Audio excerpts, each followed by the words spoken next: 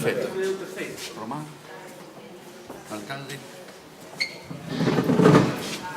decano, Lorenzo.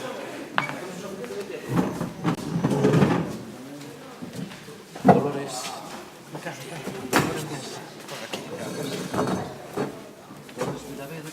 Dolores Vilavedra. E a dereita.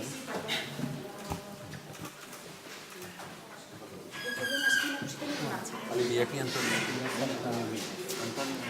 Están facendo minutos na universidade, non?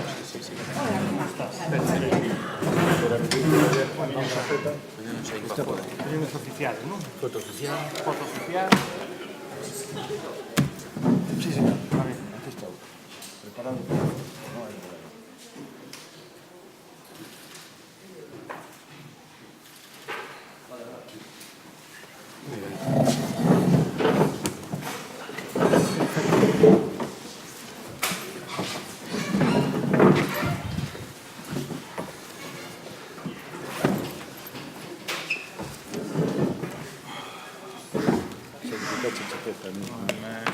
Se estoy sudando, eso va a ser un día largo. Moi bons días a todas e a todos. Como reitor da Universidade de Santiago de Compostela, en nome do equipo de reitoral e de toda a comunidade universitaria, doulles a benvida a este acto inaugural do Congreso Internacional 1936, un novo relato, 80 anos entre historia e memoria. Neste acto, en este día histórico, coincidindo precisamente na data de hoxe, co inicio dos feitos que se van a rememorar neste Congreso, estou acompañado na mesa presidencial polo Conselleiro de Cultura, Educación e Ordenación Universitaria, don Román Rodríguez González, polo alcalde do Concello de Santiago de Compostela, don Martiño Noriega Sánchez, polo decano da Facultade de Xeografía e Historia, Juan Manuel Monterroso Montero, polo presidente do Comité Organizador do Congreso e director do Grupo de Investigación Istagra, profesor Lourenzo Fernández Prieto, e polos membros do Comité Organizador, doña Dolores Vilavedra Fernández e don Antonio Míguez Macho. A todos eles, moitas grazas pola súa presencia e vai a intervir en primeiro lugar o director do Congreso, o profesor Lourenzo Fernández Prieto. Muchas gracias, reitor, alcalde, conselleiro, señor decano, director do Departamento de Historia. Bon día, egunon, good morning, buenos días. Quería agradecer a presenza e os apoios para celebrar este Congreso a todas as institucións presentes e xa citadas, e tamén a algunhas que non puderon estar presentes, como o presidente da Diputación da Coruña, que nos auxiliou e nos axudou nun alento final, ao vicerreitor de Comunicación e á vicerreitora de Investigación. En realidade, isto non é só un congreso, ten a fasquía de congreso, ten comunicacións, tamén é un curso de verán, porque facer congreso e curso de verán axudaba a poder organizar algo no día de hoxe e desta forma. Pero, en realidade, ademais, tamén é fundamentalmente un encontro académico no que debater. E no que debater, como di o título, un novo relato. Un encontro académico de especialistas no pasado, na memoria, na historia, de diferentes especialidades e nacionalidades. E por eso está organizado como está organizado. Por eso incluye, ademais, 3 conferencias públicas que van a ter lugar fora dos locais universitarios para darlle máis proxección social a un asunto que entendemos que vai moito máis alá das aulas. E aínda hai unha exposición, que supoño que casi todos e todas vos coñecedes, organizada xunto co Concello, na que ensaiamos, ademais, a proposta dun novo relato. Unha exposición da que se informará e que está na Plaza do Toral na Fundación Granel. O que facemos hoxe non é unha celebración, por suposto, non é unha conmemoración, nin siquiera casi unha lembranza. Aproveitamos, sí, a efeméride, esa oportunidade que nos brinda sempre os especialistas no pasado, a data redonda, por razóns programáticas, pragmáticas e de comunicación, para ter este encontro de debate e incluso para poder financialo e organizalo. E aproveito, por certo, para dar as grazas a todos os participantes que de forma inmediata, en canto foron contactados, dixeron que sí, e algúns máis que finalmente non puderon vir. 80 anos é un tempo para revisar, para coñecer sen tabúes e para afrontar as zonas escuras que ten o noso pasado incómodo. Saindo desa zona de confort da solución política, da propaganda e tamén da metáfora moitas veces baleira. Para intentar entrar, que é o que queremos aquí, na caixa negra, como decimos os que nos dedicamos fundamentalmente á historia do cambio tecnolóxico, que é o que me dedico eu fundamentalmente. A caixa negra do coñecemento e do coñecemento sen barreiras. O coñecemento é garantía de liberdade social, cívica e intelectual. E iso que facemos nas universidades, e esa é a liberdade que nos permitimos. E esa é a liberdade que nos queremos conceder neste encontro. Por iso tamén, por certo, esta foto, que esta foto é un engado e tamén un engano que sempre funciona. Funciona con todas as idades, funciona en todos os países e funciona con todo tipo de niveis de formación e académicos ou sin nivel académico. Esta foto fainos confundir, e falaremos sobre isto no Congreso, a vítimas e verdugos, na idea, na imaxe que temos establecida, preconcebida, no prexuízo, frente ao xuicio informado. E o que queremos construir aquí, e o que aportamos aquí, e o que vai aportar a xente que está aquí, é xuizo informado e discusión sobre ese xuizo. Por iso esta estrutura de sesións tamén, esta organización do debate con 3 relatores, 4 ou 5 retrucantes, que xa puiden comentar con algúns, que era un tempo pequeno, pero ao longo de 3 días todos poderemos ter oportunidade de falar e ao longo das sesións de debate haberá tempo e tempo para falar tamén. Por iso, unha mistura de historiadores e historiadoras, teóricos da literatura, estudosos do cine, expertos no dereito, filósofos, comunicadores, escritores, expertos no relato e expertos e expertas na memoria. Por iso, o título do Congreso é unha pregunta, como no himno galego. Non é unha afirmación. Nos queremos preguntar en vez de afirmar. O importante sabemos que é a pregunta. Temos moitas respostas e moitas respostas diversas, pero o importante realmente é a pregunta. Esa é a forma de avanzar no coñecemento e esa é a lección da historia da ciencia moderna, non? Precisamente. O importante é a pregunta e enfocar ben a pregunta. Preguntas para as que temos moitas respostas xa ahora. Sabemos o que queremos superar e sabemos o que queremos coñecer, o que queremos resignificar e aquilo que queremos indagar. Por iso, a 80 anos do golpe de Estado, a 40 anos da morte do dictador, temos a necesidade, ou entendemos que hai a necesidade, de sentar as bases para unha reconceptualización da memoria e da historia sobre o golpe, sobre a guerra e sobre a dictadura, para valorar e analizar unha nova codificación que xa leva un tempo a desenvolverse e confrontala con relatos herdados que perviven. A historiografía e os estudios literarios, 2 ámbitos de coñecemento que se ocupan da memoria, van a indagar e van a dialogar neste foro sobre a necesidade dun novo relato sobre ese pasado e máis sobre os elementos disponibles para construílo. Trátase de analizar o relato herdado, o que nos deron. Un relato construído sobre a idea de reconciliación na transición, construído sobre as razóns dos combatentes no conflicto, sobre as memorias fragmentadas de víctimas e interesadas de verdugos, sobre a propaganda do vencedor e sobre a amargura do perdedor. Trátase de confrontar ese relato con outras memorias subalternas e con un novo caudal de coñecemento, así como cos novos paradigmas globais que operan nos estudos literarios e culturais, servíndonos da ollada externa e da comparanza, e afrontando a dimensión ética do coñecemento do pasado. Diso se trata neste encontro, neste congreso, neste curso, neste ámbito de debate. Teño a honra, por último, de falar en nome dos organizadores, que somos 3. A inauguración ten que ser breve necesariamente, ademais as autoridades teñen moitos compromisos e lles agradezo moi encarecidamente que estén aquí agora e a esta hora tan temprana, ademais, xustamente porque teñen que aproveitar o resto do día. Pero teño que decir que este congreso está organizado por Antonio Míguez Macho, por Dolores Vilavedra e por min, en pé de igualdade. Si falo eu, é seguramente porque son o de máis idade, o cal non é unha gran noticia, e non porque teña máis dignidade, nin moito menos, non? O traballo foi alegre, foi cooperativo, foi comprometido e realmente fixemos un traballo en equipo e en equipa, máis ben, tamén con moitas outras persoas. E entre eles me gustaría destacar entre as moitas outras persoas a Gustavo Herbella, que anda por aquí e que todo o mundo coñece e que é o factotum de todo isto. A todos e a todas, moitas grazas por vir e por participar. Welcome, benvinguts, ongi etorri, benvidos, bo debate e boa estanza. Grazas.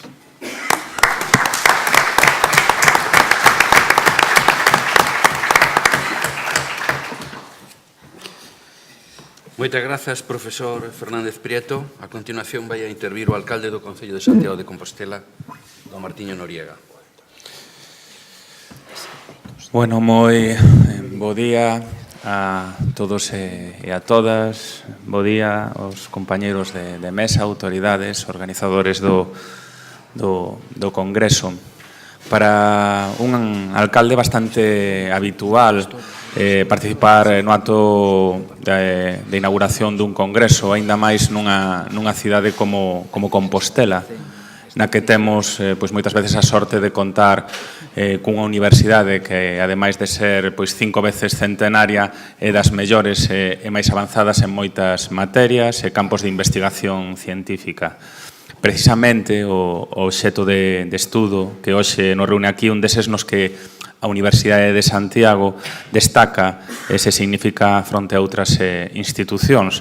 Esta facultade na que nos encontramos hoxe ten sido punteira en recoller esa demanda social que exixía a nosa maior institución académica e intelectual, que loitase contra o esquecemento, que nos axudase a reflexionar sobre a memoria, que nos orientase, si a nós, os xestores do público, tamén para que poidésemos desenvolver unhas políticas de memoria que fosen, polo menos, radicalmente diferente das que se teñen imposto dende o ano 36, hai 80 anos.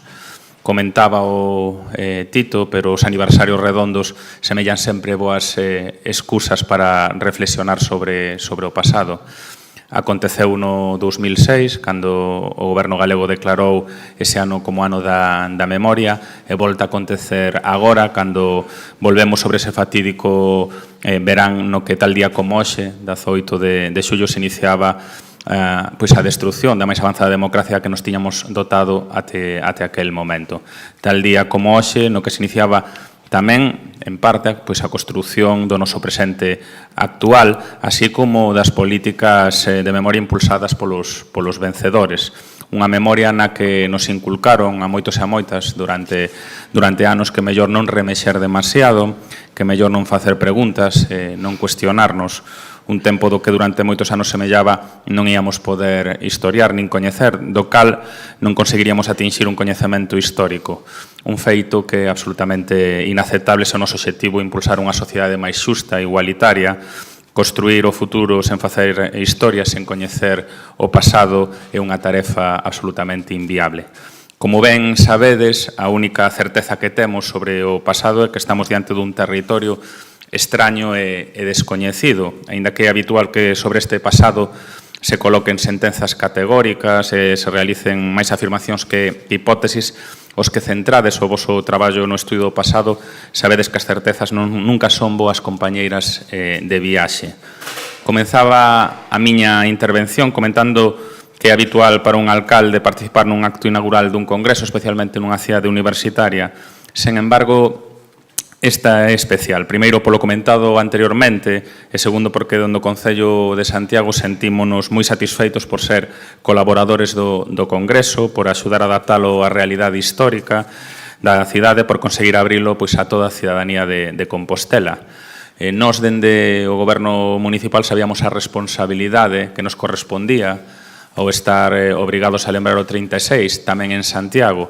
Non o queríamos facer con sentenzas, nin con categorizacións, e si con interrogantes, e é por iso que hai uns meses, cando os amigos e amigas de Instagram nos presentaron este evento que os inauguramos, quixemos ver dende o inicio como podíamos colaborar. Como Concello marcámonos un obxectivo, que era facilitar que a nosa veciñanza pudera indagar na nosa memoria, tamén neses pasados incómodos que é preciso non esquecer.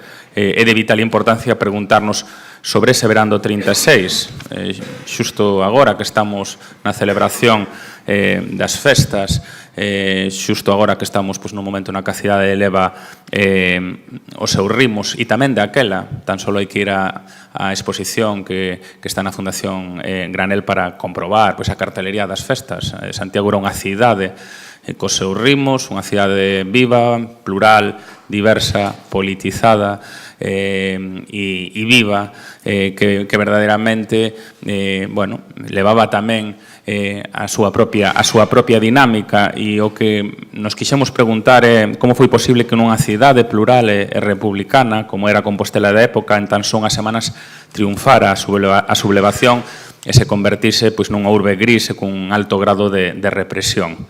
Non é fácil, e vou rematando, falar destes pasados incómodos. Vos sabedes ben isto, mas é necesario. Nos últimos anos avanzouse moito na reconceptualización da memoria e na construción dun coñecemento histórico centrado na guerra, tamén na República, despois de 40 anos de franquismo e despois de 40 anos dun réxime do 78 construído sobre unha idea, e tamén o comentaba Tito, de reconciliación amparada nas razóns dos vencedores e cunha memoria tanto das víctimas como dos seus verdugos totalmente fragmentada. Eu son dos que penso que compre recuperar a nosa historia para o ben común, e é por iso que estamos aquí, porque entendemos que é a nosa responsabilidade como gobernantes, e tamén estamos aquí porque sabemos que a vosa responsabilidade como investigadores, e polo tanto, benvidos e benvidas a Santiago de Compostela, capital do país, capital de Galiza e capital que quere ser tamén estes días da memoria. Moitas gracias a todos.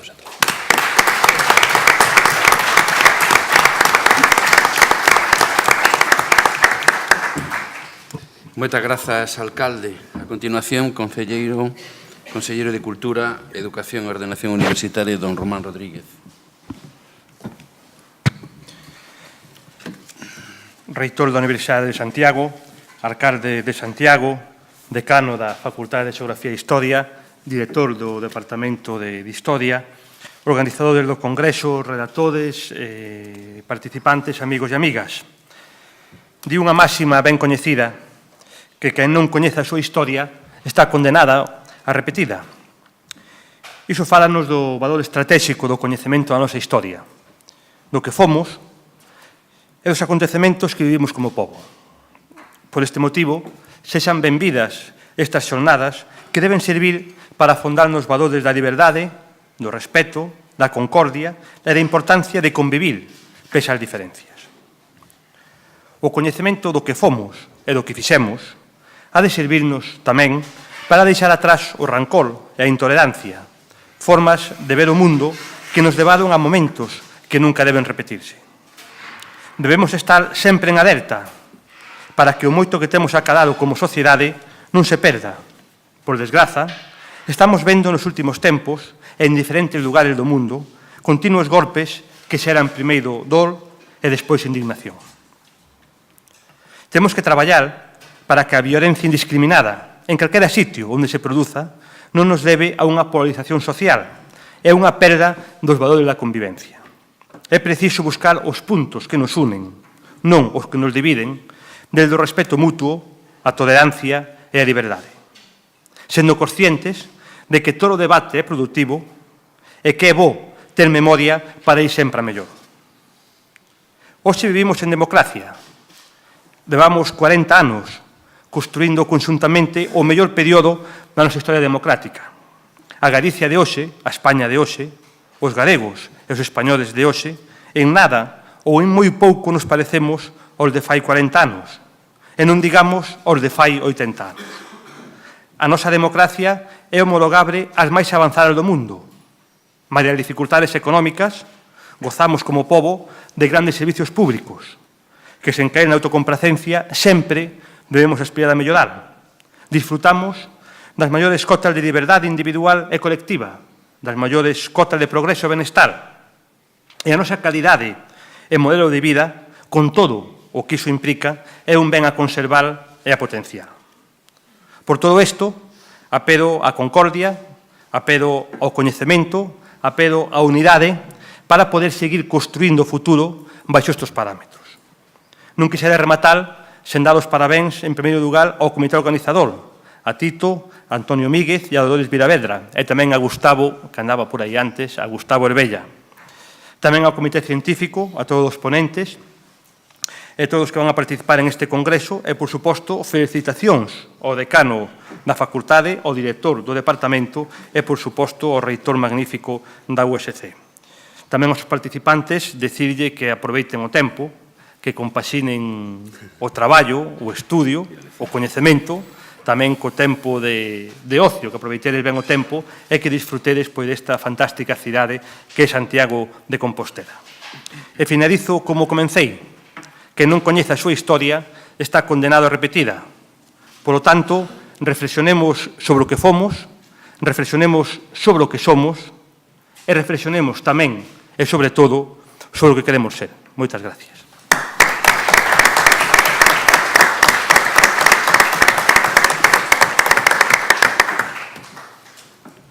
Grazas, conselleiro de Cultura, Educación e Ordenación Universitaria, alcalde do Concello de Santiago de Compostela, decano da Facultade de Xeografía e Historia, director do Grupo de Investigación Istagra, membros do Comité Organizador, participantes, amigas e amigos. Relata nas súas crónicas Tito Livio o caso do cónsul 10º Junio Bruto, conquistador da Galaecia, que, cando chegou coas súas tropas ao río Limia, atopouse cun problema. Os soldados, identificando o lugar co temido río Letes, que provocaba o esquecemento a todo aquel que ousara atravesalo, negábanse a cruzar. Bruto, desafiando o mito, cruzou o río e, dende a outra beira, foi chamando un por un aos seus centurións, polo seu nome, demostrando que non perdera a memoria. Vai a este lendario episodio para insistir, ás veces que sexa necesario, en que debemos coidar ben a memoria para non esquecer, para aprender do noso pasado e non caer nos mesmos erros. Neste sentido, é sorprendente que 80 anos despois aínda haxa reticencias e mesmo resistencias activas en determinados ámbitos a reler e completar as análisis sobre o golpe de Estado do 36, a Guerra Civil Española e a ditadura franquista. Afortunadamente, existen iniciativas, grupos, fundacións e investigacións que, facendo fronte a todo posible atranco, seguen a traballar teimosamente nesta tarefa. A Universidade é, sen dúbida, un dos foros máis acaídos para desenvolver estes estudos. Tal é o caso de Istagra, grupo de investigación da nosa universidade, que leva unha década traballando arreo e con rigor en varios ámbitos, sendo un deles o da Guerra Civil, o franquismo e a transición.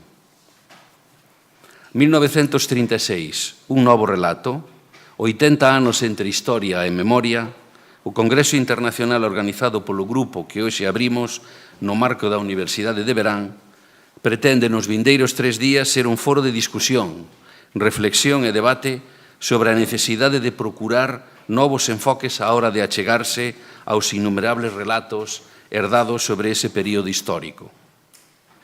O Grupo Istagra, con iniciativas como este Congreso, ao igual que coa exposición 80 anos Santiago 1936, inaugurada hai uns días na Fundación Granel, ou co exemplar Proxecto Nomes e Voces, achega valiosas ferramentas para podernos recordar, facer novas lecturas e mesmo, como fixo no seu día 10º Junio, chamar un por un polo seu nome e apelidos ás vítimas da represión e así honrar a súa memoria. Como reitor da Universidade de Santiago de Compostela, tamén, como decía o noso alcalde, teño a satisfacción de poder inaugurar moitos congresos, pero de hoxe non é un calquera. Aínda que ninguén de nós viviu aqueles feitos, a vida de todos nós se viu marcada por eles dunha maneira ou doutra. Por iso me sinto especialmente honrado de inaugurar hoxe este Congreso Internacional que nos axudará, sen dúbida, a non esquecer para non cometer os mesmos erros. Moitas grazas e bo día.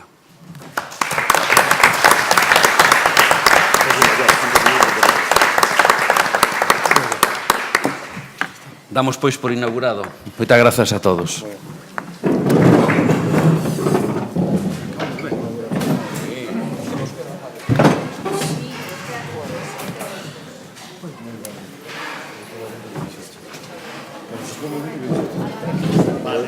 Vale. Porque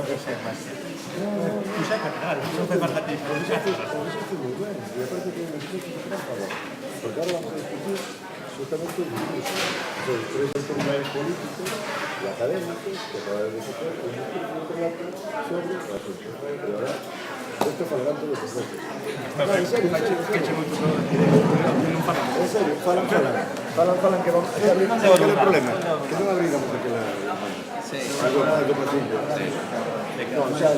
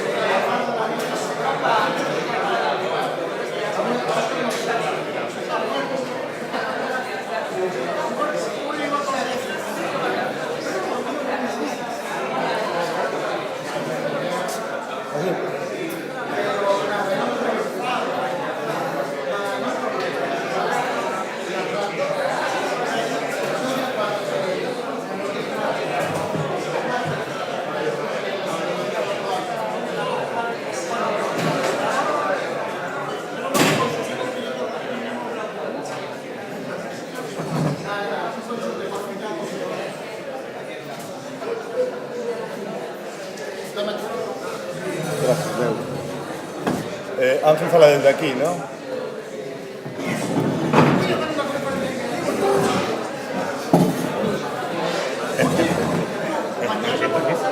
Sí, esta es más cómoda. Sí.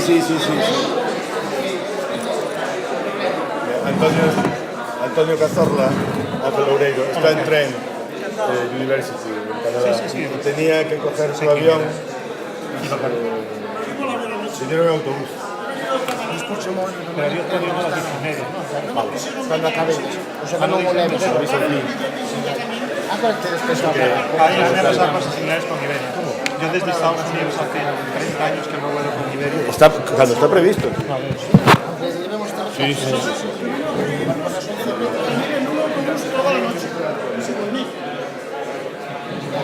Bueno, no te duermas ahora. O mejor Mira, fuerte. avisa a xente de fora que vamos a empezar. ¿Conocíais entonces? Sé quién. Conozco el nombre, pero no lo conocía personalmente. Porque o lees todo tú, ¿Eh? O lees todo. No, yo no leo tanto, pero No, conozco. Bueno, puedo salir un momentito. Sí. Non te preocupes que salgo, sí. Pero non son tan importantes, xa che fala Antonio. Bueno, vale, veña. Gracias. Este é un gran periodista. ¿Ah, sí? O que pasa é que cando cambiou o goberno era o que levaba o telediario 24 horas na Española, en Madrid. É fillo de Fortes Bouzán.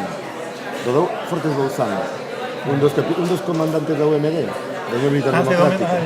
É fillo. É fillo del fixo historia e logo se dedicou ao xornalismo. Un tipo moi interesante. Claro, que lle gusta ler historia. Empezamos. Sí. Estamos con 10 minutos. 10 minutos, un poquinho máis. E o meu é un pouco largo. Bueno. E isto está aquí. Está activo, sí. Bo día, outra vez. Si colaborades con nós, podemos empezar sin perder moito máis tempo. O programa é moi cumprido e temos un inevitable breve retraso inicial, non? Para min é un placer, aparte dunha honra, poder presentarvos hoxe ao noso primeiro conferenciante. Todas as mañás haberá unha conferencia, igual que todas as tardes. Logo todo o resto será debate, moito máis vivo. E queríamos empezar precisamente por Ángel Loureiro. Ángel Loureiro vai falar de memoria de historia e historia da memoria a propósito de España, de la España del siglo XX. El nos vai aportar unha mirada cercana, desde a distancia física e académica, pero cercana, sobre un pasado incómodo que el coñeceu, que el viviu, que el rexeitou, que el estudiou e sobre o que el sigue reflexionando.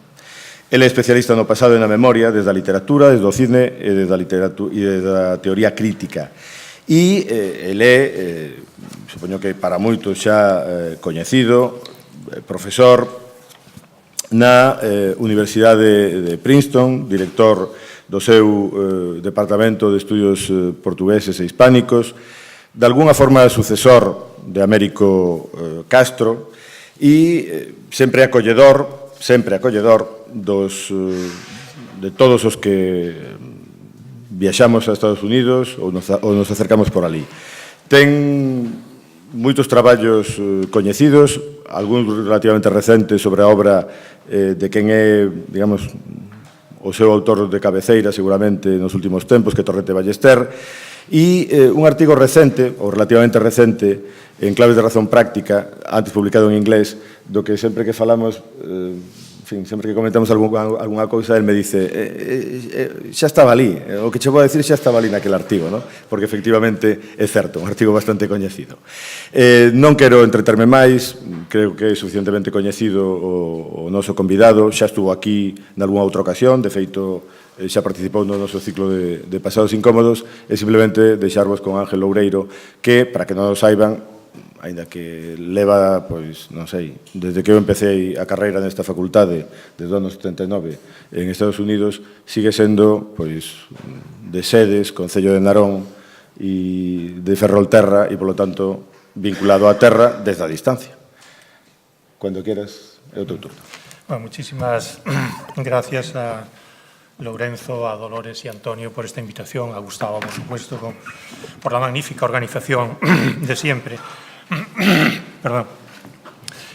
Lourenzo dijo antes en la presentación que todos los participantes habíamos aceptado con gran entusiasmo su invitación. Me temo que voy a corregirlo, porque yo no es que dijera que no, simplemente le dije no soy historiador, no soy especialista en la Guerra Civil Española, no veo qué papel puedo hacer yo en un congreso sobre nuevos relatos de la Guerra Civil. Y él me dijo, no, pues que precisamente queremos puntos de vista de gente que no sean historiadores. Entonces, bueno, como se quiere mi punto de vista desde fuera del campo de la historia, voy a empezar por definirme por quién soy, y me puedo definir muy sencillamente con 2 palabras. Y es una definición que me gusta, además, porque creo que sintetiza lo que yo soy y mi historia. Voy a hablar desde lo que soy, por supuesto, porque creo que realmente uno tiene que hablar desde lo que es siempre, ¿no? Y en eso consiste la verdad, no una verdad objetiva, sino en una objetividad subjetiva. Yo soy metafísico de minifundio. Metafísico por inclinación hacia el pensamiento macro, hacia el pensamiento más abstracto. Esa fue mi carrera en España, fue filosofía, y metafísico por mis orígenes sociales en el campo gallego. Entonces yo estoy cada vez más convencido de que lo más significativo que he escrito y lo que puedo decir hoy proviene precisamente de esas 2 demarcaciones, ¿no? De la metafísica en un sentido amplio de razonamiento filosófico y del minifundio como orígenes sociales que me han marcado muchísimo. Mi presentación se debería llamar más bien Crisis de la Historia, Irrupción de la Memoria. En los años que van de siglo, en los que probablemente se han publicado más libros de historia sobre la guerra civil que en los 60 años anteriores, se oyen repetidos anuncios de la crisis o el abandono de la historia. Una paradoja aparente, signo de un malestar causado por cambios radicales. La escritura de la historia es más productiva que nunca en el momento en el que aparentemente menos se la valora. Al menos eso es lo que nos dicen, esa es la advertencia que nos han hecho Manuel Cruz en Adiós, Historia, Adiós, y Santos Juliá en Elogio de Historia en Tiempos de Memoria. En ese último libro, Santos Juliá apunta a una serie de cambios que han llevado a la crisis de la historia. El retorno a la narrativa, la atención al individuo, el giro lingüístico, la nueva centralidad de lo cultural, el surgimiento de la memoria. Estas son las causas principales a las que Juliá atribuye el papel a la baja de la historia. Se abandona la búsqueda de las leyes objetivas que rigen las grandes estructuras, son palabras de Juliá, las leyes de amplios procesos de cambio social, escribe Juliá consternado, y se pasa a estudiar la invención de grandes entidades como la nación o las tradiciones, o se analiza la construcción de identidades bajo el nuevo paradigma teórico del giro lingüístico del posmodernismo, en el que el mundo social, dice Juliá, se reduce a una construcción discursiva. Tras haber sido reducido con anterioridad al mundo social a la cultura en el giro cultural, se lamenta Juliá, en el giro lingüístico, el mundo social se reduce ahora al lenguaje y la acción a comunicación. Pero el giro lingüístico no reduce en absoluto el mundo social al lenguaje, sino que llama la atención al problema de la relación entre signo y referente, al hecho de que el historiador trabaja con documentos escritos cuya interpretación no es inmediata, y al hecho también de que el historiador tiene que entramar en un relato, usando el lenguaje, sus interpretaciones del pasado. Ninguno de esos 3 problemas reduce el mundo social al lenguaje, así como tampoco la teoría posmoderna de la historia niega, y es lo que dice Juliá, que la escritura histórica se refiera a un pasado real. Ni tampoco de esa teoría posmoderna se deriva que la historia no sea más, son de nuevo palabras de Juliá, que otra forma de la escritura de ficción. Aunque estas cuestiones de interpretación teórica constituyen argumentos fuertes, aunque descaminados, del examen que hace Juliá de la crisis de la historia, y merecería la pena discutir cada uno de ellos, el objetivo principal de esta presentación va a ser intentar dilucidar qué se entiende por crisis de la historia, de qué historia o historia estamos hablando cuando hablamos de crisis, y especialmente qué relación hay entre la irrupción de la memoria y la supuesta minusvaloración de la historia. Conviene ampliar y poner orden también en el inventario de las causas del acoso a la historia señaladas por Juliá, porque estas causas pertenecen a órdenes diferentes y se ocupan de usos diferentes del término historia. A finales de los años 70 y comienzo de los 80 del siglo XX aparecen una serie de ideas que suponen un cambio radical en prácticamente todas las disciplinas de las ciencias sociales y de las humanidades y que, como se propondrá más adelante, son signos de un cierre de época y de apertura de una nueva que podríamos denominar posmodernidad, término vago y combatido, pero bajo cuya denominación provisional se pueden sintetizar unos cambios radicales e innegables. Podríamos abordar estos cambios a partir de teorías propuestas en Francia ya a partir de mediados de los años 60 por pensadores y críticos literarios como Roland Barthes, Michel Foucault, Jacques Derrida o Gilles Deleuze, por dar solo unos nombres emblemáticos. Podríamos hablar de la muerte del hombre, de la muerte del autor, de la deposición del sujeto en filosofía, de la différance, de la centralidad de discursos y prácticas en la formación de almas y de cuerpos, etcétera. O podríamos meternos más a fondo en los giros lingüísticos, pues hay más de uno, o en los giros culturales, porque también son plurales, o en lo que implica el posmodernismo, de tan mala fama en este país, pero tan importante para entender los problemas de la representación, así como las nuevas relaciones y papeles de la alta y la baja cultura, una verdadera revolución de la que salen el giro cultural y los estudios culturales. Obviamente, de meternos en esas vías no acabaríamos nunca, por lo que será más inmediatamente productivo abordar la cuestión de la crisis de la historia y la irrupción de la memoria a partir de un grupo limitado de obras relacionadas con la disciplina de la historia. He elegido 6 obras que me parecen significativas en este sentido. Podría haber elegido otras, o muchas más, pero no se trata de ofrecer una genealogía exhaustiva.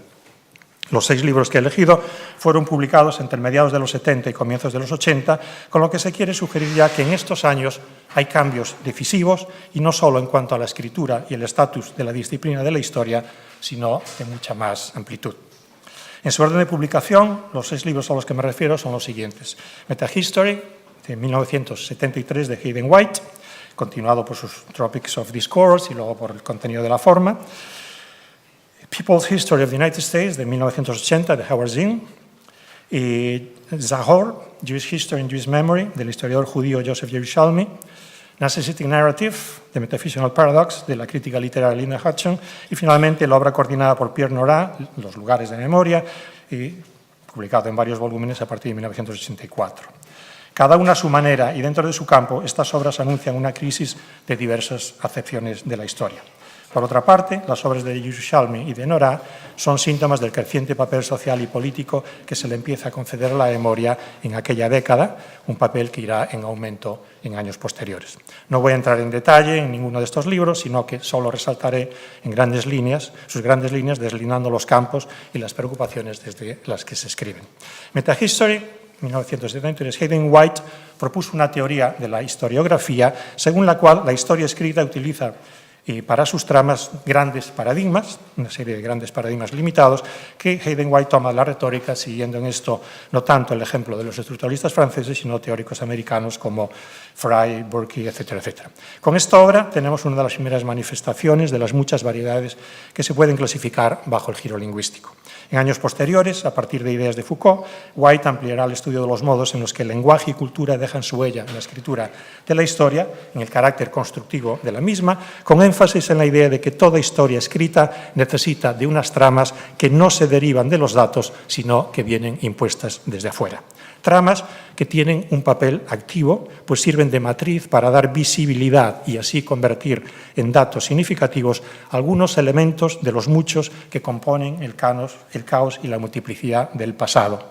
Inspirado como White por las ideas de Foucault, Edward Said explica algo similar en su libro seminal Orientalismo de 1978. De nuevo, un cambio radical y de nuevo en los 70. En A People's History of the United States, una historia de la gente de los Estados Unidos, 1980, Howard Zinn, mina y descentra el modelo de historia nacional de la época moderna al elaborar una historia de los Estados Unidos protagonizado por las luchas y reivindicaciones de indios, esclavos, sindicalistas, negros y mujeres. Precisamente, Santos Juliá ve en la proliferación de políticas de construcción de identidades colectivas una de las razones del alza de la memoria, como debería verlo, el gran enemigo de la historia en la logomaquia de Juliá.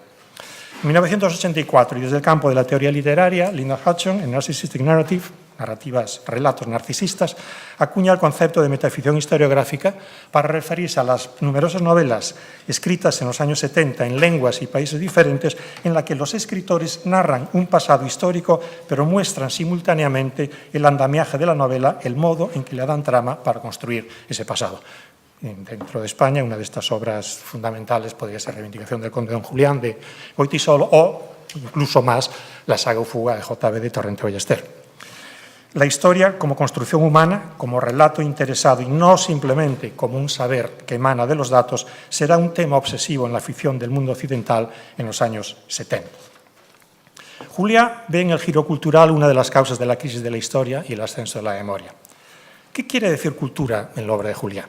Inequívocamente y solo alta cultura.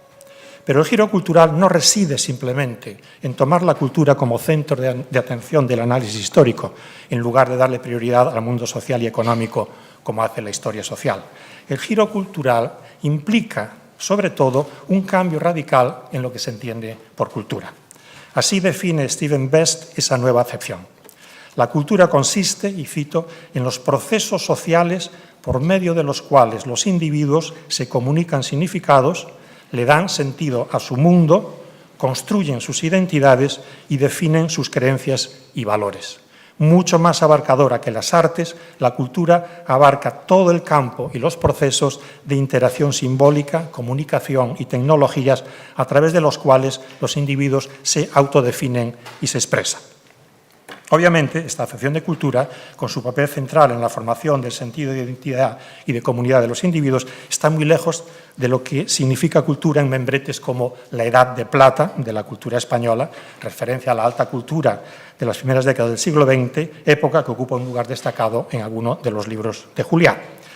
Y el sentido de cultura del giro cultural está también muy lejos de lo que entiende por cultura Burckhardt, historiador que Juliá aduce como ejemplo para arguir que la historia ya se ha ocupado de la cultura desde hace más de un siglo y que en realidad el giro cultural no aporta nada nuevo, como tampoco lo haría el giro lingüístico, en opinión de Juliá, quien se deshace de estos inconvenientes, aduciendo que la pluralidad de acercamientos ha sido siempre un signo de la investigación histórica. Pero hay una distancia insalvable entre la cultura como expresión del espíritu de una época propuesto por Burckhardt o la alta cultura de una élite y la cultura como determinante de identidades y como forma de acción e interacción, de agencia y performatividad del individuo, sentidos implícitos en el giro cultural. Un tipo diferente de crisis de la historia de las que se anuncian en los libros de White, Said, Zinn y Hutchon se anuncia con la propuesta que hace Lyotard en La condición postmoderna de 1979, según la cual la postmodernidad se caracterizaría por las crisis de los grandes relatos teleológicos o legitimadores que, en la modernidad, sirvieron de modelo a la filosofía de la historia, que veía la historia como un desarrollo imparable, que fuera como progreso o como revolución, marcharía hacia un futuro siempre mejor, fuera por su propio dinamismo, como postuló Hegel, o en la versión marxiana, por la movilización activa del sujeto histórico. Juliá incluye esta teoría posmoderna del desplome de los grandes relatos entre las causas de la crisis de la historia. Pero una vez más, conviene analizar las implicaciones que esta crisis de los grandes relatos tiene para su concepción de la historia, porque esta amenaza pertenece a un orden diferente a lo que supone el enunciado del carácter constructivo de la historia escrítica o las dimensiones lingüísticas, culturales o identitarias de esa historia. La crisis de los grandes relatos legitimadores pone en cuestión no solo toda filosofía de la historia como progreso racional o inteligible, sino que afecta al andamiaje implícito, y me atrevería a decir que secreto, que sostiene a la historia escrita como institución, en cuanto a que esa teoría de la crisis de los grandes relatos nos obliga a interrogarnos sobre los modelos implícitos de temporalidad que subtienden a la interpretación del pasado en la historia escrita. Nos obliga a preguntarnos si el tiempo que subyace a los relatos históricos es homogéneo o puede dar cuenta de heterogeneidades, es capaz de enunciar continuidades y descontinuidades, es capaz de dar cuenta de quiebras y, sobre todo, si puede hacerse cargo de intensidades, si puede hacerse cargo de la relación entre tiempo cronológico y tiempo afectivo. ¿Cómo puede expresar la historia, por ejemplo, que la guerra civil esté más cercana afectivamente para muchos españoles hoy en día de lo que lo estuvo en décadas anteriores? Los relatos de memoria y el arte pueden, al menos en teoría, vérselas con esa intensidad afectiva, pero no sé si la historia puede hacerse cargo de ella. Eso no implica que la memoria esté por encima de la historia. Implica que cumple funciones diferentes y que tal vez oponer historia y memoria, como hace Juliá, no explica la compleja relación que hay entre esas dos formas de procesar el pasado. La teoría de Lyotard y ciertos acontecimientos de las últimas décadas, caída del socialismo real, amenazas ecológica y nuclear, cambio climático, implican no solo una posible quiebra de la continuidad del tiempo histórico, sino también el fin de la idea de futuro. Cuestión abordada conjuntamente con el lamento por la caída de la importancia social de la historia por numerosos autores, entre ellos Manuel Cruz, en la ya citada Adiós, Historia, Adiós, y también Juliá. La quiebra de la idea de futuro implica una crisis de la historia, no ya como disciplina, sino como forma de vivir el tiempo y en el tiempo. Pero en contra de lo que pueda parecer, la crisis de los grandes relatos teleológicos y la desaparición de la idea de futuro no señala el final de las utopías, del mismo modo que la teoría del fin de la historia, propuesta por Fukuyama a partir de un hegelianismo endeble, no supone el fin de todo proyecto colectivo nuevo o incluso revolucionario. Todo lo contrario. Precisamente por el derrumbe del modelo rígido de los grandes relatos teleológicos, relato del progreso y el relato marxista de la historia, al perder sus corsés, el futuro queda más abierto a la propuesta y experimentación de utopías y proyectos, como el tiempo se está encargando de mostrar. En los mismos años en que se empieza a insistir en el carácter constructivo de la historia y en que se anuncia el fin de la idea de futuro, irrumpe la memoria como forma privilegiada de relación con el pasado. En Zahor, Jewish History and Jewish Memory, Zahor quiere decir recuerda en hebreo, el título del libro es Recuerda, y Historia Judía, Historia y Memoria Judía, es considerado como un libro pionero en el estudio de la relación entre historia y memoria. Yerushalmi señala el papel decisivo que en la memoria colectiva tienen la recepción y la transmisión del pasado. En el caso judío, observa Yerushalmi, solo el pasado que fue relevante para el sistema de valores de la Halaha, el cuerpo de las leyes religiosas judías, fue recordado. El caso judío es paradigmático, propone él, porque el fenómeno de la memoria colectiva y del olvido es esencialmente el mismo para todos los grupos sociales, aunque los detalles puedan variar mucho. Para todo pueblo, continúa Yerushalmi, hay ciertos elementos fundamentales del pasado, históricos o míticos, con frecuencia una mezcla de ambos, que se convierten en Torá, en una enseñanza que alcanza un consenso canónico compartido, y esa enseñanza solo sobrevive en la medida en que se convierte en tradición. Solo se transmiten los momentos del pasado que son considerados formativos para la comunidad en el presente. El resto del pasado se cae por la borda, concluye Yerushalmi. Susan Sontag dice algo muy parecido a la memoria colectiva, pero no voy a meterme en eso. Años más tarde, al leer Los lugares de memoria de Pierre Nora, Yerushalmi advierte que en otro país, con otra tradición, con desconocimiento total de Yerushalmi, al mismo tiempo que él escribía Zahor, Pierre Nora coordinaba un proyecto semejante, pues a juicio de Yerushalmi, los lugares de memoria de Nora son equivalentes a lo que él llama vehículos y vasijas de memoria. El proyecto de Nora, dicho brevemente, emana de la percepción de que la historia ha perdido el papel de unificadora de la nación, y el proyecto de Nora de identificar los lugares de memoria es un intento de refundar la unidad nacional francesa por medio no solo del recuerdo de la historia, sino de muchas otras manifestaciones sociales y culturales que los franceses tendrían en común. La hegemonía de lo cultural en la interpretación del pasado, la cuestión de las identidades y la pérdida de proyectos colectivos de futuro, determinantes para Juliá del alza de la memoria y de su conquista, durante la última década del siglo XX, de una posición hegemónica en la relación con el pasado, habrían sido magnificados, en su opinión, por las representaciones del Holocausto y por su relevancia en la conciencia general americana y europea, sobre todo a partir de la Guerra de los 6 días de 1967. Y el Holocausto, como germen y modelo de los movimientos de memoria, habría sido universalizado, según Juliá, por la miniserie Holocaust de 1978, americana, la cual habría tenido, dice él, una influencia directa en la configuración de la memoria del exterminio judío como Holocausto. Por primera vez, una serie de televisión, dice Juliá, construye y llena de contenidos la memoria social e influye en decisiones políticas y procedimientos judiciales. Ahora bien, la memoria irrumpe sobre todo por el cambio de la manera de conceptualizar y difundir el Holocausto. Pero el Holocausto no es la causa de la irrupción de la memoria, sino en todo caso un catalizador y un modelo de formulación para otros casos y países. Porque a finales de los años 70 empieza a haber signos y síntomas en campos muy diversos de la irrupción de la memoria y no solo en relación con el Holocausto.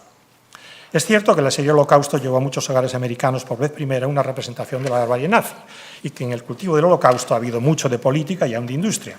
Pero el Holocausto no puede reducirse a esos usos, ni se le puede atribuir por sí solo la creación de un amplio estado de opinión y mucho menos convertirlo en causa del auge de la memoria y el desplazamiento de la historia, cambios que obedecen a razones más profundas, aunque sean concomitantes con la escritura con H mayúscula del Holocausto, que se empieza a hacer en los años 70 y estén relacionados con él.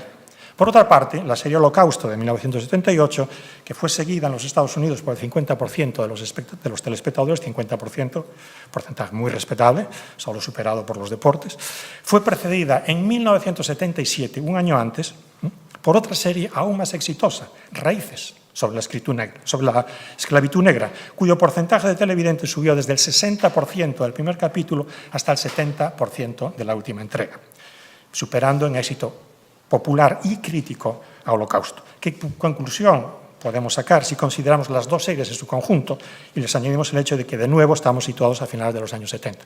La conclusión, esto es una pregunta retórica, la conclusión es que antes de Holocausto hay una serie de televisión que produce una historia nacional alternativa a la historia oficial. La historia de los Estados Unidos está dominada por lo que los Estados Unidos llaman los padres de la patria, ¿no? Los grandes fundadores, Washington, Jefferson, etcétera, etcétera. Entonces, la serie lo que hace es, de pronto, contar una historia alternativa a partir de una memoria imaginada, por supuesto, pero es básicamente lo que hace es un poco romper el modelo de historia, empezar a romper el modelo de historia nacional, que ya se empieza a romper con todos los movimientos revolucionarios negros de los años 60, por supuesto.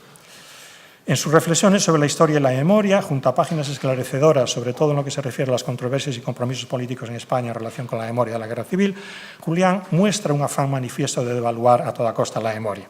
Aunque lleva razón en muchos de sus cargos contra ciertos usos y formulaciones de la memoria, en particular acerca de la repetición irreflexiva y acrítica de muchas simplezas que no le han hecho un gran favor a los movimientos de memoria en España, hay también una completa cerrazón a plantearse las acuciantes preguntas que suscitan tanto la crisis de la historia como la erupción de la memoria.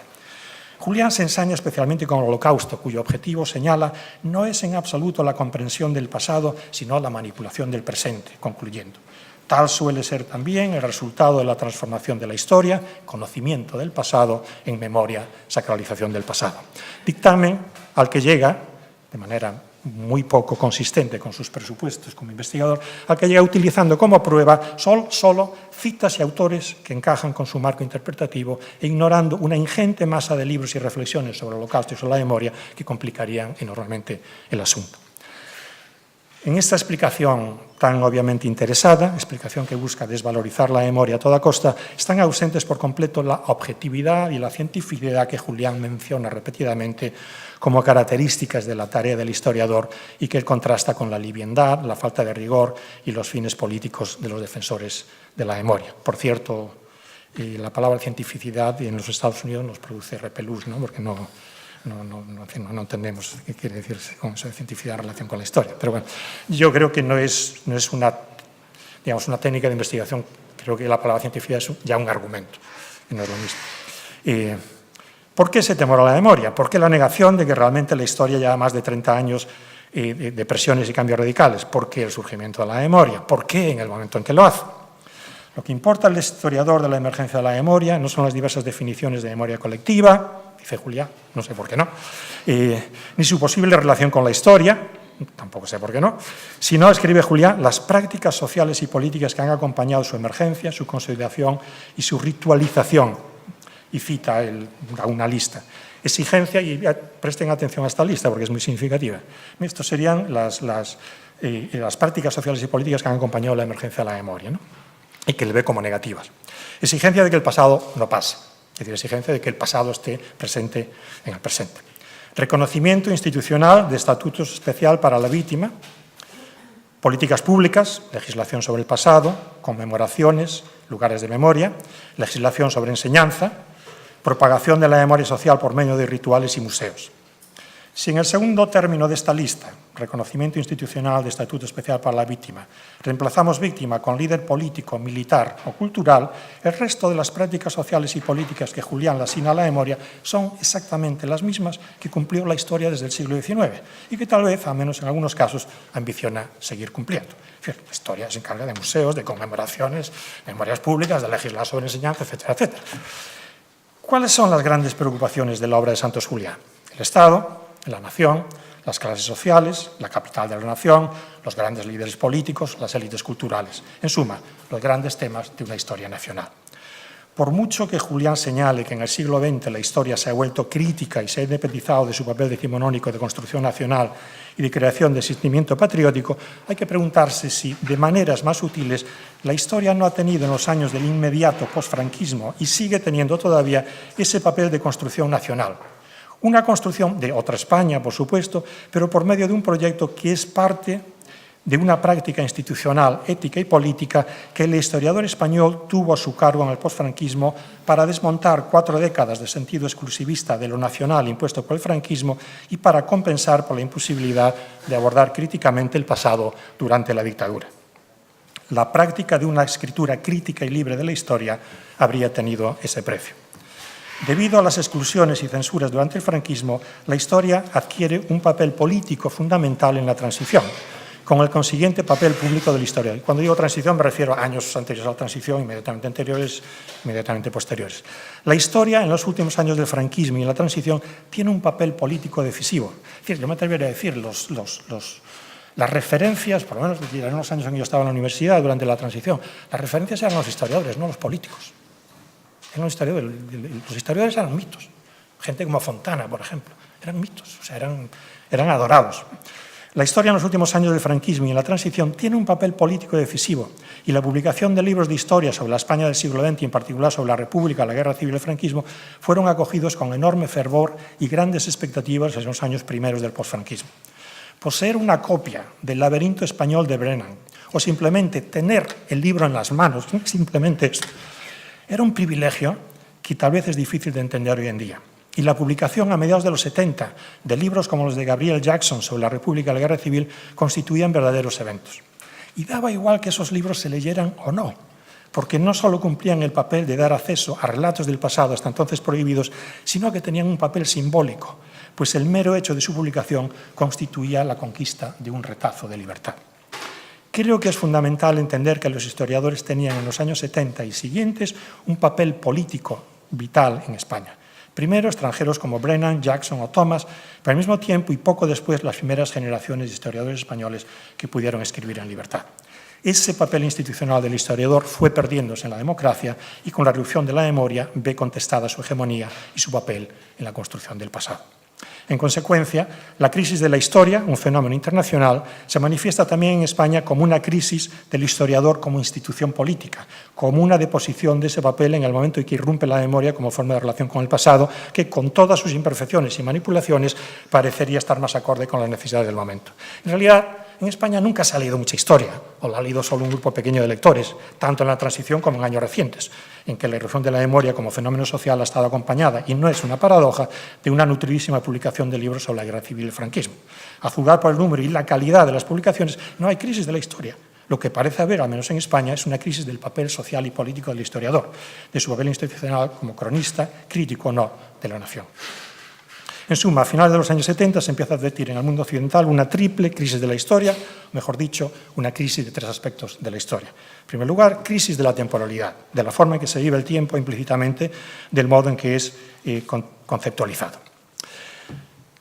Número segundo, crisis de la historia como representación, como un saber que se arroga veracidad basada en la supuesta cientificidad de sus protocolos de investigación.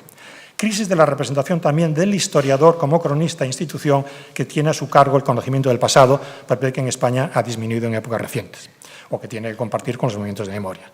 Número 3, crisis de la idea de historia nacional como representación de un pasado colectivo ligada a unos intereses de construcción de la nación. A su vez, en esta crisis de la historia nacional, en los últimos 40 años aparecen 3 frentes que suponen otras tantas crisis de la historia como representación y conocimiento del pasado. Entonces voy a enumerar lo que yo veo como 3 frentes de crisis del relato de la historia como relato nacional. El primer frente de la crisis de la historia nacional consiste en lo que Philippe Nora llama la democratización de la historia.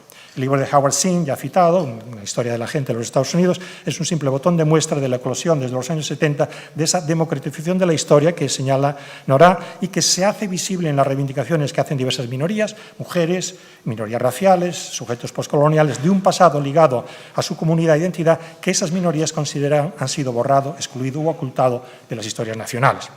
En sus comienzos, esa nueva historia alternativa puede ser indistinguible de la memoria por cuanto los testimonios y documentos de esas historias identitarias con frecuencia son orales. Y me remito a la serie Raíces, es decir, puede ser un mito, puede ser imaginación histórica, pero es decir, apela a este sentido de tradición oral con el que se construyen estas historias alternativas a la nacional, ¿no?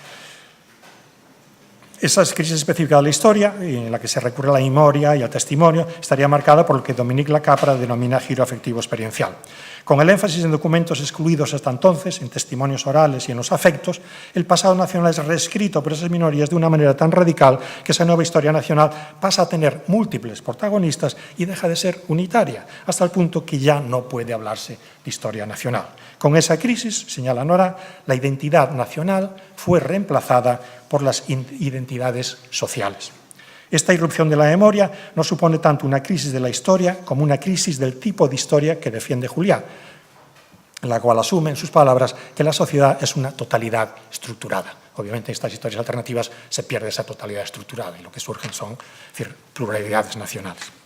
El segundo frente de crisis en la historia con representación de un pasado nacional colectivo lo supone el desvelamiento de los bajos fondos de la historia nacional, de los trapos sucios que esa historia ha omitido hasta entonces, tanto la historia como ejercicio gremial como sobre todo la política de la historia propagada del Estado. Recordemos las palabras de Renan. La esencia de una nación es que todos los individuos tengan muchas cosas en común, pero también que hayan olvidado muchas cosas. Genocidios, exterminios, indiferencia ante la vida humana. Podrían multiplicarse los ejemplos de borraduras o exclusión de sufrimiento humano que se han practicado a la hora de escribir relatos nacionales. El tercer frente de crisis de la historia nacional, y el último, lo supone la prominencia adquirida en las últimas décadas por los protagonistas más directos de la historia, en estas nuevas versiones, los que han sufrido en su propio cuerpo o han presenciado el sufrimiento ajeno. De la importancia que ha cobrado la víctima de la historia y el testigo. No se trata simplemente del surgimiento de una nueva figura histórica, sino que es decisivo también el hecho de que la víctima reemplace como protagonista de la historia a figuras como el héroe o el líder o a conceptos abstractos como la clase social. Ya tenía pensado saltarme estas 3 páginas.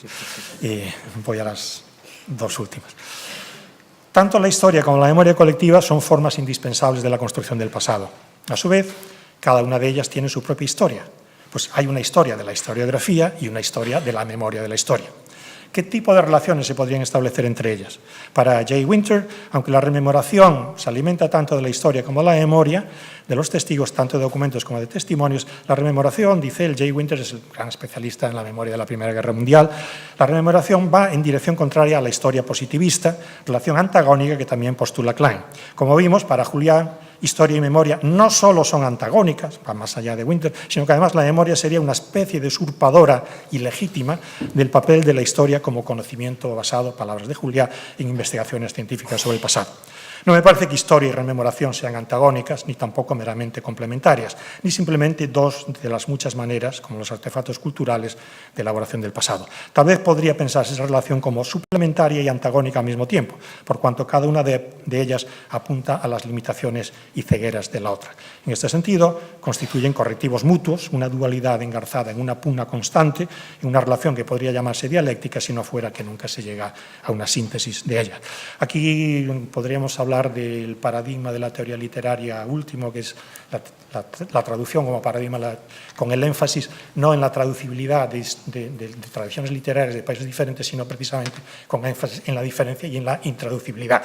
Entonces, yo creo que este modelo actual de la teoría literaria de los intraducibles podría ser muy útil a la hora de analizar las relaciones entre historia y memoria, ¿no? Como precisamente dos formas de elaboración del pasado que son necesarias, que no son excluyentes entre sí, que tampoco son suplementarias y que tampoco son exactamente antagónicas, ¿no?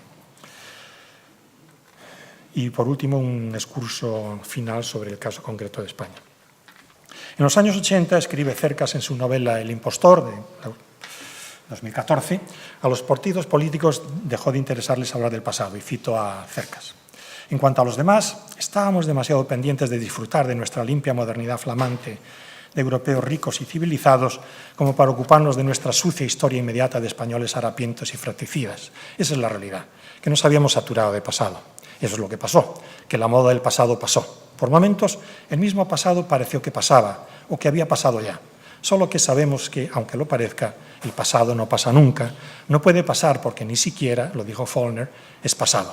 Y el pasado volvió en los años 90, mientras en Europa germinaba la obsesión al culto de la memoria, en España triunfaba la derecha en las elecciones y la izquierda descubrió que podía usar contra ella el pasado de la guerra y el franquismo, hasta aquí cercas.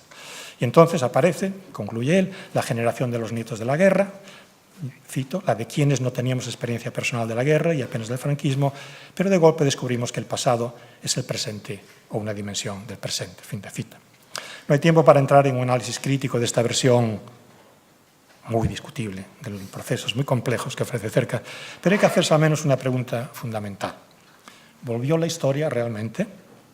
Ese retorno no es solo una figura, una forma de hablar. Cuando digo figura, una figura retórica, una forma de hablar. Un intento de dar imagen y palabras, volvió, es ya en sí una metáfora que conlleva una interpretación, una forma de dar imagen y palabras a un fenómeno evidente en sus manifestaciones, pero de no fácil conceptualización.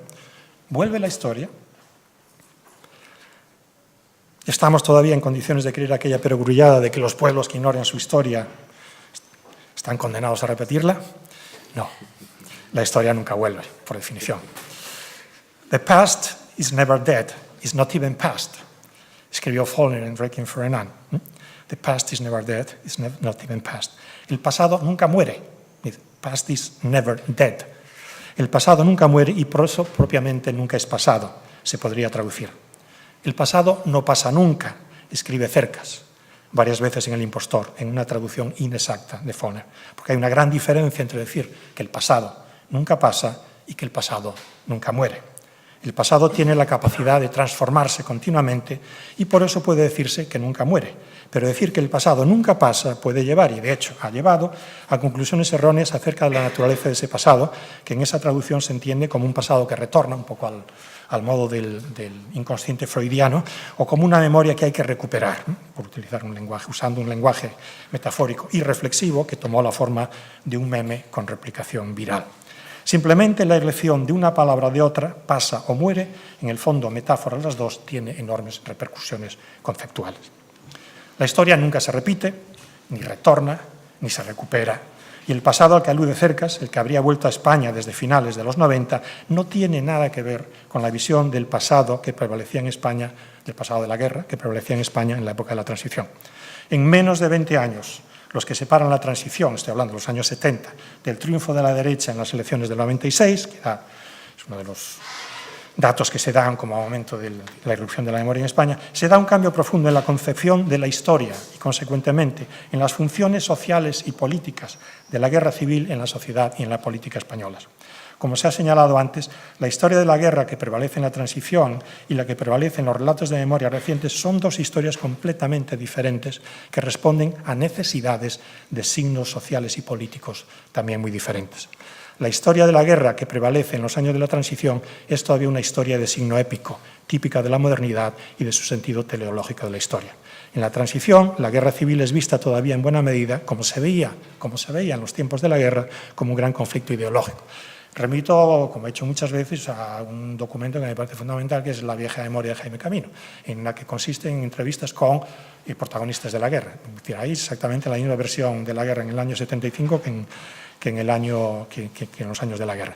Si leyeron ayer El Confidencial, verían unas declaraciones muy amplias, muy interesantes de Enrique Moradillos, en que dice, no, es que esa versión épica ya no existe, porque hay ya otra versión, la versión de la tragedia española, fue una locura de todos los españoles, y por otra parte hay también la versión de la reconciliación.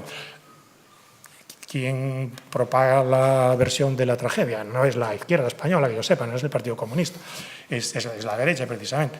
Y la historia de la idea de la reconciliación que el Partido Comunista propone desde los mediados de los años 50 es una versión comunista, que yo nunca me he creído, que sea honesto. Es decir, me creo que el Partido Comunista lo que quería es hacerse un sitio en el panorama político español y que utilicen eso como argumento. Pero yo no me creo que el Partido Comunista en los años 60 o 70 y menos en los 50 estuviese hablando en serio de reconciliación. Mi experiencia social, y aquí remito a la parte minifundio, de la parte de metafísica de minifundio, y decir, en los últimos años del franquismo yo viví en Galicia, viví en Asturias, con una memoria fortísima de las huelgas de principios de los años 60, y viví en Barcelona todos los años de la transición. Lo siento, ni reconciliación ni tragedia. Es decir, lo que hay es un golpe de Estado y una imposición de un régimen que nos ha privado de libertad, que nos ha privado de posibilidades, que nos ha privado de futuro durante 40 años. O sea que yo entiendo que hay versiones que circulan políticamente, incluso dentro de la historiografía, acerca de otras versiones de la guerra en la vida civil. Me parece que esas versiones no existen, o por lo menos entre la vida civil en la izquierda española en los años 70. Entonces ahí es donde tal vez un testimonio pues, puede servir para poner cierto orden en este sentido. En varias publicaciones, Santos Juliá respondió a la tesis del olvido y silencio durante la transición, ofreciendo un voluminoso catálogo de las obras relacionadas con la guerra civil publicadas en España durante la transición. Julián tiene toda la razón en cuanto a la enorme atención bibliográfica que recibió la guerra civil en aquellos años, pero su catálogo de obras da una réplica errónea a una cuestión que a su vez está mal planteada. El asunto que se pretendía dirimir en esa polémica no era en verdad si se escribió y habló de la guerra civil durante la transición, que sí se habló y se publicó sobre ella, y sobre todo sirvió como determinante fundamental en numerosas decisiones políticas y personales durante la transición. Esto lo ha estudiado Paloma Aguilar y se ha estudiado aquí en este departamento, etcétera, etcétera. Dejando de lado la consideración de que muchas veces el pasado que más se recuerda y por lo tanto el más determinante no es del que más se habla, sino el de que una comunidad sobreentiende implícitamente, la recriminación a la que trataba de responder Santos Juliá, sin entenderla, no era si se habló o no de la guerra civil en la transición, sino que el reproche que se hacía era en realidad de que en la transición no se privilegiaron las historias centradas en las víctimas de la guerra y del franquismo que protagonizan los relatos colectivos de la guerra en épocas, relatos colectivos de memoria en las décadas más recientes. La guerra civil tuvo un papel decisivo durante la transición, ya aludí antes a este papel político fundamental, incluso mítico, que tenía el historiador en aquella época, pero en aquel momento todavía se la entendía fundamentalmente en el marco de una visión teleológica y heroica de la historia, en la que la guerra era una gran batalla ideológica acerca de la cual se asumía como algo natural que habría víctimas y sacrificios, pero en aras de un futuro mejor para la colectividad. Por otra parte, la historia de la guerra civil, o la guerra civil como momento histórico, era, en los años de la transición, al mismo tiempo, algo muy lejano, efectivamente, para la gente de las generaciones jóvenes de aquel momento, para las cuales el futuro era muchísimo más importante que el pasado. Conquistar la libertad, conquistar el futuro. En cuanto que el futuro significaba, ante todo, dejar atrás las miserias y limitaciones del franquismo y resarcirse de sus carencias. Se buscaba libertad en el presente y en el futuro, y el pasado de la guerra era solo, fundamentalmente, el momento en que se había interrumpido un ideal y se había instaurado una pesadilla de la que urgía liberarse. En esa visión del pasado, imperativa, urgente, necesaria, en aquel momento histórico, no había cabida para las víctimas. En otras palabras, a las generaciones que hicieron y vivieron la transición se les ha recriminado que no pensaron y sintieron, como piensan y sienten los nietos de la guerra. Es cierto. En la transición no hubo versiones de la guerra y del franquismo centradas en las víctimas. Y eso por muchas razones necesarias. Porque en aquellos momentos todavía se creía en el futuro y por eso la guerra era vista como evento heroico en la marcha imparable hacia adelante de una historia teleológica, porque a las generaciones jóvenes de los años 70 les importaba mucho más la libertad y el futuro que detenerse en historias de penalidades de un pasado que parecía muy lejano, porque entonces la historia como temporalidad vivida y como representación del pasado todavía no había entrado en crisis, porque el énfasis en la memoria, el sufrimiento de la víctima, la palabra sagrada del testigo y la redención del pasado no tenían entonces ninguna prédica, no servían para las necesidades del momento.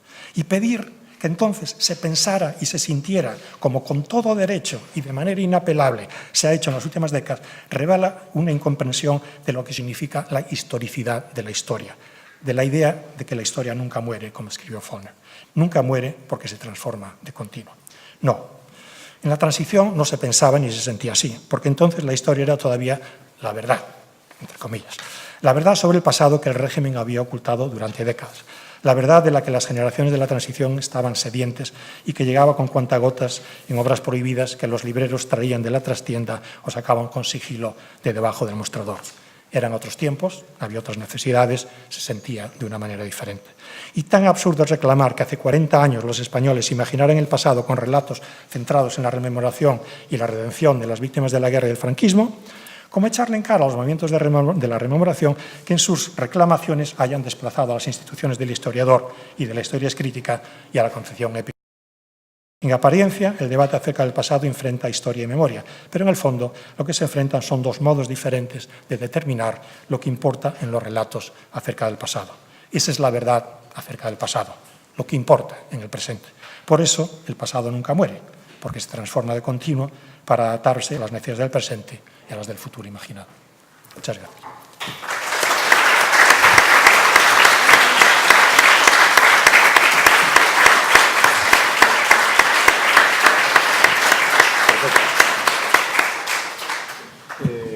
gracias, Ángel.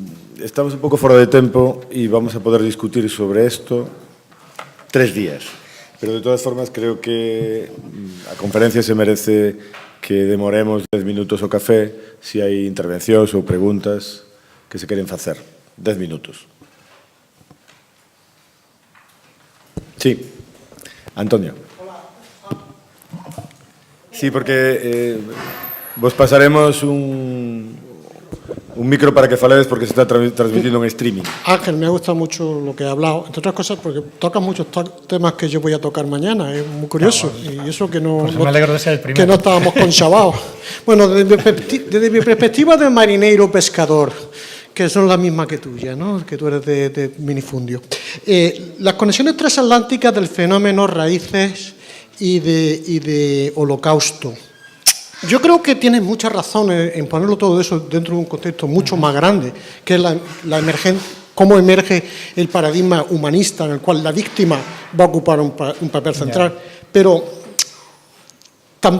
también hay que verlo desde la perspectiva de las consecuencias. Es decir, las consecuencias de la serie Holocausto es que el Holocausto ahora es central, por lo menos en Norteamérica y en muchas partes de Europa, para entender la historia del siglo XX. Incluso la Segunda Guerra Mundial se explica en función del Holocausto, mientras que y hay un museo gigantesco en Washington. Sin embargo, en esa misma ciudad... Pero muy reciente.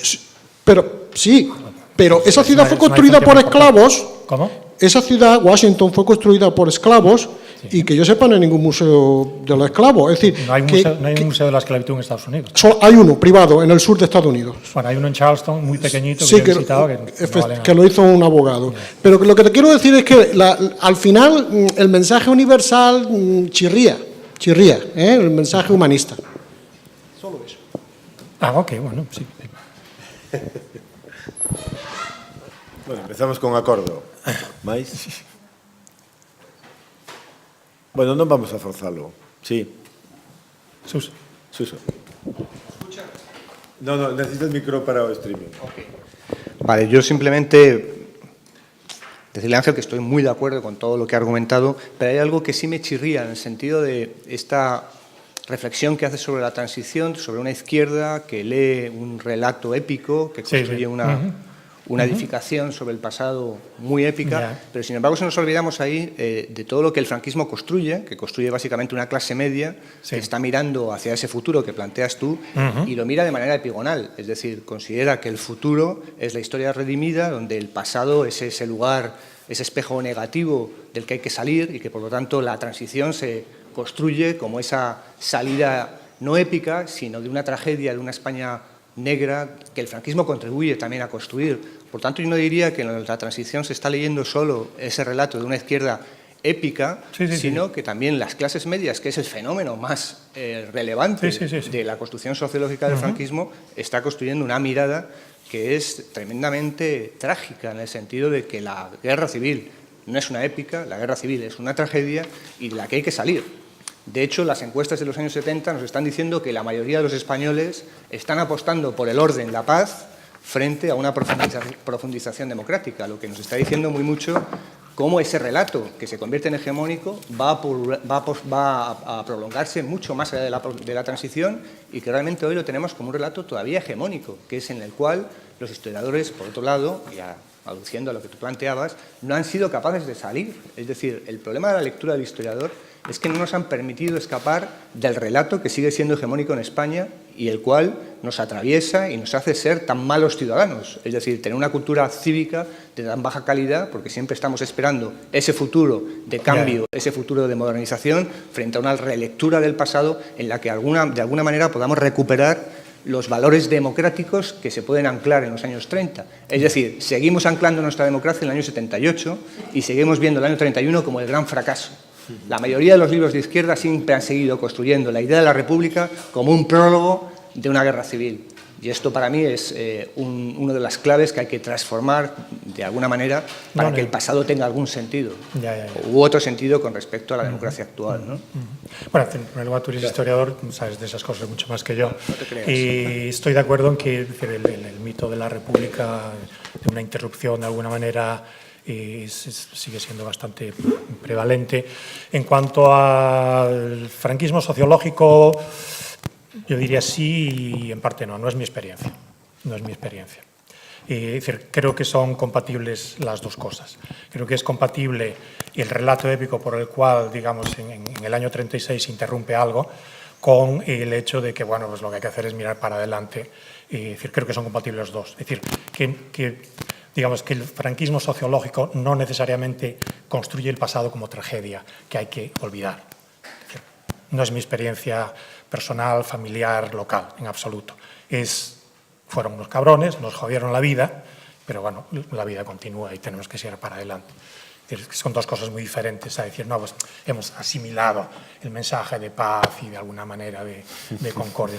¿Entiendes lo que quiero decir? Son dos cosas completamente diferentes. O sea que creo que es compatible el mirar hacia adelante y el no querer hacer cuentas, echar cuentas del pasado, con el hecho de no olvidar ese pasado y de considerar que el franquismo fue una gran cabronada que frustró la vida de varias generaciones. Y yo creo que eso es precisamente algo que no sé si los historiadores pueden hacer, y lo dije aquí hace 2 años, y que es mi obsesión con el franquismo. Para mí el gran problema del franquismo no es la violencia. Para mí el gran problema del franquismo, y el que no se ha examinado todavía en sus consecuencias, es precisamente lo que el franquismo impidió que fuera. Es decir, ahí la historia es la historia de lo que no pasó. Y eso es lo que ha formado las conciencias de varias generaciones, y lo que le ha jodido la vida a muchas generaciones de españoles. Y hay que ver cuáles son las consecuencias incalculables de eso.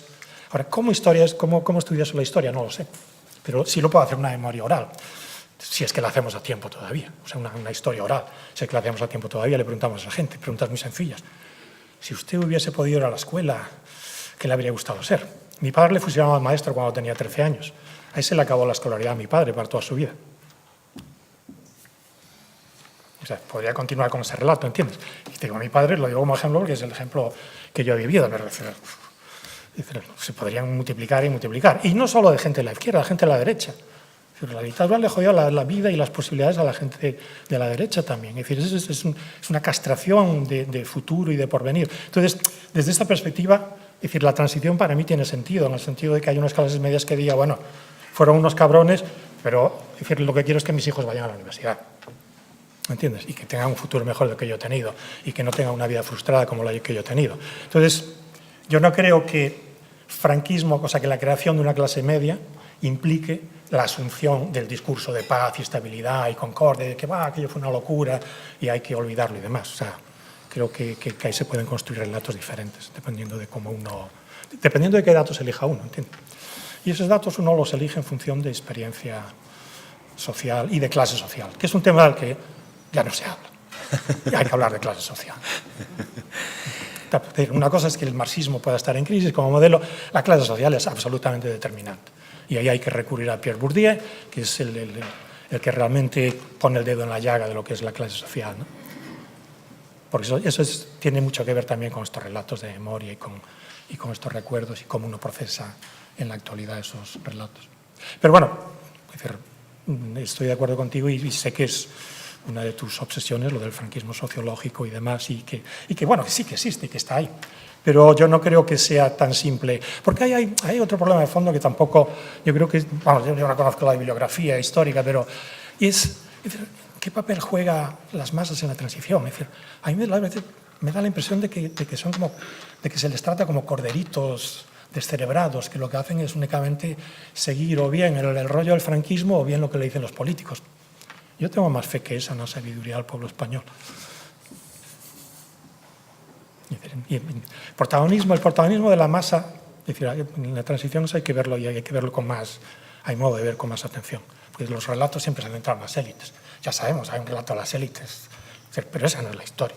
La historia en la transición, yo lo viví en Barcelona, se escribe en la calle y se hace en la calle, fundamentalmente. Y los políticos reaccionan a la presión de la calle, vamos. Eso lo viví yo, pero en incontables manifestaciones. Yo trabajaba en un despacho de abogados laboralistas y sé cómo cuando estaba estudiando filosofía, sé cómo estaba el horno en aquellos momentos, ¿no? Pero bueno, es decir, para eso estamos aquí, para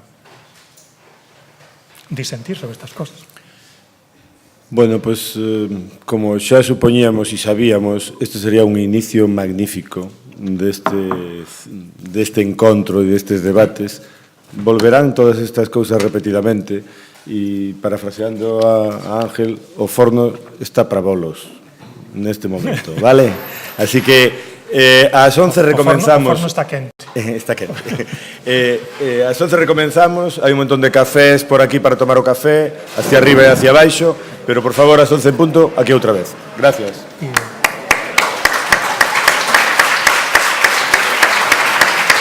Vamos a deixar a chaqueta... Nalgún sitio, non me despache. Porque non... Ao lado do meu traxe académico. Oye, estuveche moito máis incisivo que hai 2 anos. Moito máis que? Incisivo. Ah, E... bueno, hai 2 anos... Estuveche máis estilete. Me gustache moito máis. Hai 2 anos me gustache, pero hoxe... é máis, verás que hai cousas que teño xa escritas. E o que decía este, o que decía aquel. Sí. Estás a tono, totalmente. Es que hace 2 años... Pero estamos de acuerdo contigo. Es cierto. Yo he estado escribiendo el mismo trabajo durante años.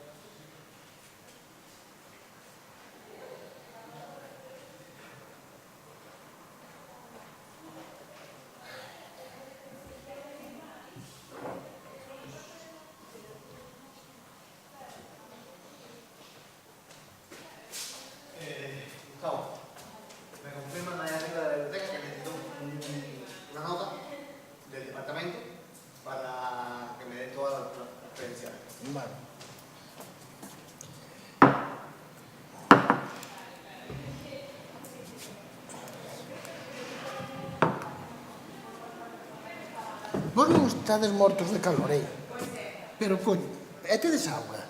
Tiñamos, acabou, collemos unha hora. Sí.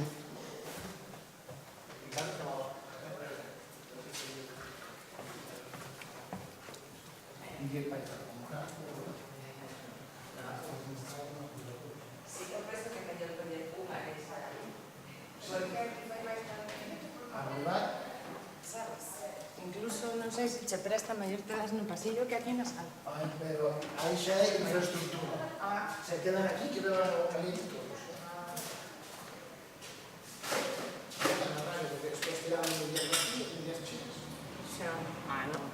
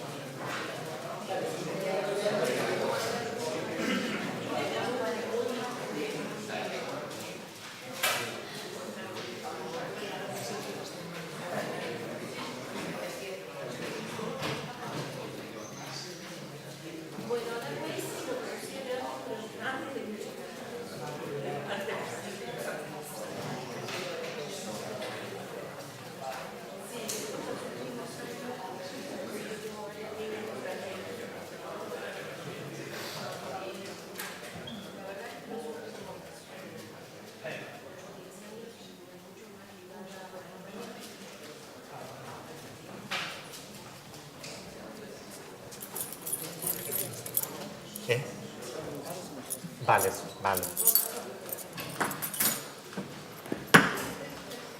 Bueno, a ver si...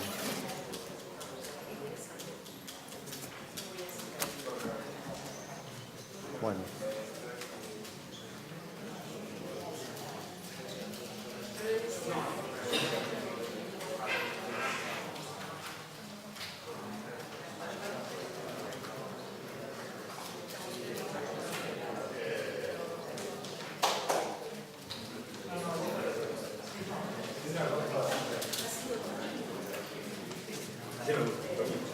Home, co ben que vamos hai que... Xa sei, xa, pero bueno, póntete aquí que así impresionamos máis, porque se non a mí non me fan ni... Mira, vamos a falar pola orde que estamos. Unha pregunta, exactamente, sí. Pero pregunto a ti, sí, xa que sí. E cando queres falar? Non vou falar con todo. No. De única, como está? Como está? Sí, sí, porque así non é cambiando. No. Eu pregunto, porque non hai un problema. Se te apetece falar... No, ao revés. No, debería haber máis xente. A ver...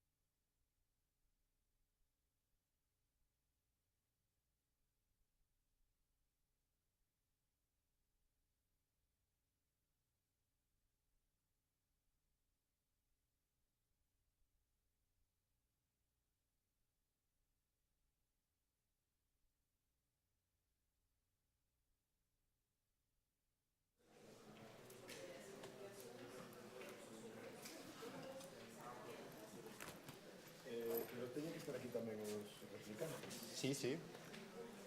Bueno, pero podemos ir empezando. Sí, claro. Mira,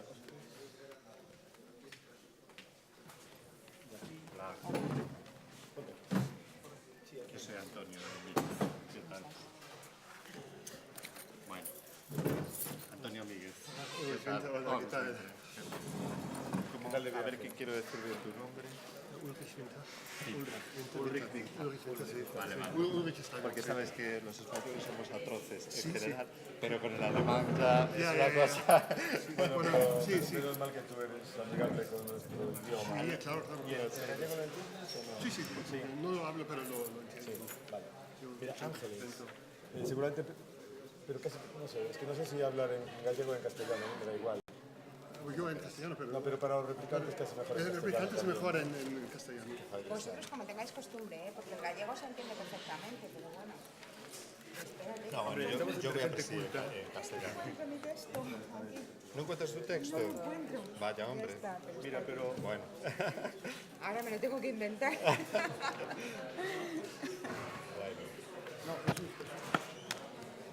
Ay, sí.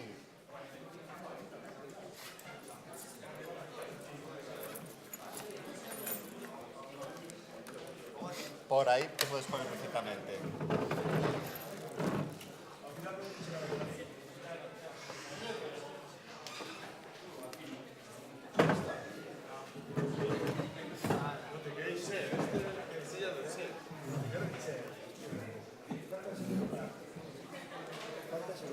Sí.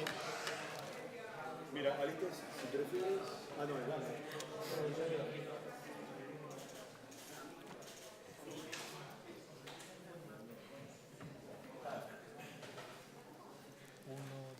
Falta solo Daniel Lamero. ¿Qué pasa?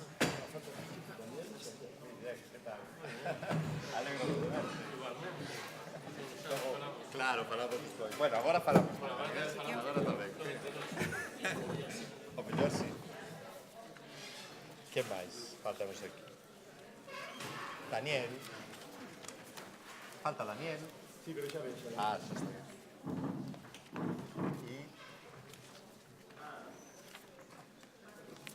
E falta Xavier Pla. Y faltanos Xavier Pla. Falta Xavier Pla. Le vamos a dar un minutito a ver si viene. Mira, voy a ir dando las palabras, diciendo un par de cosas para presentaros, pero vamos, no os voy a poder presentar en extenso, o sea, porque quiero decir, para no perder el tiempo con estas cuestiones, ¿no? Entonces, pero bueno, sí quiero daros el pie. El orden va a ser el que está aquí, si os parece bien, ¿eh? O sea, empezaría Ángeles, seguiría Ulrich Vinta, después Lourenzo, y después a continuación, en el turno de los replicantes, Suso, Sherman, Daniel, y cuando tengamos a Xavier Pla también, que como es el último, pues se sentará por ahí en una esquinita castigado.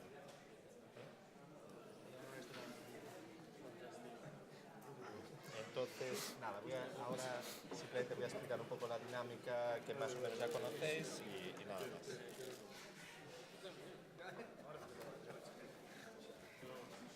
Hay un calor increíble, ¿no?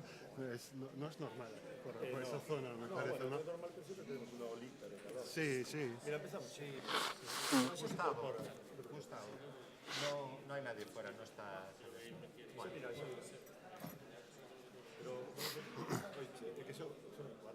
Sí, xa sei.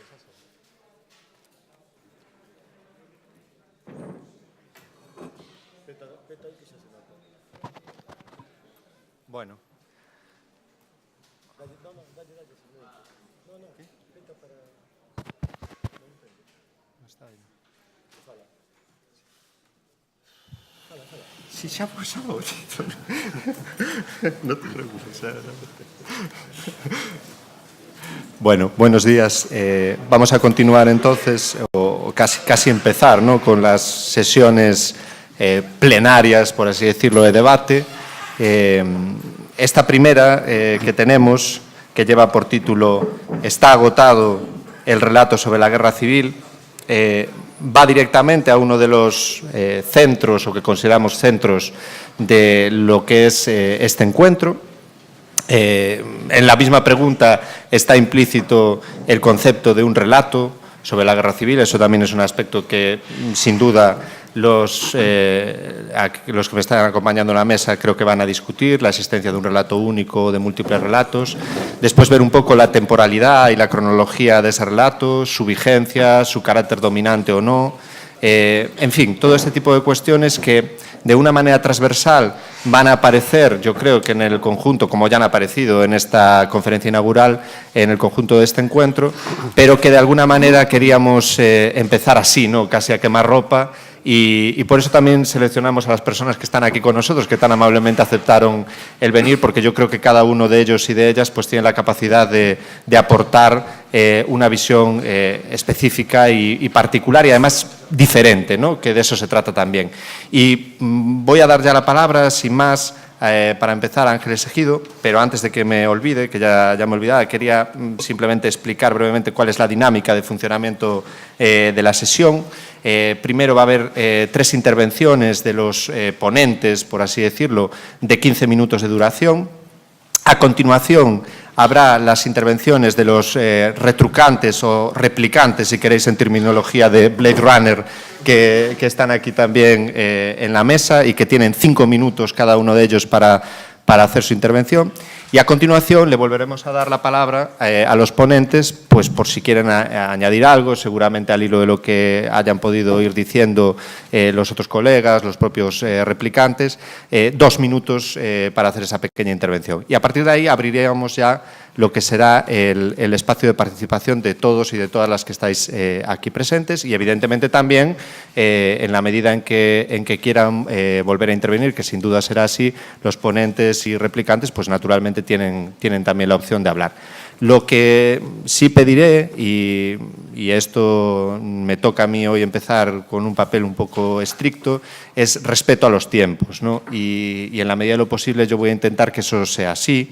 hemos pedido un esfuerzo, y soy consciente, muy grande a todo el mundo de síntesis y de capacidad de expresar muchas cosas en muy poco tiempo, pero creemos que también es importante dejar un espacio al mayor número de participaciones posibles y también una opción a que el debate no esté monopolizado por la palabra de nadie, ¿no? En ese sentido, las intervenciones, a partir de que se abra el espacio al público, pues yo rogaría en la medida de lo posible que también respetaran ese mismo criterio, ¿no? Fuesen preguntas o fuesen comentarios, eso lo que cada uno quiera y cada una quiera, pero en la medida de lo posible que fuesen intervenciones breves, ¿no? Porque no tendría sentido, ¿no?, pedirle este esfuerzo a los que están aquí en la mesa y que después alguien, pues, con el uso de la palabra, pues, se extienda de una manera excesiva, ¿no? Sin más, después de estas estrecheces de los tiempos, pues le voy a dar la palabra a Ángeles Ejido, que es catedrática de la UNED, especialista en diversos aspectos de la Segunda República, en especial en temas del exilio, pero que también está aquí en su condición en las reflexiones y en su condición de estudiosa de los temas relacionados con la memoria y con el tratamiento de la memoria de la cuestión de la guerra civil y del franquismo. Creemos que su aportación es muy pertinente porque es una persona que por su amplia trayectoria tiene una visión de todo este tipo de debates que no solamente se refieren a las circunstancias actuales, al tiempo que vivimos, sino tiene una visión, digamos, a más largo plazo, que puede ayudar a entender mejor en la medida en que todos estos relatos han ido mudando, en todas estas memorias han ido cambiando. Muchas gracias, Ángeles, y cuando quieras. Muy bien, gracias a vosotros. Quiero comenzar agradeciendo la invitación a los organizadores y también invitando al debate al público asistente, porque creo que es de lo que se trata. Bueno, como el tiempo del que disponemos es muy escaso, yo voy a centrarme en unos pocos aspectos, y muy concretamente en dos publicaciones relativamente recientes que permiten reflexionar sobre la pregunta que nos hemos formulado, sobre la pregunta que nos han formulado los organizadores del Congreso. La primera publicación es el libro del periodista Arturo Pérez Reverte, ilustrado por Fernando Vicente, La guerra civil contada a los jóvenes, editado por Alfaguara en 2015, que insiste en tópicos heredados y que con pretensión de equidad y espíritu de divulgación los dirige además, como el título indica, a los más jóvenes. La segunda, más importante, es el libro coordinado por Francisco Sánchez Pérez sobre los mitos del 18 de julio. Se publicó en Crítica en 2013 y este libro pone claramente de manifiesto, a mi juicio, que el debate sobre la guerra civil no está agotado, en tanto siguen apareciendo documentos importantes que obligan a replantearse aseveraciones que hace poco considerábamos admitidas generalmente, ¿no?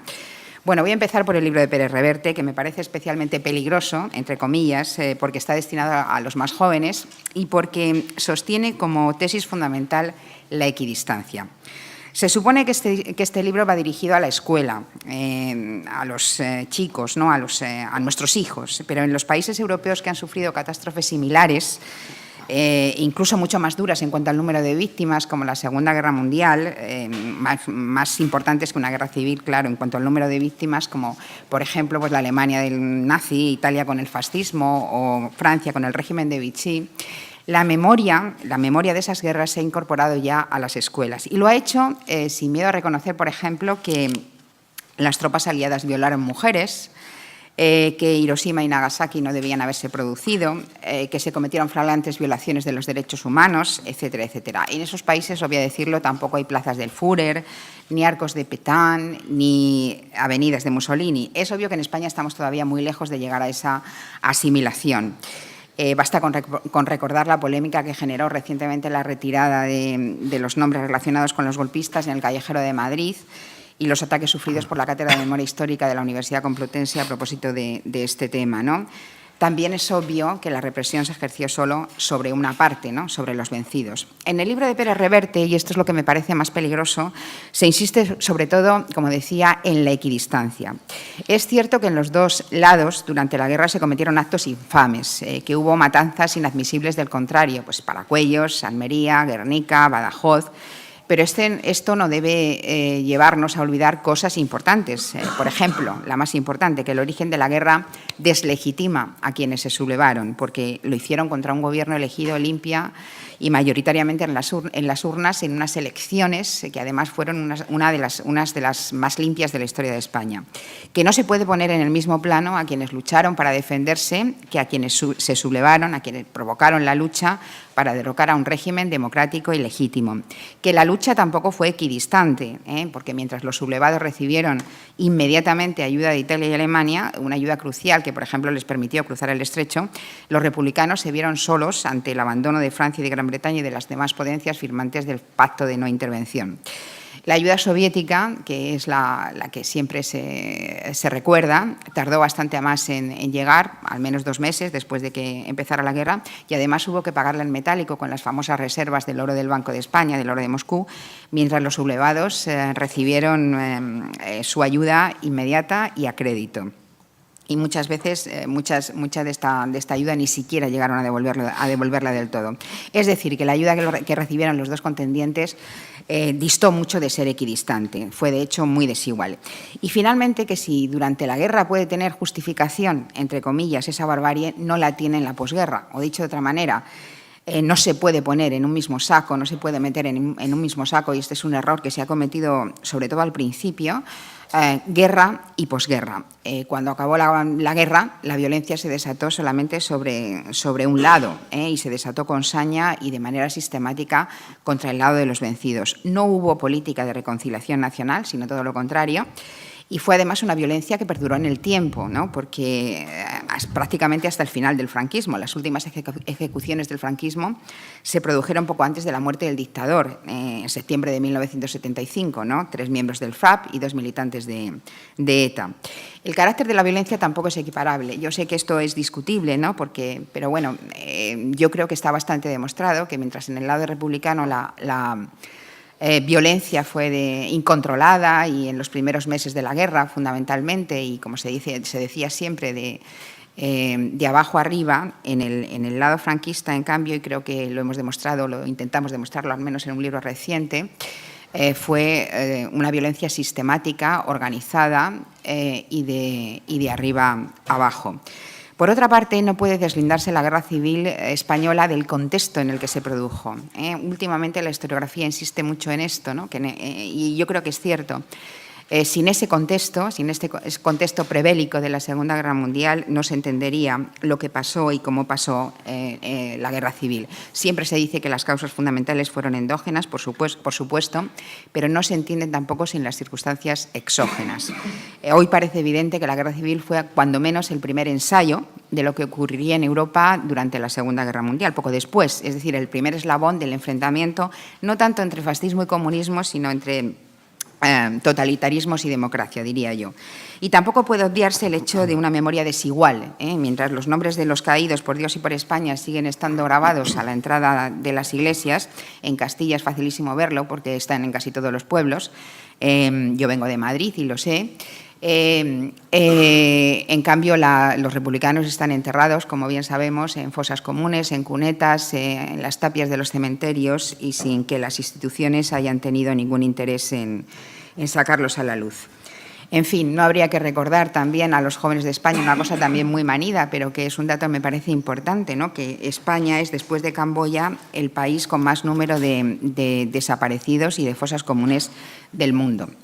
Y para concluir, Pérez Reverte presenta un epílogo edulcorado. A la muerte de Franco se instaló en España un régimen democrático de la mano de Juan Carlos I, el nieto de Alfonso XIII. Y aquí se incurre en un error recurrente también. Es una democracia ex novo, como vinculada además a la monarquía. Como si la Segunda República nunca hubiera existido y además ratifica ese binomio implícito de república, guerra civil. O sea, la república es la causante de la guerra en vez de guerra civil, dictadura. El golpe militar provocó 40 años de dictadura muy dura, como nos ha recordado el profesor Ángel Loureiro. En fin, se olvida sistemáticamente la referencia al régimen precedente de la guerra civil, que fue derrocado por un golpe de Estado, precisamente por haberlo intentado, es decir, por haber intentado establecer en España un régimen democrático con una constitución, un parlamento, con una libertad de partidos, de expresión, de asociación, etcétera, etcétera. Yo no puedo evitar recordar la sensación personal que tuve cuando empezó a caminar la democracia española. Yo estaba todavía en la Facultad de Geografía e Historia de la Universidad Complutense, estaba estudiando la carrera cuando murió Franco, y la sensación que tuve era como si se retomara la historia de España en el momento en que se había dejado, es decir, como si el franquismo hubiera acabado el largo paréntesis del franquismo y empezamos de nuevo, empezamos a oír hablar de nuevo de todo lo que estábamos empezando a estudiar, ¿no? Que era necesario hacer una constitución, que se iban a legalizar los partidos, que iba a haber de nuevo elecciones, que íbamos a recuperar la libertad de expresión, de asociación, etcétera. Y esto no es ningún tópico porque la Universidad Complutense estaba literalmente tomada por los famosos grises, que no son una cosa de cuéntame, eran una realidad, y la verdad es que daba miedo, sobre todo en los 2 últimos años, cuando Franco se estaba agonizando, ¿no? Lo que pasaba allí en la Complutense, porque a nada que te movieras o a nada que ocurriera entraba un policía. Además es que los grises estaban dentro de las facultades, estaban uno a cada lado de la puerta, y como alguien se moviera o lanzara un panfleto o dijera alguna cosa, pues te hacían salir y empezaban a golpearte. En fin, que teníamos miedo, vaya, en otras palabras, ¿no? Entonces todo aquello desapareció, eso sí es cierto, desapareció de la noche a la mañana. Se murió Franco y llegó la libertad, como por arte de magia, ¿eh? Y nunca más volvimos a ver a los grises, ni a los tanques, ni a los aviones, no, los caballos, ni los aviones aquellos, los camiones cisterna, ni todo aquello que era tan característico de la Universidad Complutense de mi época. En fin, en conclusión, que no hay equidistancia posible, ¿no? Y esto la sociedad española se resiste a reconocerlo. Y un libro como el de Pérez Reverte, que además, aunque es un periodista, no es un periodista cualquiera, porque claro, es el autor de las novelas de La Triste, es decir, que tiene bastante predicamento, digamos, entre los más jóvenes. Un libro, además, destinado a los más jóvenes me parece, pues lo que digo, especialmente peligroso, especialmente parcial y especialmente desenfocado. Yo creo que Pérez Reverte ha tenido buena intención, ha tenido también buena información, pero ha insistido en ese tópico que seguimos arrastrando desde la transición, ¿no? La equidistancia, todos fuimos culpables. Y bueno, pues esto fue una locura colectiva, ¿no? Pero olvidando, ¿no?, que hubo un culpable inicial, que fue un golpe de Estado, que además fracasó y que degeneró y provocó una guerra civil. Bueno, y a propósito de esto, voy a hacer un pequeño inciso. Nosotros estamos trabajando ahora, nos acaban de conceder un proyecto de investigación importante que es sobre historia digital, la historia online. Y queremos analizar precisamente esto, porque en la sociedad en que vivimos, desgraciadamente, el papel de los historiadores ha pasado a segundo plano, ¿no? No conseguimos conectar con la sociedad. Entonces, nuestros hijos, los estudiantes, se nutren fundamentalmente de fuentes de Internet, de fuentes de blogs, de páginas de asociaciones de memoria histórica, de movimientos sociales, que me parecen muy loables y muy importantes. Pero, claro, hay que analizar de alguna manera y hay que ver de dónde salen todos esos blogs, porque hay algunos muy buenos y muy interesantes. Aquí hay un ejemplo, el proyecto que tenéis en Galicia, pero hay otros que son francamente peligrosos, ¿eh? Entonces, bueno, pues estamos muy contentos porque nos han dado mucho dinero y esperamos que es un proyecto multidisciplinar y entre muchas universidades. La directora es Matilde Eiroa San Francisco de la Carlos III y espero que consigamos llegar a buen puerto. Bien. Mucho más importante que este libro de Pérez Reverte, en cuanto desde el punto de vista de un historiador puro y duro, que es lo que soy yo, ¿no? Es la segunda publicación a la que me refería al principio, que es el libro Los mitos del 18 de julio. En este libro se desmontan definitivamente, y digo definitivamente porque ya existían publicaciones previas que iban en la misma dirección, con documentos sobre la mesa, muchas de las falacias sobre las que se edificó el régimen de Franco, la legitimidad del régimen de Franco. Yo voy a centrarme fundamentalmente en el capítulo de Ángel Viñas, dedicado a la connivencia fascista con la sublevación. En lo primero que quiero insistir es en una gran paradoja, porque el gran argumento, ¿no?, para justificar, desde el punto de vista franquista, claro, para justificar la sublevación, siempre ha sido la defensa contra el peligro comunista, ¿no?, contra la influencia de la Comintern en España, contra el peligro inminente de una revolución impulsada por una potencia extranjera, por la Unión Soviética. Pero hoy sabemos que quienes realmente estaban conspirando con ayuda de una potencia extranjera eran los monárquicos, y esta potencia extranjera no era la Rusia soviética, ni siquiera la Alemania nazi, era la Italia fascista, y de eso yo creo que ya no hay ninguna duda. Primero porque siempre se ha tenido constancia, esto lo sabíamos hace mucho tiempo, aunque no había llegado al gran público, yo ya lo estudié y lo publiqué hace muchos años, del Pacto de los Monárquicos con Mussolini de marzo de 1934. Es decir, este Pacto de los Monárquicos, de los conspiradores monárquicos, que encaja, porque al fin y al cabo los monárquicos, la monarquía es la forma de gobierno opuesta por antonomasia a la República. Entonces, lo que trataban era simplemente de restaurar, no de instaurar, de restaurar la monarquía, ¿no? Bueno, pues este pacto con los monárquicos que se firmó exactamente el 31 de marzo de 1934, es decir, 7 meses antes de la Revolución de Asturias, y cuando gobernaba además Lerroux. También sabíamos hace tiempo que hubo un vector fascista en la Sanjurjada, en el golpe de Sanjurjo. Es decir, que los monárquicos empezaron y los militares empezaron a conspirar desde el minuto cero contra la República. También sabemos que Mussolini financió Falange y también sabemos que Mussolini recibió muy mal la proclamación de la República, ¿no? Aquella famosa frase de proclamar la República en España es como utilizar una lámpara, como usar una lámpara de petróleo en la era de la luz eléctrica, ¿no? Es decir, había sobrados precedentes, e Ismael Saz los comprobó hace muchos años en su libro Mussolini contra la Segunda República, que es de 1985, de la conspiración monárquica contra la República con apoyo de la Italia fascista. Pero lo que acaba de descubrirse ahora, y es realmente increíble porque el archivo de la Fundación Universitaria Española lo hemos conocido de cerca en mi departamento y lo hemos trabajado de cerca en mi departamento.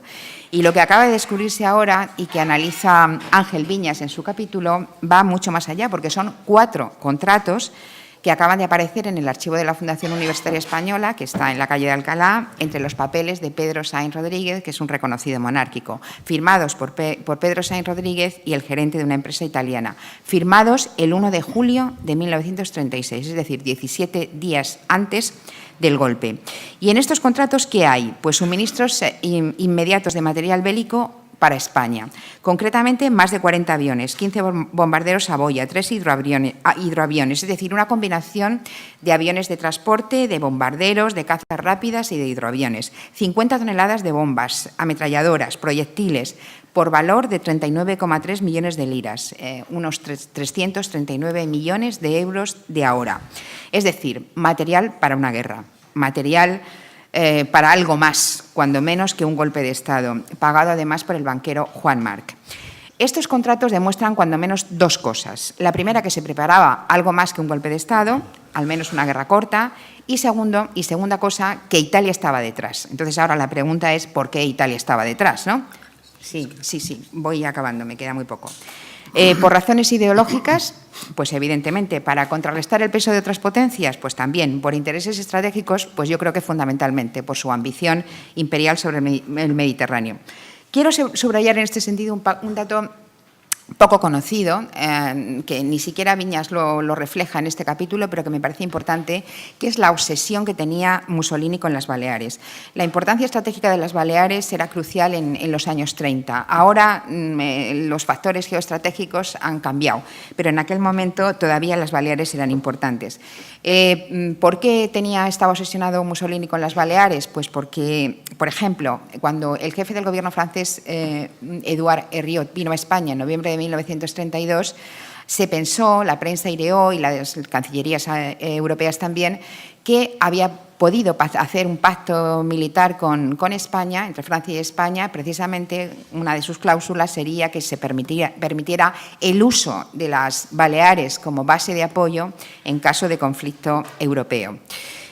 Además de la documentación diplomática, de que Mussolini le preocupaba especialmente esta cuestión, hay un dato, y es que unas maniobras aeronavales italianas en el Mediterráneo desarrolladas en agosto del 32, se basaron precisamente en este supuesto, en el de que Francia había ocupado las Baleares y trataba de impedir el paso de la flota italiana desde Italia hasta Trípoli.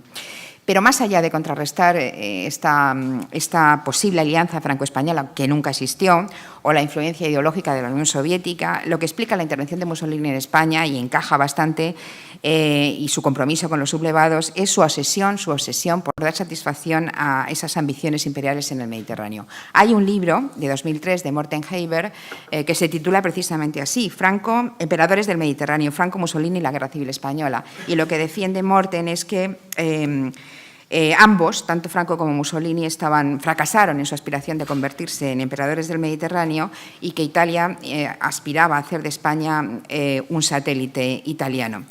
Cabría preguntarse, lógicamente, sobre la autenticidad de los italianos, y ya acabo, de los contratos. Bueno, basta con echarles un vistazo, con ir a la Fundación Universitaria Española y ver que son auténticos, pero es que además hay una prueba fehaciente de esto, y es que en marzo de 1936 se descubrió el rastro de una transferencia en un banco inglés que se corresponde exactamente con el importe de armas que hizo de los contratos de Sainz Rodríguez. La prueba de la transferencia de $500,000 de libras ordenada por Juan March, que era el gran banquero de los años 30, que subvencionó a todos los conspiradores, aparte de los monárquicos, a través de su apoderado Juan Mayorga, se encuentra en el libro de Jan Wake. El libro es una historia de una banca, de la banca Klingworth Benson. Se publicó en Oxford en 1997 y la autora no sabía absolutamente nada de España y, por tanto, no relaciona la transferencia con el tema de la guerra civil. Pero de este libro tomó la referencia José Ángel Sánchez Asiaín en su obra La financiación de la guerra civil española, y pensó que se había equivocado, que no podía ser que la fecha de los contratos no podía ser 1 de julio, que tenía que ser de 1936, sino que tenía que ser 1937. Pero Ángel Viña se tomó la molestia de preguntárselo directamente a la autora y la autora le ratificó que la fecha era 1937. Por tanto, todo encaja. En marzo de 1936, casi 4 meses antes del golpe, cuando se hizo la transferencia, ya estaba en marcha el llamado alzamiento, y se supone, naturalmente, que tras la trama civil estaba la trama militar, porque la precisión con la que se describen los aviones y todo esto indica que hay militares detrás. Sainz Rodríguez era filólogo, no creo que supiera nada del armamento. Lo que está claro, en cualquier caso, es que los monárquicos preparaban cuando menos una guerra corta, que Antonio Goicoechea, líder de Renovación Española, y José Calvo Sotelo, líder del Bloque Nacional, lo sabían, estaban al tanto, habían viajado a Roma antes, y que el famoso discurso de Calvo Sotelo en junio y luego después en el 1 de julio en el Parlamento, donde se declaró abiertamente fascista, pues puede interpretarse como una especie de llamada de atención a los italianos diciendo, bueno, ya estamos listos, vamos a por ello, vamos a la guerra, ¿no? Es decir, la internacionalización del golpe estaba pactada de antemano, el objetivo fundamental era restaurar la monarquía y los motivos del golpe, que esto es quizá lo nuevo, no solamente fueron endógenos, sino también exógenos, ¿no? Los intereses de Italia en el Mediterráneo occidental. En cuanto a la naturaleza del golpe, pues parece que se impone la idea de contrarrevolución preventiva, es decir, la voluntad de impedir que las reformas impulsadas por la República llevasen al país a un cambio irreversible. Y con esta clase de evidencias, me parece que es obvio que no está agotado el relato, conocimiento que se da de un hecho, según el diccionario de la Real Academia Española, sobre la guerra civil. Y nada más. Muchas gracias, Ángel.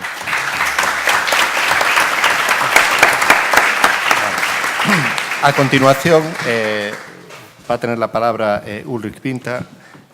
Si aquí teníamos el discurso y el relato de una historiadora pura y dura, como decía ella, pues ahora, centrándose además en deconstruir alguno de estos relatos, como en el caso de la referencia a Pedro Reverte, ahora tenemos aquí un estudioso que viene del ámbito propio de la literatura, de los estudios culturales, diría de una manera más amplia, ¿no? Un especialista precisamente en cómo todas esas representaciones sobre la memoria y la historia de los acontecimientos que estamos tratando, pues han estado reflejadas en el mundo de la literatura, en el mundo de la cultura popular, en el mundo también de la cultura política, ¿no?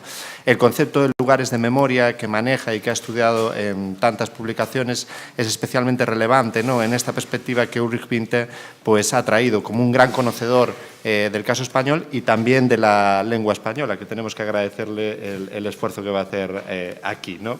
Y sin más, pues ya le doy la palabra. Adelante, Ulrich.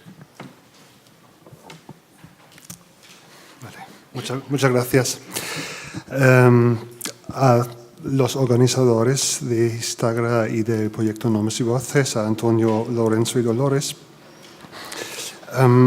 voy a limitarme a proponer 3 aspectos, tres puntos en cuanto al tema de si hace falta un nuevo relato o si viejo relato se agota. Bueno, no voy a dar respuestas, pero 2 o 3 reflexiones. O sea, 3. La primera es mi punto de partida, una breve crítica del relato, o sea, qué relatos se agotan y por qué. Y me parece que los relatos agotados parecen ser sobre todo los que se caracterizan por una serie de rasgos reduccionistas, o sea, que es el relato reduccionista que se agota, si es que se agota algún relato. Reduccionista, ¿qué quiere decir eso? O sea, los relatos basados en el constructivismo legitimador, contrahegemónico o reconciliador, respectivamente, frente al pasado, el relato antagonista, ideológico-social, de un bando o de otro bando. El relato que se agota es posiblemente el relato de limitación nacional, de perspectivismo nacional, y el relato que se agota es el relato marcado por la falta de diálogo interdisciplinar y de reduccionismo generacional. O sea, esos son rasgos reduccionistas. Y eso es mi punto de vista de partida. Y ahora 2 puntos. El primero, cómo resignificar o recontextualizar o complejificar el relato reduccionista, ¿no? Desde el ámbito de los estudios culturales o desde una perspectiva transdisciplinar y transnacional también. Y tercero, ¿cuál puede ser la contribución precisamente de las producciones culturales y de los estudios culturales al respecto? Bueno, para empezar, ¿cómo resignificar o recontextualizar y complejificar el relato reduccionista? Hay que recordar que desde el principio tanto la historia como la memoria, o sea, los hechos y los relatos del 36 se han enmarcado en un contexto transnacional. O sea, como es bien sabido, ¿no? La propia guerra civil fue un conflicto bélico de trascendencia y simbolismo político globales. Y fueron las producciones culturales, la fotografía, el cine y la pintura los que mejor visibilizaron esta dimensión transnacional del conflicto. Un dibujo como el Guernica, ¿no? Y la suerte que corrió el Guernica desde la politización, la despolitización del dibujo, luego la suerte que corrió en la posguerra es un buen ejemplo para ese carácter transnacional. Y luego lo que pasó después en el franquismo fue una renacionalización del conflicto en la posguerra que hizo olvidar que se trataba de un conflicto internacional. Pero la internacionalidad de la guerra civil es lógico narrar su relato en su dimensión internacional también, ¿no? Lo que quiere decir que hay toda una, y es lo que pasa, ¿no? Hay desde una perspectiva desde afuera, hay toda una red de ramificaciones simultáneas, de relatos plurales de la guerra afuera de España. Dentro del ámbito hispánico, incluyendo a Hispanoamérica, y fuera del ámbito hispánico. Por ejemplo, dentro del ámbito hispánico, gracias a una fase de intenso procesamiento memorialístico de la violencia estatal en la península ibérica y en el cono sur, a partir de los años 2000, se percibió toda una serie de transferencias culturales, o sea, de efectos boomerang transatlánticos, ¿no? Tanto en el área cultural, el teatro de la memoria, la literatura del exilio, etcétera, como en el ámbito jurídico, el caso de Garzón, el caso de la querella argentina, etcétera, que hacen visible un emergente espacio transatlántico de memorias. O sea que aquí hay una multiplicidad de relatos suplementarios sobre el 36 y lo que siguió. Por ejemplo, hay una migración, un viaje de conceptos, como el concepto de desaparecido, ¿no? Tanto como semántica represiva, como también como concepto jurídico. Fue Emilio Silva que reivindicó ese concepto, ¿no? El fundador de la Asociación de la Recuperación de la Memoria Histórica en el año 2000, que reivindicó ese concepto, ¿no? Como de desaparecido ya como concepto jurídico. Y había más intercambios, ¿no? Más migración de prácticas y de los movimientos sociales que surgieron en Argentina, que luego también tuvieron lugar en España, etcétera, etcétera. No voy a profundizar mucho en esto. Solo se trata de visibilizar, ¿no?, ese espacio transatlántico generador de más relatos. Bueno, y fuera del ámbito hispánico, también los relatos sobre la guerra civil y el valor paradigmático de la guerra se han evolucionado independientemente en distintas geografías culturales hasta la actualidad. Hay que echar un vistazo a la literatura francesa, alemana de posguerra para poner un ejemplo, ¿no? Por ejemplo, en la literatura francesa, Claude Simon, el premio Nobel de los años 60,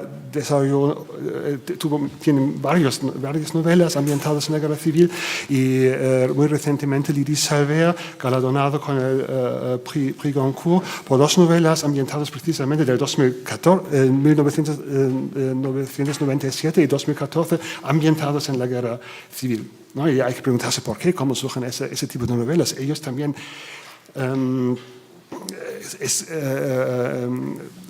escriben este relato, ¿no? En la literatura alemana está el ejemplo de Peter Weiss, la estética de la resistencia, o el corto verano de la anarquía de Hans Magnus Enzensberger de los años 70, también ambientados en la guerra civil. O sea, en el momento 70, por ejemplo, ¿no?, en el tardo franquismo o en la transición democrática, en ese momento de cambio, había más discursos sobre el 36 y discursos mucho más optimistas y no de reconciliación forzada afuera del ámbito hispánico. O sea, en el libro de Weiss y los libros de Weiss y Enzensberger son realmente una puesta a prueba de la utopía, del imaginario revolucionario para el ámbito alemán. O sea, el ejemplo de la guerra civil, como el imaginario de la guerra civil funcionaba todavía en el año 70, y escribió Frederick Jameson en una famosa crítica de la estética de la resistencia de Peter Weiss. Es lo que pone a prueba, lo que propone Peter Weiss con esa novela, es lo que demuestra es que es precisamente la derrota de la izquierda como precondición o precondition of praxis as such, o sea, precondición de la praxis revolucionaria como tal. Es lo que propone Peter Weiss, y es un discurso completamente impensable, ¿no?, en la España de los años 70. Bueno, y o sea, desde y está, por ejemplo, la polémica entre Erich Hackel y Antonio Muñoz Molina alrededor del libro Sefarat en el año 2000 más o menos, ¿no?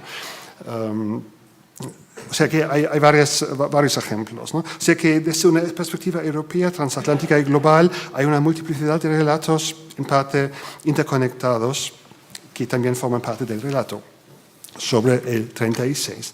Ahora bien, voy al tercer punto.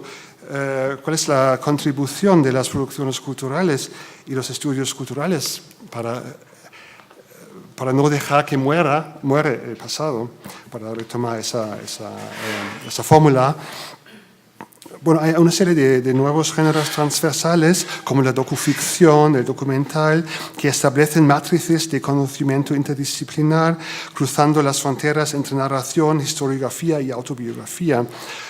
Géneros performativos y visuales, teatro, fotografía y cine, particularmente se convierten en campos interdisciplinarios de exploración para generar visiones antropológicas del pasado traumático, que se convierten, las producciones culturales en sí se convierten en sensores estéticos de las vibraciones del pasado en el presente, reuniendo las dimensiones performativas, afectivas, narrativas y antropológicas de los relatos. O sea, esos relatos culturales son una suerte de suplemento y complemento de los otros relatos que hay.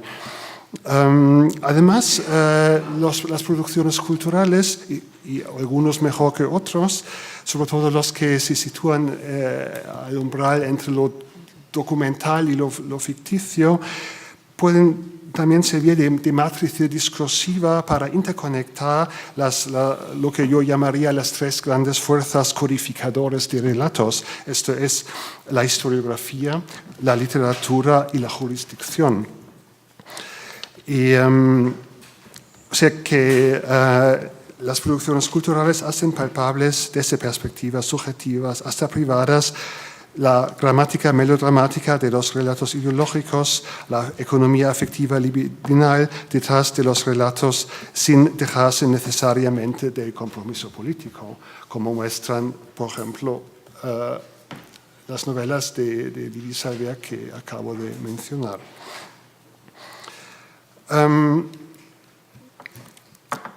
Bueno, eso en cuanto al tercer punto. Eso quiere decir que hay que buscar un lenguaje interdisciplinar juntando aspectos o juntando los métodos, las teorías de la historiografía con la práctica cultural. Y me parece... Bueno, yo lo conozco de muchos encuentros entre historiadores y estudiosos de la cultura, que es muy difícil encontrar ese lenguaje común, ¿no?, entre las dos disciplinas. Y me parece que uno de los obstáculos más imponentes, ¿no?, para el diálogo interdisciplinar es, bueno, hay muchos obstáculos, pero uno de esos obstáculos es el concepto de imaginación que estamos manejando los historiadores. Bueno, yo no soy historiador, pero los historiadores que yo conozco y los estudios culturales. ¿Qué quiere significar imaginación y cómo hacer productivo la imaginación como método epistemológico para la historiografía y los estudios culturales? Y la imaginación historiográfica, en la teoría que acaba de citar Ángel Loureiro, sobre todo el concepto de Hayden White, ¿no?, diciendo que la historiografía se basa también en tópicos retóricos, pero hay otro concepto de imaginación más productiva en el campo de la historiografía, y eso me parece que es un método de trabajo que utiliza, por ejemplo, Georges Didier-Huberman en su libro Imágenes a pesar de todo. Tiene 3 libros sobre 4 fotos sobre el Holocausto, y se dedica a esas 4 fotos 3 libros, o sea, casi 900 páginas, contextualizando esas fotos con todas las informaciones posibles, aplicando la imaginación histórica para darles a esas fotos tomados por presos la contextualización más perfecta posible para responder a la tarea ética que uno tiene como investigador. Un minuto para terminar.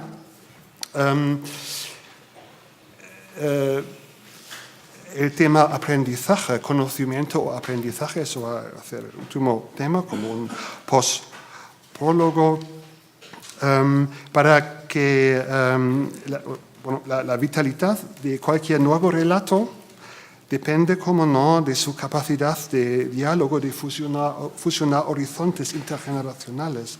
Los relatos se agotan cuando se vuelven incomprensibles fuera del contexto original de la vivencia directa o indirecta del pasado. O sea que para que los nuevos relatos sean también los futuros relatos, hace falta ponerlos a prueba, tratando el pasado no solo como objeto de conocimiento transmisible, sino también como objeto de aprendizaje. Por ejemplo, para nuevas generaciones, ¿no? Por ejemplo, cuestionando lo que dice, por ejemplo, Elisabeth Schelling, que ahora también está, cuál es la relación necesaria entre pasado, memoria, democracia e igualdad o desigualdad. Muchas gracias.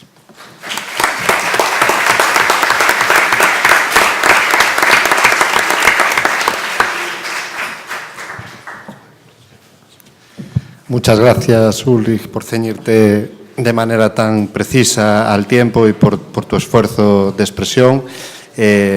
Y ahora a continuación tiene la palabra Lourenzo Fernández Prieto. Lourenzo Fernández Prieto es catedrático de Historia Contemporánea de aquí de la Universidad de Santiago, coordinador del Grupo Istagra, y en buena medida está aquí para hablarnos de cuestiones relacionadas con la memoria y con la historia de todos estos acontecimientos. Pero yo quisiera destacar que él, su verdadera pasión, y que sigue siendo así, es la historia agraria, ¿no? Y el hecho de que estemos aquí hablando de estos temas prueba de lo que él siempre dice, ¿no? Que al final todo empieza y quizá acaba en la historia agraria. Quizás sea porque de alguna manera el trabajo sobre estos relatos, ¿no? del pasado pues tiene algo que ver, se me ocurre, con el trabajo de una agra, ¿no? En la que muchas manos están trabajando, no siempre es lo mismo, pero siempre requiere una atención y un cuidado, ¿no? Quisiera destacar, porque yo creo que es importante, su papel en el impulso, en la dirección y en la coordinación del proyecto Nomes y Voces, ¿no? En la medida en que es un encuentro entre todos estos aspectos que estamos trabajando aquí y lo que es la opinión pública, los usos públicos de la historia, ¿no? Sin más, le cedo la palabra cuando quieras. Muchas gracias. Bueno, muy buenos días a todos y a todas de nuevo. Me paso al castellano para facilitar la comunicación y el debate posterior con nuestros invitados e invitadas. La pregunta a la que quiero responder en esta intervención es la del encuentro. Es decir, ¿por qué es necesario construir, que intentaré, construir un nuevo relato de golpe, guerra y dictadura? Un nuevo relato con pregunta, o unos nuevos relatos, como me decía Elizabeth en el café, ¿no? No somos unívocos ni totalitarios. Quiero plantear algunos argumentos desde la historia desde abajo. Efectivamente, me dedico a la historia rural, por lo tanto a la historia de hombres y mujeres que trabajan en el campo y son anónimos, fundamentalmente. Y también desde la historia transnacional, porque esa gente migra y está en todas partes, ¿no? Y viene y va, y sus ideas y sus capacidades también, ¿no? La verdad es que esta idea del nuevo relato ya lo apuntó nada menos, lo apuntó mucha gente, y lo apuntó Semprún en el año 1977 en una novela bien conocida. Y yo creo que nadie lo entendió en aquel momento. Pero hoy podemos ver mucho más claramente que entonces, por ejemplo, la evidencia de que no puede haber víctimas sin verdugos. Algo que, sin embargo, olvidamos en todo el ciclo de recuperación de la memoria histórica. Porque la pregunta es, ¿quién podía preguntarse entonces, en 1976, por utilizar los 40 años de referencia, esta cuestión? Era imposible. Y era imposible por varias razones desde mi punto de vista. La primera tiene que ver con la propuesta política de la oposición. La propuesta política de la oposición incluye el paradigma de la reconciliación que hoy nos domina. E implica una idea del pasado, e implica perdón, e implica olvido. Hubo mucha resistencia social, cultural y política a aceptar, y se mencionaba en la conferencia de Loureiro, el triunfo del paradigma, de lo que luego sería el paradigma de la reconciliación. Pero sucesivamente fue triunfando como única, entre aspas, solución en el 77, en el 78, en el 79 y definitivamente el 23 de febrero o después del 23 de febrero del 81, cuando el ruido de sables ya era real, no era una posibilidad. La amenaza de una guerra en el lenguaje de la época se materializó, fue visible y el temor, por cierto, también, aunque Cercas en su libro no lo haya entendido todavía. Semprún y otros estaban al margen de este paradigma, de esta idea de reconciliación. Elena Fortuny, Fernando Fernán Gómez, Buero Vallejo, están claramente al margen de esta idea y muchos otros. Una idea establecida por los derrotados en la guerra, por los vencidos, como política futura a partir del año 56, en el momento en el que el Partido Comunista de España liquida la guerrilla como instrumento de combate del fascismo y a partir de ese momento establece la idea de reconciliación.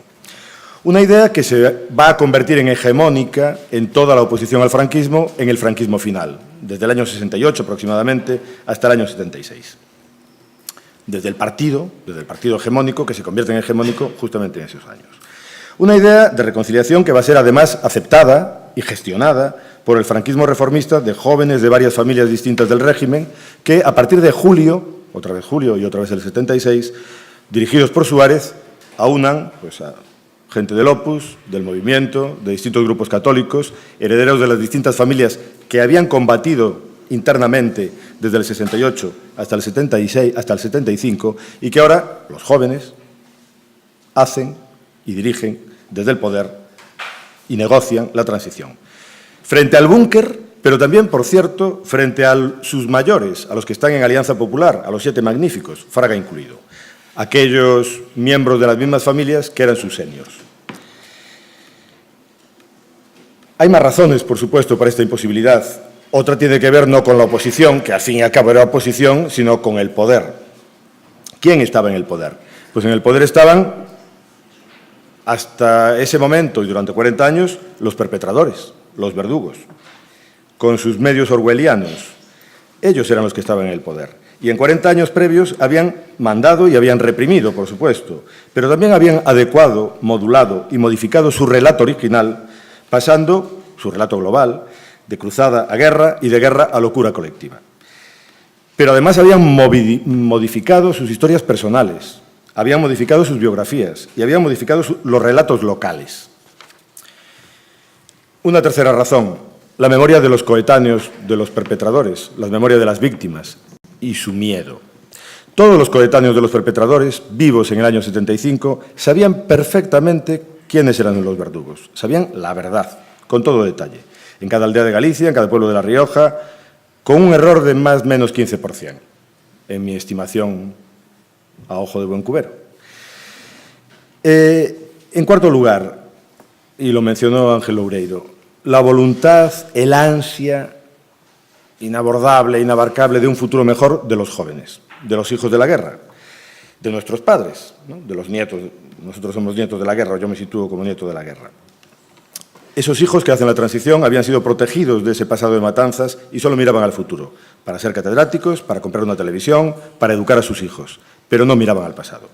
Y eso es lo que se les da a partir del año 76, a partir de julio del 76. Resumiendo algunas de estas razones de la pervivencia de tabúes, el paradigma de la reconciliación, que llega hasta hoy, que los verdugos estuvieran en el poder todavía y manejando las lógicas del poder, que las víctimas directas y sus familiares sabían demasiada verdad y tenían demasiada memoria y, como muy bien decía Ángel Loureiro, los historiadores en aquel momento no sabían qué hacer con tanta memoria, como mucho un reportaje en Interview o un artículo en Tiempo de Historia. Y los actores, los que construyen y hacen la transición, que son los que miran y quieren y solo piensan en el futuro. La verdad es que ya hace 20 años Paloma Aguilar nos hizo saber cómo el peso de la guerra sirvió para llegar a acuerdos en la transición y a la vez requirió del olvido. La gran acumulación de datos obtenidos durante el ciclo de recuperación de la memoria histórica no se acompañó de cambios en el relato convencional, cultural, mediático ni escolar de esto que llamamos pasado incómodo. Tampoco lo lograron las novedosas y abundantes aportaciones historiográficas que, con todas sus nuevas preguntas, en los últimos 30 años, fueron literalmente deglutidas por un relato político del pasado establecido en la transición, asentado en la sólida, útil y duradera lógica de la reconciliación.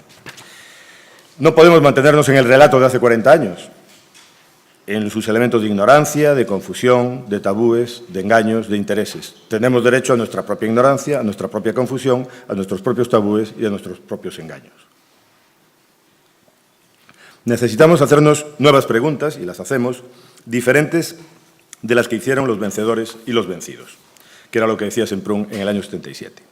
Y no es esto una crítica a la transición, ni a quienes la hicieron. El pasado ya pasó y sigue presente, pero lo hicieron como buenamente pudieron. También lo hicieron, de hecho, que su relato perdura hasta hoy y es capaz de superar incluso el ciclo de las víctimas y el ciclo de recuperación de memoria histórica. Lo que intento hacer es una autocrítica a nosotros mismos y a nuestro presente, que no tiene que ver con la política y las biografías personales, sino con el pasado y su conocimiento. ¿Quién mató a las víctimas? No puede ser irrelevante. No es irrelevante para los historiadores, las historiadoras y los que indagamos en el pasado o nos preocupamos por el pasado, y desde luego no lo es para la ONU desde el año 45, cuando habla de la no repetición. Tiene que ver precisamente con la constatación de que nos estamos engañando, de que estamos perdiendo muchas cosas de aquel pasado. Esos contrafactuales, si los construimos, a los que se refería Ángel, serían mucho más pobres de lo que la realidad nos habría dado desde mi punto de vista, como historiador de aquel periodo, y como historiador de los de abajo, de los campesinos, de las campesinas, de los que no tenían voz, de los que no hicieron la guerra de los cultos, ni construyeron la llamada cultura de guerra. Nos estamos perdiendo muchas cosas de aquel pasado, insisto, y nos siguen engañando desde mi punto de vista los verdugos, como ya nos advirtió Walter Benjamin, los vencedores con sus intereses, pero también los vencidos con sus amarguras, inevitablemente. Nos enfocan mal lo que tenemos que observar en el pasado. Si lo vemos desde las mujeres, desde su mirada cuidadora, desde el ocio, desde el deporte, desde los jóvenes, desde los de abajo, si lo buscamos desde hoy con nuestras propias y libres preguntas, lo veremos de forma distinta. Leeremos de forma distinta los periódicos del pasado, las instrucciones de Mola, que son clarísimas, y literalmente los discursos de Franco. Si lo vemos desde los protagonistas, desde los dirigentes, desde los jefes militares, desde los políticos, desde los presuntos centros del asunto, veremos sus intereses y veremos esa guerra de los cultos. Veámoslo, por lo tanto, desde la gente y desde la multitud, desde la historia social que nos explicó E.P. Thompson para estudiar a la multitud, desde la historia rural y desde la historia del campesinado. Leamos el nuevo pasado leamos de nuevo el pasado, porque casi toda la historia es mentira. Y esto lo dice, por cierto, un personaje de Jane Austen en una novela del siglo XIX. Para construir un nuevo relato, además de deconstruir el heredado, es necesario retirar las capas de cebolla que envuelven la confusión sobre el pasado incómodo. El pasado es un territorio extraño, mal cartografiado, lleno de lugares por descubrir, de yacimientos por excavar. Se trata en realidad de levantar losas que nos ocultan otros pasados. La losa del golpe del 18 de julio es la primera. La losa de la guerra y su resultado de vencedores y vencidos, que proyectan su memoria y su propia memoria, es la más pesada. La de la dictadura orwelliana, construida sobre los procesos de Kafka, con la ley de la sangre, es la tercera. Y la losa de la transición, en realidad no es una losa, sino el basamento del presente, pero es la cuarta. Si levantamos las losas, encontramos terrenos pasados, desconocidos, pero reconocibles, no integrables en un relato coherente, entre aspas, como el que han acumulado las 4 losas anteriores, pero sí identificables con vestigios, con restos que conservamos literalmente en nuestros desvanes, y no solo en los de las memorias, porque algunos de esos restos son materiales. Casi todo el mundo que hizo la guerra y sabía escribir, la escribió. Solo que hay que encontrar el papel, la memoria, la nota, el dietario. Y os aseguro que están en sitios insospechados y de personas increíbles. Veremos entonces muchas cosas, porque todo esto está pendiente de una mirada historiográfica, y no solo. Veremos entonces que la Segunda República no es una novedad. Para empezar, es la segunda, no es la primera. Para empezar, es el resultado y la continuación de un proceso de lucha contra la dictadura de Primo de Rivera. Es el resultado de una constitución democrática que se redactó en 1869 y que es de las primeras, si no la primera de Europa. No veremos polarización y fragmentación social en la República. Veremos pluralismo, multipartidismo, conflicto. No veremos todavía la solución que al conflicto de los años 30 sabemos que se produce en España, con ese golpe de Estado, la guerra y su resultado. No veremos violencia que engendra violencia de una guerra inevitable si comparamos con aquella Europa de entreguerras o con la América de entonces. Asuntos todos que seguramente chocan porque, aunque tienen base empírica y argumentación racional, parecen ir contra nuestras creencias y memorias más íntimas, aquellas con las que se construyó nuestro confortable presente. No queremos salir de nuestra zona de confort, del relato establecido. De ahí la idea del relato viejo y del relato nuevo y de los relatos y de las memorias. Si miramos más a la sociedad, al ocio, a la cultura, a las costumbres y menos a la política, aparentemente coherente, pero siempre observada desde futuros pasados, como nos advertía Koselleck, si miramos a la gente y su cotidianeidad, descubrimos desde la historia social vestigios de otros pasados en los desvanes de nuestras casas, y mucho más abundantemente en archivos, en hemerotecas, en fondos orales a nuestra disposición.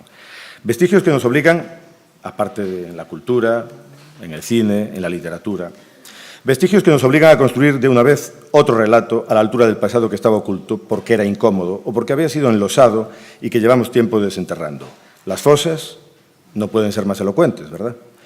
Si seguimos mirando hacia abajo y hacia los lados, podemos ver muchas más cosas, además de la ya citada, la normalidad democrática que marca la República frente a la supuesta inevitabilidad del desastre. Podemos ver que es el golpe y no la guerra el centro del asunto, el turning point, y que el golpe dura mucho tiempo y que la guerra no empieza hasta que Madrid, que es el centro del poder que querían tomar los golpistas, no cae. Veremos el fascismo en su tiempo, que quien ganó la guerra en el 45 en Europa, la perdió en España en el 39. Veremos la lógica de la reconciliación, primero política de partido y 20 años después motor y cultura hegemónica de la transición.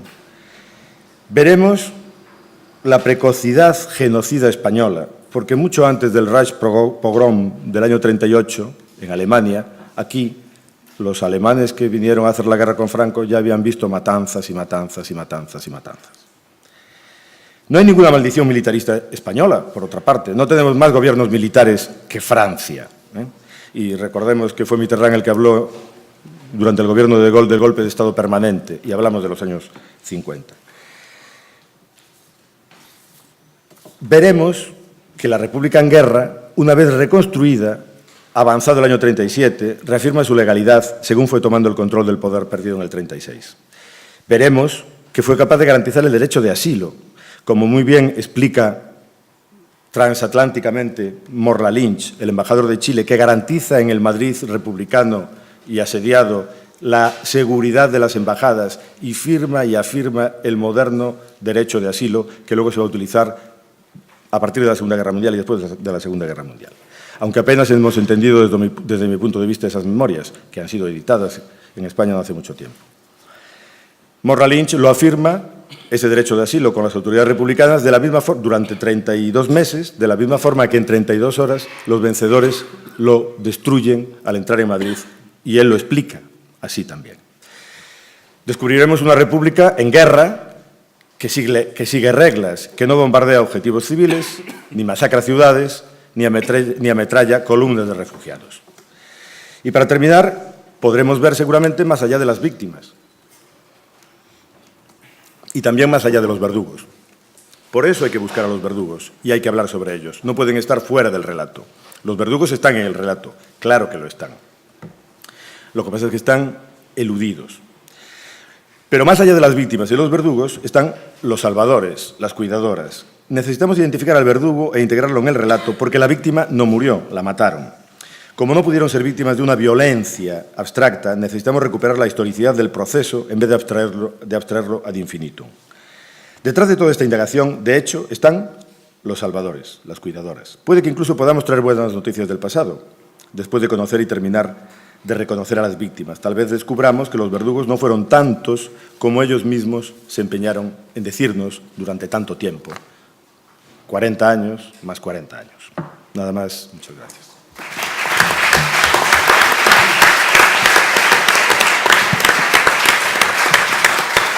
Pues muchas gracias, Lourenzo, por ajustarte milimétricamente a los 15 minutos. Y ahora comienza el turno de los replicantes, ¿no? Y la primera persona que va a intervenir, Jesús Izquierdo, está a mi derecha, de la Universidad Autónoma de Madrid, especialista en diversas cuestiones relacionadas con la memoria, la historia, el propio concepto de construcción de la historia como conocimiento, pero yo quisiera presentarlo hoy aquí como algo más que un profesor de historia. Yo creo que Jesús es un verdadero militante del partido de la historia, ¿no? Es un activista en la historia. Y en buena medida lo digo porque mucho antes de que nosotros estemos aquí hablando de este tema, él fue posiblemente de los primeros en utilizar de una manera amplia en el ámbito de la historiografía española el propio concepto de relato, de discurso, del análisis de la historia en estos términos. Siempre generando discusiones, polémicas a las que está muy acostumbrado y por eso lo traemos aquí para que participe y le agradecemos muchísimo su presencia. 5 minutos, Jesús. Ok. ¿Se me escucha? Sí. Bueno, en primer lugar, y utilizando algo de mi tiempo, sí quiero agradecer a los organizadores y a los participantes de esta sesión y a vosotros, el que estéis aquí y que participemos todos de alguna discusión que, desde luego, las 3 intervenciones suscitan, ¿no? Para empezar, porque la pregunta ya es capciosa. Es decir, ¿está agotado el relato sobre la guerra civil? Bueno, uno podría tener muchas respuestas, pero desde luego una plausible es que dependerá de los públicos, es decir, qué efecto tienen los relatos sobre los públicos y esos relatos construyen identidades narrativas o no lo hacen. A mí me da la impresión, siguiendo, y voy a tratar de cambiar mi speech para hacerlo más adecuado a lo que se ha dicho esta mañana aquí, pues parece que hay un cierto relato que no está terminado. Si uno se fija en las 114.226 desaparecidos que hay en España y además hace hincapié en la desmemoria y en el desconocimiento que hay en una gran mayoría de la sociedad civil, pues parece que hay un relato que de alguna manera nos ha construido sobre la base de esa desmemoria y ese desconocimiento. Es decir, ¿por qué pisamos el territorio español sin fijarnos en la cantidad de muertos que tenemos enterrados en fosas comunes?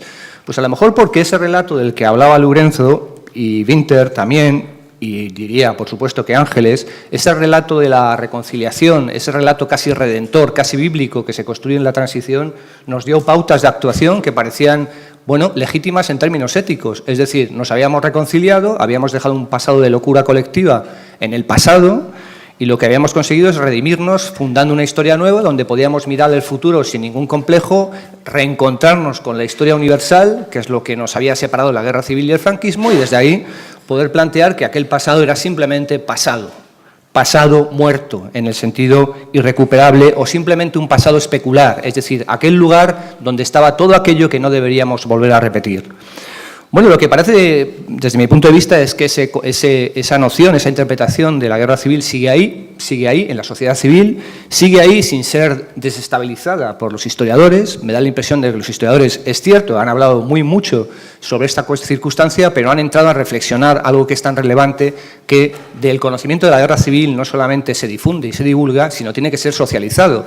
Y cuando un historiador no consigue socializar su discurso con otro relato u otros relatos, pues da la impresión de que lo que se queda patente es el relato hegemónico del cual ya todos sabemos muchos. Nos convertimos en locos colectivos, hicimos una locura colectiva, todos somos responsables, somos lectores equidistantes de aquel pasado donde culpables, donde víctimas, donde represores, perpetradores están unidos en ese bucle, ¿no? Y lo demás, pues parece que importa poco. Bueno, ¿qué le ha pasado al historiador? Me da la impresión de que al historiador le ha pasado algo que tiene que ver con su ensimismamiento. Me parece que el historiador es un tipo que pulula en el mundo académico, construye sus relatos, parece que los funda en esa pequeña comunidad que vive en su encastillamiento y por esa lógica cientifista de la que hablaba Ángel anteriormente, parece no tener responsabilidad con la construcción del relato que hace. Es decir, puede hacer relato alternativo, por eso no hay un único relato, hay varios, pero desde luego no tiene la responsabilidad de fijarse en qué efectos tienen los relatos que construye sobre la sociedad en la que vive. Básicamente porque al ser científico, ¿para qué interesarse en el efecto social que tiene el relato alternativo que construye? Bueno, el hecho fundamental para mí del problema del historiador no solamente es esa cientificidad que lo aleja de la responsabilidad del relato, sino está también en algo que Ángeles comentaba, que yo creo que estoy de acuerdo con ella, pero en cierta manera me siento también en profundo desacuerdo, porque creo que el historiador no entra en algo que tiene que ver con lo que Winter, que es la cuestión de la figuración, de la imaginación histórica. No caemos y reprimimos tajantemente la cuestión del relato. Nos da terror pensar que para escapar de esa lógica del dato como el único reflejador, de alguna manera, de la verdad histórica, pues no podemos fijarnos en la parte esta creativa, figurativa, que todo relato construye. Y esto es un problema porque lo reprimimos habitualmente. Escribimos relatos sin tener en consideración que el relato es, en último extremo, el que da sentido a los datos que utilizamos, ¿no? Por lo tanto, del relato lo único que podemos decir es que va a haber mucho porque dependerá de las sensibilidades culturales que tengamos a mano en un momento dado, ¿no? Por lo tanto, pensemos en relatos, y yo estoy absolutamente de acuerdo con Lourenço, pensemos en relatos nuevos, pero que se hagan cargo de la responsabilidad que tenemos en el presente con respecto a un pasado jalonado de fosas comunes. Para mí ese es el problema social español. A mí me da igual que se construyan 20.000 relatos sobre el pasado de la guerra civil si no acabamos entrando en relatos que se hagan cargo de la responsabilidad que tenemos los españoles para fundamentalmente elaborar nuestro pasado. Y estoy aplicando un término muy de Dominique Lacapra, que quiere decir que cuando un pasado traumatiza, el historiador lo que tiene que hacer es jugar con relatos, imaginar relatos que permitan a los españoles elaborar ese pasado, es decir, destraumatizarlo en la medida de que se pueda. Sabemos que el trauma es inacabable, el trauma está ahí, pero desde luego lo que nos tenemos que hacer cargo es de ese trauma que pulula entre nosotros y que nos permite, pues, ver fantasmas donde no debería haber. Tendríamos que tener espectros manejables, de alguna manera controlarlos en algún punto en el que podríamos escapar a ese pesar, ¿no?, casi compulsivo de un pasado que no pasa, ¿no? Por lo tanto, fantasmas, por lo tanto, espectros, por lo tanto, poca elaboración, mucho acting out, es decir, un pasado que revive constantemente en nuestros fantasmas con esos muertos que aparecen cuando no deberían o aparecen sin nuestro control. Y por último, deciros, y ya estoy a punto de acabar, ¿no?, me queda muy poco tiempo, pero entrando en la discusión más profunda, ¿no?, me da la impresión de que si hay muchos relatos es porque la memoria nos ha puesto a la defensiva. La memoria es constructora de relatos, la memoria construye desde puntos de vista y desde argumentaciones epistemológicas que no son exactamente las de la historia, pero nos ha colocado en relatos que están ahí, relatos locales, relatos rurales, relatos que pululan, relatos que obligan al historiador a reaccionar, pero no a reaccionar a la defensiva, sino a reaccionar integrando el relato y dialogando, porque lo que nos falta, sobre todo a los españoles, y con esto acabo, es un ágora pública donde poder discutir con memorias diversas. Cuando consigamos políticas de la memoria plurales, habremos hecho o habremos dado un paso en lo que es, para mí, el avanzadilla del conocimiento histórico, que no depende solo de los historiadores, que depende especialmente de los ciudadanos. Cuando integremos a los ciudadanos en el quehacer del conocimiento y difusión del pasado, habremos dado un salto cualitativo en relación a lo que Ulrich decía, internacionalización del conocimiento histórico. Gracias.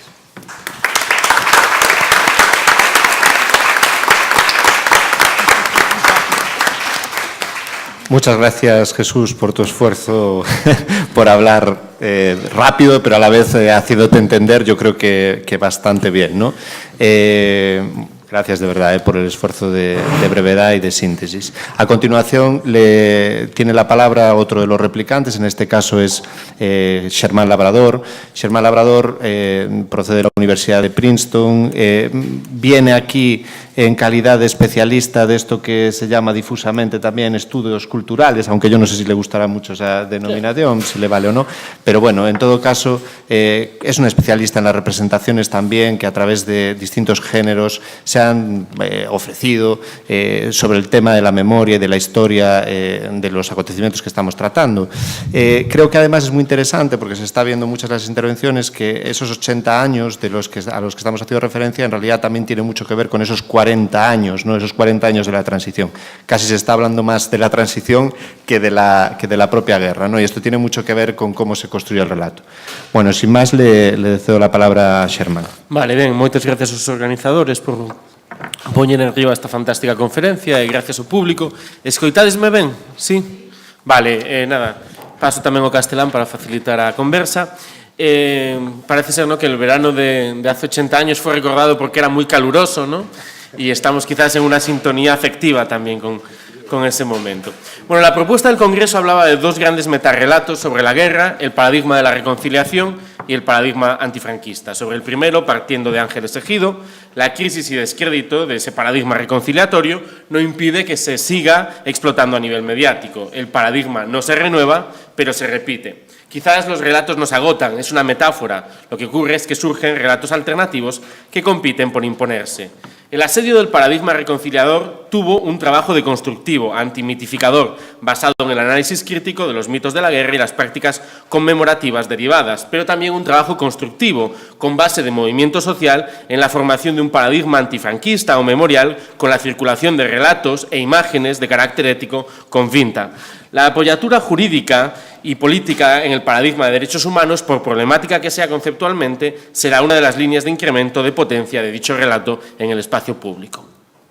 Un nuevo relato, vale, requiere identificar unas nuevas coordenadas del presente, desde las que este tenga sentido, se reclame y se construya. En el sentido de Walter Benjamin, las constelaciones de la memoria son aquellas en las que las urgencias del hoy permiten ver un pasado nuevo.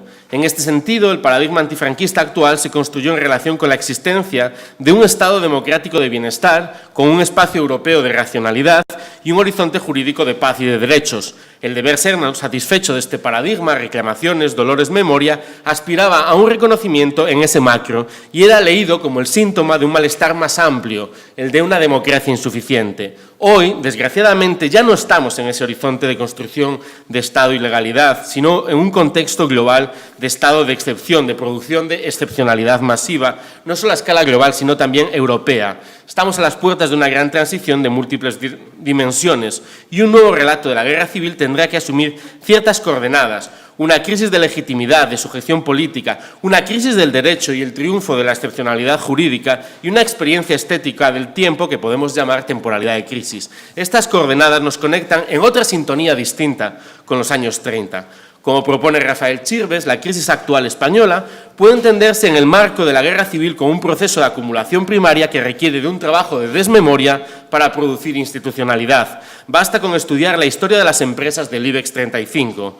En cierto sentido, toda historia contemporánea sigue siendo la historia del capital, aunque nos olvidemos con mucha frecuencia de ello.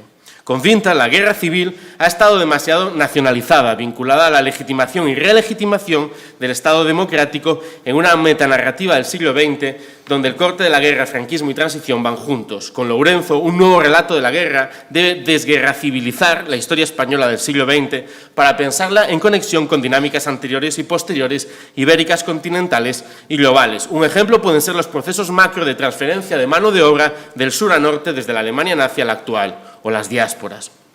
Un nuevo relato de la guerra requiere de la descolonización de la historia nacional. Quizás la desestructuración del estratégico territorio ibérico en el 36 era tan ajena a los pobladores como hoy puede ser la de Siria, en un contexto europeo, el de los años 30, marcado como el actual, por fenómenos de disgregación, renacionalización y periferización continentales. La literatura, como decía Winter, tiene mucho que aportar en este empeño. Un ejemplo es el trabajo de Max Aub sobre los campos, donde se estudian las mutaciones progresivas del campo de refugiados al campo de concentración, al campo de trabajo y al de exterminio. Y se nos dice que la lógica del campo va más allá de la ideología totalitaria para reencontrarse con la estructura tecnopolítica del Estado moderno. Hay que hablar de esto hoy en el contexto de la llamada crisis de los refugiados.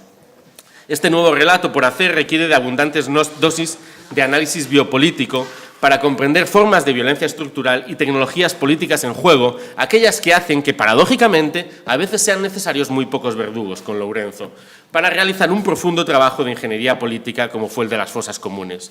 Debemos subrayar líneas de fuerzas que se quedaron perdidas en la guerra, procesos de racialización, subalternización, feminización y apatría de los cuerpos del territorio ibérico que vienen de antes, que habían sido practicados extensivamente en las colonias y que son consustanciales a la producción de políticas de excepción ahora y entonces. En este sentido, la violencia de Estado de tipo colonial se fue ejerciendo sobre la población antes y durante la Segunda República también, vinculada a una noción de orden público naturalizada. Las matanzas de jornaleros de la década de los 30 nos hablan del proyecto de un Estado liberal cuya ideología base es el dominio de cuerpos y territorios. Así, un nuevo relato de la guerra debe incorporar la crítica radical del Estado. No basta con que sea un relato antifascista, ha de ser también un relato antiautoritario, anticolonial y altermundialista. Hoy, y termino, el único futuro es el del apocalipsis climático, financiero. Pero, sin embargo, en el imaginario de los años 30, el signo era contrario. Había horizontes futuros de fraternidad, de comunidad, de emancipación, de corresponsabilidad. Buena parte de los flujos utópicos que caracterizaban los años 30 tenían en su centro los cuidados. No toda utopía surge de un deseo de dominio, sino también de la necesidad de garantizar una vida en común.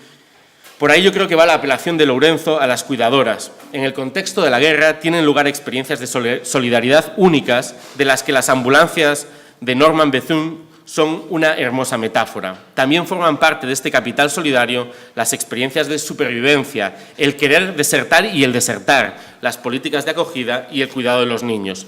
Estas experiencias fundarán el nuevo relato que cada vez vamos a necesitar con más fuerza. Gracias.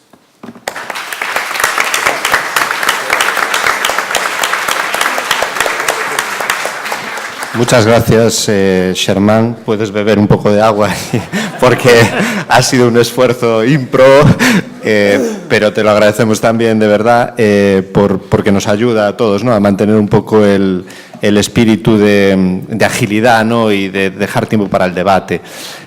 Casi sin descansar pasamos ahora a la intervención del tercero de replicantes que tengo el placer de presentar, porque además de ser un replicante es un buen amigo mío, que es Daniel Lanero y que es del Departamento de Historia de aquí de la Universidad de Santiago y viene aquí en su condición de especialista en diversos aspectos del franquismo. También es una persona que se situaríamos en el ámbito de la historia agraria o historia del mundo rural, pero mucho más allá de eso, también relacionado con eso, creo que es una de las personas que mejor ha explicado el proceso de construcción del régimen franquista, lo cual no es poco decir, ¿no? Pero es así, ¿no?, y hay que reconocérselo. Y además es una persona que actualmente me consta que está muy interesado en distintos aspectos relacionados con la transición, con lo que nuevamente volvemos a conectar todo el tema que estamos tratando con esos años que han sido tan decisivos, ¿no?, a la hora de construir los relatos o el relato que estamos intentando deglutir o analizar aquí, ¿no? Sin más, le doy la palabra a Daniel, 5 minutos. Bueno, bos días. Moitas grazas aos organizadores por este convite. Despois de todas as intervenciones de la mañana, pues va a ser difícil, sin ser, en mi caso yo no soy especialista en la guerra civil, me interesa el tema de memoria, pero tampoco soy especialista, y a ver cómo hago yo para decir algo mínimamente inteligente sin que parezca que me hayan invitado por pertenecer a Instagram, ¿no? Entonces, bueno, en todo caso, lo intentaré y tomando un poco una afirmación que se hacía en la conferencia inaugural de Ángel Loureiro, yo de lo que puedo hablar aquí es desde mi perspectiva y desde mi experiencia como historiador, ¿no? Y así lo voy a hacer, ¿no? Bueno, más que un balance colectivo, yo lo que he hecho es, a partir de los textos que se nos pasaron con antelación, y sobre todo a partir de un texto muy interesante, que fue hace ya varios meses las indicaciones que se nos dieron a los replicantes, que me parece un texto bastante claro de la idea que había para este congreso, voy a intentar esbozar una serie de reflexiones que me han sugerido, no directamente que me surgen a partir de la lectura de los tres textos que se han presentado, ¿no? Una de las primeras, es quizás la más obvia, es que es fundamental en general la prevención y el cuestionamiento y la revisión de todos los relatos historiográficos hegemónicos.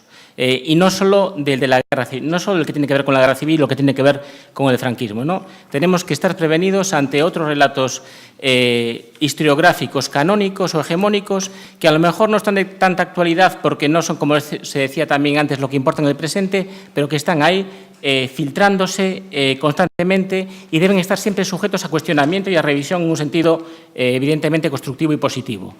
Podemos preguntarnos, y esto está pasando no solo con el relato de la guerra civil, está pasando especialmente con el relato de la transición, y decía en su texto Lourenço, decía que, bueno, que todos los relatos sobre el franquismo, los relatos que el franquismo produjo a nivel historiográfico han sido desmontados. Bueno, pues ahora a lo mejor también tenemos que tener precaución sobre relatos muy hegemónicos, historiográficos, por ejemplo, que hay sobre el pleno franquismo y sobre muchos vacíos que hay sobre digamos, las décadas finales de la dictadura. Esa es la primera reflexión. La segunda reflexión, que tiene más que ver con la intervención y con el texto de Ulrich Winter, que me ha parecido fantástico y muy complejo y muy rico, son dos cuestiones que ya han salido aquí un poco en el debate, ¿no? Yo creo que una de las principales aportaciones de este texto, que también está en cierto sentido en el texto de Lourenço, es aplicado a la historia de España, historia contemporánea de España, la crítica a la exaltación de la excepcionalidad. Esto me parece fundamental. Y yo aquí soy optimista. Creo que en los últimos 15 años, en muchos subcampos historiográficos, creo que, aunque ese relato de la excepcionalidad persiste en algunos, en otros lo estamos consiguiendo superar y se está consiguiendo integrar positivamente y no desde un complejo de inferioridad histórica nuestra experiencia histórica en el pasado con otras, ¿no? En este sentido, yo creo que esa aportación me ha gustado mucho y yo lo resumiría en que es posible historiar la especificidad de los procesos históricos, en el caso español o en el caso gallego o en cualquier otro caso, sin hacer bandera de la exaltación de la excepcionalidad. Esto me parece una idea muy, muy importante. Otra cuestión que a lo mejor es un poco más polémica es... coincido bastante, y bueno, yo creo que así lo he intentado aplicar en mi propia práctica historiográfica y creo que además es una señal de identidad de nuestro propio grupo, ¿no? Yo creo que coincido en la predisposición a la apertura teórica, conceptual y metodológica a otras disciplinas, dentro de las propias subdisciplinas históricas, ¿no? Partiendo de que yo me considero fundamentalmente un historiador social, pero también otras disciplinas como pueden ser los estudios culturales o la psicología social, etcétera. Creo que tenemos que estar abiertos, pero creo que también hay algunos riesgos. Hay algunos riesgos y estos riesgos creo que tenemos que ser un poco honestos. Estos riesgos no son necesariamente refugiarnos en la zona de confort. Creo que sí que en cierto sentido existe una crisis de identidad de la historiografía, a lo mejor no de la historia, una crisis de identidad respecto a nuestras metodologías, respecto a nuestros conceptos y respecto a nuestras narrativas.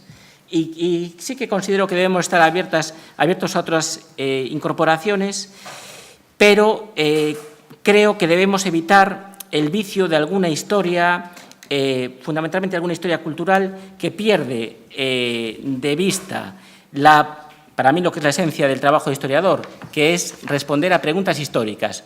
responder a preguntas históricas no para establecer verdades históricas, un poco en la línea de lo que decía Lourenço en su texto, ¿no? Creo que hemos perdido, o se ha perdido, y eso además es muy característico de la historia social, esta vocación o voluntad por responder a preguntas históricas, se ha perdido en algunas producciones para caer en un cierto relativismo narrativo, descriptivo, que no explica prácticamente nada. Eso no significa que no esté, y lo repito, estoy muy de acuerdo con la cuestión de la imaginación. No existen historiadores sin imaginación, no deberían existir. Existir existen, ¿no? Ni sin intuición. La imaginación y la intuición son la clave de investigación histórica en el momento, sobre todo de las preguntas de investigación, aunque no solo. Y esa apertura de mente y evitar, digamos, la idolatría del dato y del documento, ¿no? Porque eso cierra nuestra mente bastante, en mi opinión.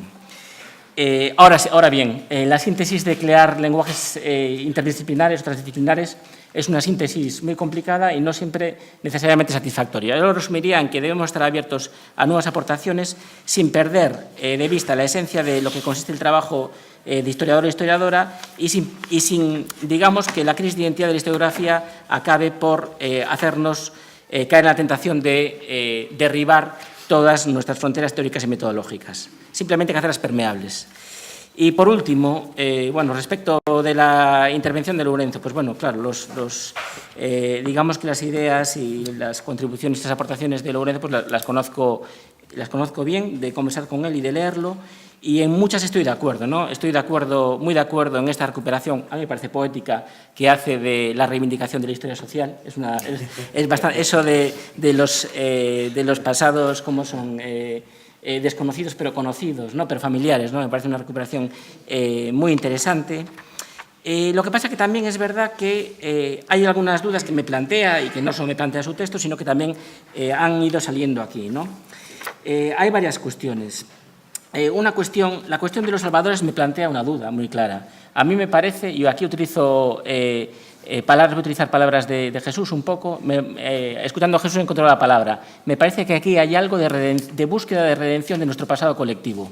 Es decir, hay un ajuste de cuentas con el pasado de buscar salvar algo de esa historia. Se están historizando, y hay gente como Antonio y otra gente que ha historizado muy bien las prácticas de violencia en el pasado. Yo no digo que no haya que historizar en ese pasado también esas prácticas de cuidadoras y salvadores, pero creo que eso de traer buenas noticias del pasado tiene algo de trauma, en mi opinión.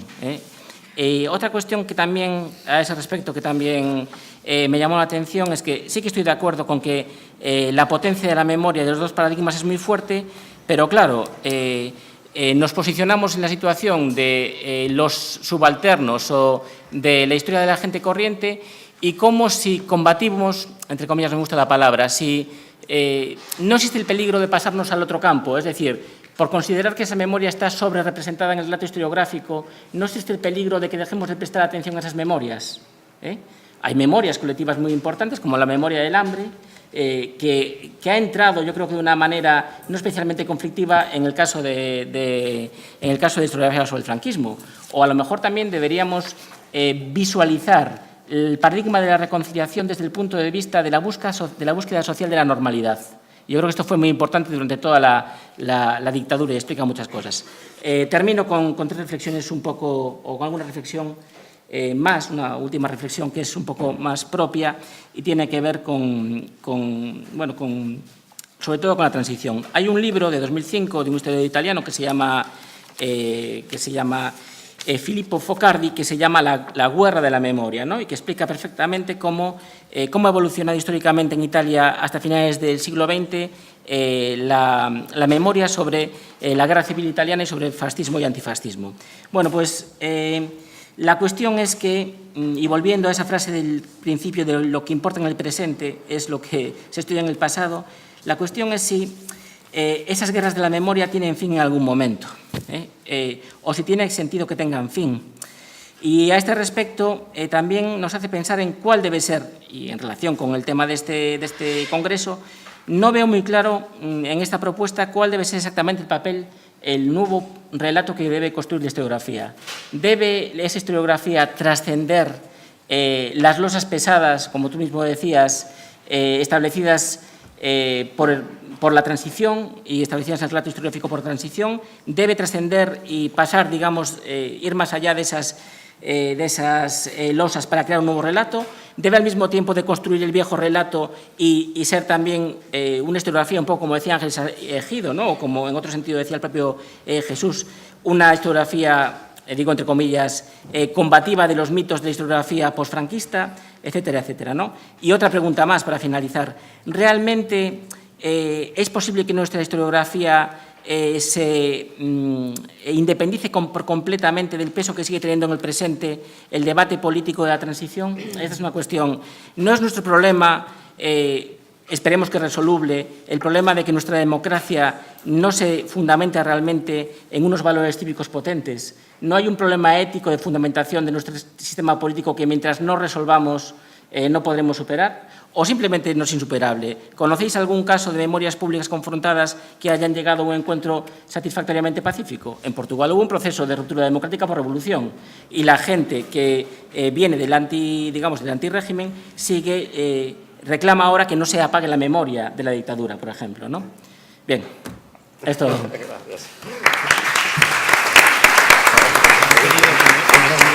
Vale, perfecto. Bueno, muchas gracias a Daniel.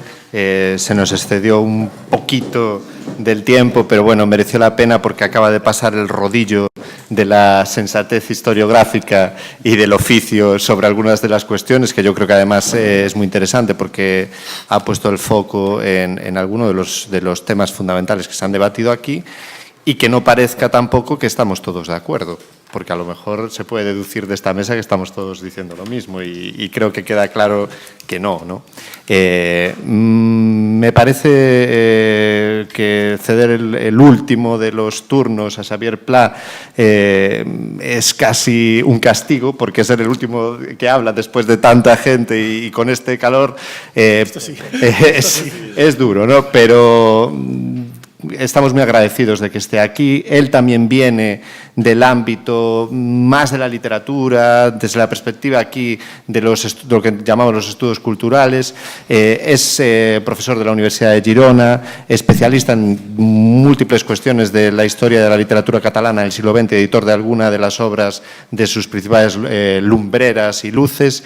Y además de eso, creo que tiene una visión muy interesante sobre cómo también desde la perspectiva de las obras literarias se puede construir y reconstruir memorias que son conflictivas, traumáticas y diversas. Sin más, le cedo la palabra a Xavier. Muchas gracias de nuevo por estar aquí. Muchas gracias.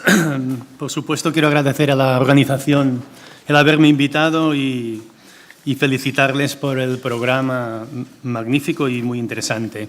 Mi punto de partida, efectivamente, es el de un profesor de literatura comparada, que intenta analizar la novela de la Guerra Civil Española y sus múltiples representaciones, y por tanto yo me muevo en un ámbito bastante diferente de las intervenciones que me han precedido, que es el ámbito de la imagen, de las imágenes, de las metáforas, de los símbolos que funcionan como correlatos, un poco a la manera de lo que hizo René Girard y su construcción de la figura del scapegoat, del chivo expiatorio.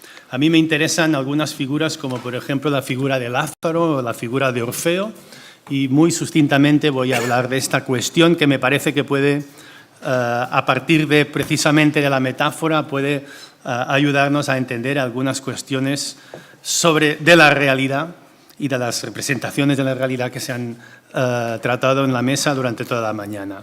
Me gusta recordar que en 1950 un poeta francés y editor, Jean Cayrol, publicó un breve ensayo, hoy muy poco recordado, que se titulaba Lazare parmi nous, Lázaro entre nosotros, y que es un texto extraordinario que constaba de dos partes. Por una parte, se trataba de un inquietante análisis de los sueños y las angustias de los deportados en los campos de concentración nazis. El mismo Cayrol es un superviviente de un campo y quizá recordaréis que es el guionista de Nuit et Brouillard, la célebre película de Alain Resnais. Pero la segunda parte, más estrictamente literaria o narrativa, es una parte titulada Pour un romanesque lazarien, en pro de una novela lazarena, que es una especie de manifiesto literario, un diagnóstico sobre las vías de salida de la novela europea después de la Segunda Guerra Mundial. Es un texto extraordinario, lleno de esperanza, lírico, trágico, después de tantos años de oscuridad y de desorden, en el que Cairol evoca con gran precisión a la figura de Lázaro para identificar al testimonio, del superviviente, del deportado, del que ha pasado por la muerte después de luchar en una guerra y especialmente de aquellos que pierden o salen derrotados de un conflicto bélico. En los años 50, en toda Europa, la figura de Lázaro se convirtió en una imagen que interesó un poco a todo el mundo. También en España, creo que vale la pena recordar que el motivo de Lázaro interesó a muchas voces poéticas y narrativas del momento que ahora no tengo tiempo pues, de clasificar. Lázaro, pues, aquel que Jesucristo hizo resucitar, según el Evangelio de San Juan, servía a Cairol para designar a un nuevo tipo de hombre al retornado de Auschwitz, pero también y sobre todo para encarnar a un nuevo tipo de literatura y más en concreto a un nuevo tipo de novela, lo que él llama la novela lazarena. Con este texto, Cairol parecía querer preconizar el surgimiento de un nuevo tipo de literatura que destacaría por su rechazo del pathos. Y aquí me parece que está la clave de muchas de las cuestiones relacionadas con la representación novelística de la Guerra Civil Española. El rechazo del pathos por su pudor a la hora de dar forma al testimonio. En este tipo de novela, la inquietud espiritual de Lázaro, figura de la metamorfosis, se personalizaría en este hombre que ha pasado por la muerte y que vuelve al mundo de los vivos con una lucidez desgarradora que le aleja de la somnolencia de sus semejantes. La figura de Lázaro encontrará en los años 50 a otra figura literaria opuesta, que es, por supuesto, la de Orfeo, figura literaria por excelencia, rivalizando las dos para intentar interpretar el estatus de la literatura de después de la guerra, de las guerras, e intentar inscribir el desastre, el mal, en la base del hecho literario. Lázaro y Orfeo coinciden en muchos puntos. Los dos encarnan el paso por la muerte, ya lo he dicho, por una forma de desaparición, y los dos, metamorfoseados, vuelven transformados. Los dos han perdido una parte de su personalidad, han evolucionado hacia un estado de impersonalidad, con un fuerte sentimiento de extrañeza, de soledad y, en definitiva, de exilio. Pero, por supuesto, Lázaro y Orfeo difieren también en otros puntos. Orfeo es una figura pagana, Lázaro forma parte del imaginario cristiano y, más importante, creo yo, Orfeo encarna el poder de la palabra poética que supera a la muerte. Su poder no es absoluto, ya que la palabra de Orfeo no permite la vuelta de Eurídice, pero el canto le permite, como mínimo, volver al mundo. En cambio, para Lázaro, figura pasiva, la vuelta a la vida se impregna de dificultades, el diálogo con sus semejantes se le hace difícil, el olvidar su pasado se le hace imposible. El hombre lazareno, aunque haya escapado del gran miedo a la muerte, lleva todavía sus estigmas y entre ellos que la palabra se convierte en dificultosa. Es decir, si Cairol se sirvió de la figura simbólica de Lázaro para designar un nuevo tipo de novela, también es cierto que en su libro se dedicó a describir con gran minuciosidad la soledad extrema del hombre, la del combatiente en la guerra, la del derrotado, la del perdedor, la del superviviente, la de la víctima, que de una forma u otra estuvieron en contacto con la muerte. Termino. Si tenemos en cuenta el valor metafórico de la figura de Lázaro, podríamos aplicarlo también, por ejemplo, a aquellos escritores y soldados que lucharon y perdieron en la Guerra Civil Española y que tras momentos de campos de trabajo, campos de concentración, y en todo caso siempre de largo y penoso exilio, volvieron años más tarde a España y decidieron reprender sus actividades literarias y ponerse a escribir sus propias experiencias. Todo esto si consideramos que hay que analizar la palabra, porque en realidad también no puedo dejar de decir que el gran tema de la cultura europea de después de la Segunda Guerra Mundial es el silencio, no es la palabra, es el silencio. Silencio y testigo, lenguaje y memoria se encuentran también en el corazón de la novela española a partir de los años 50, la cual, a pesar de la derrota, la represión y la persecución franquistas, conectaba nuevamente, como he intentado decir muy rápidamente, con los grandes temas de reflexión del momento histórico que empezaba. Muchas gracias.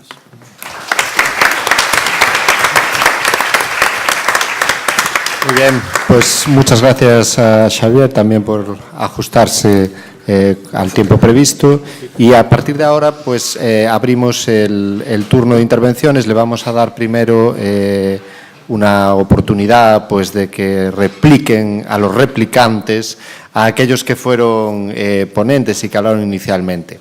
En general, para estas intervenciones sugerimos que se intente no exceder del tiempo de 2 minutos. Igualmente esto es aplicable también a todos los asistentes que queráis o que tengáis intención de intervenir, sea por una pregunta o sea por un comentario.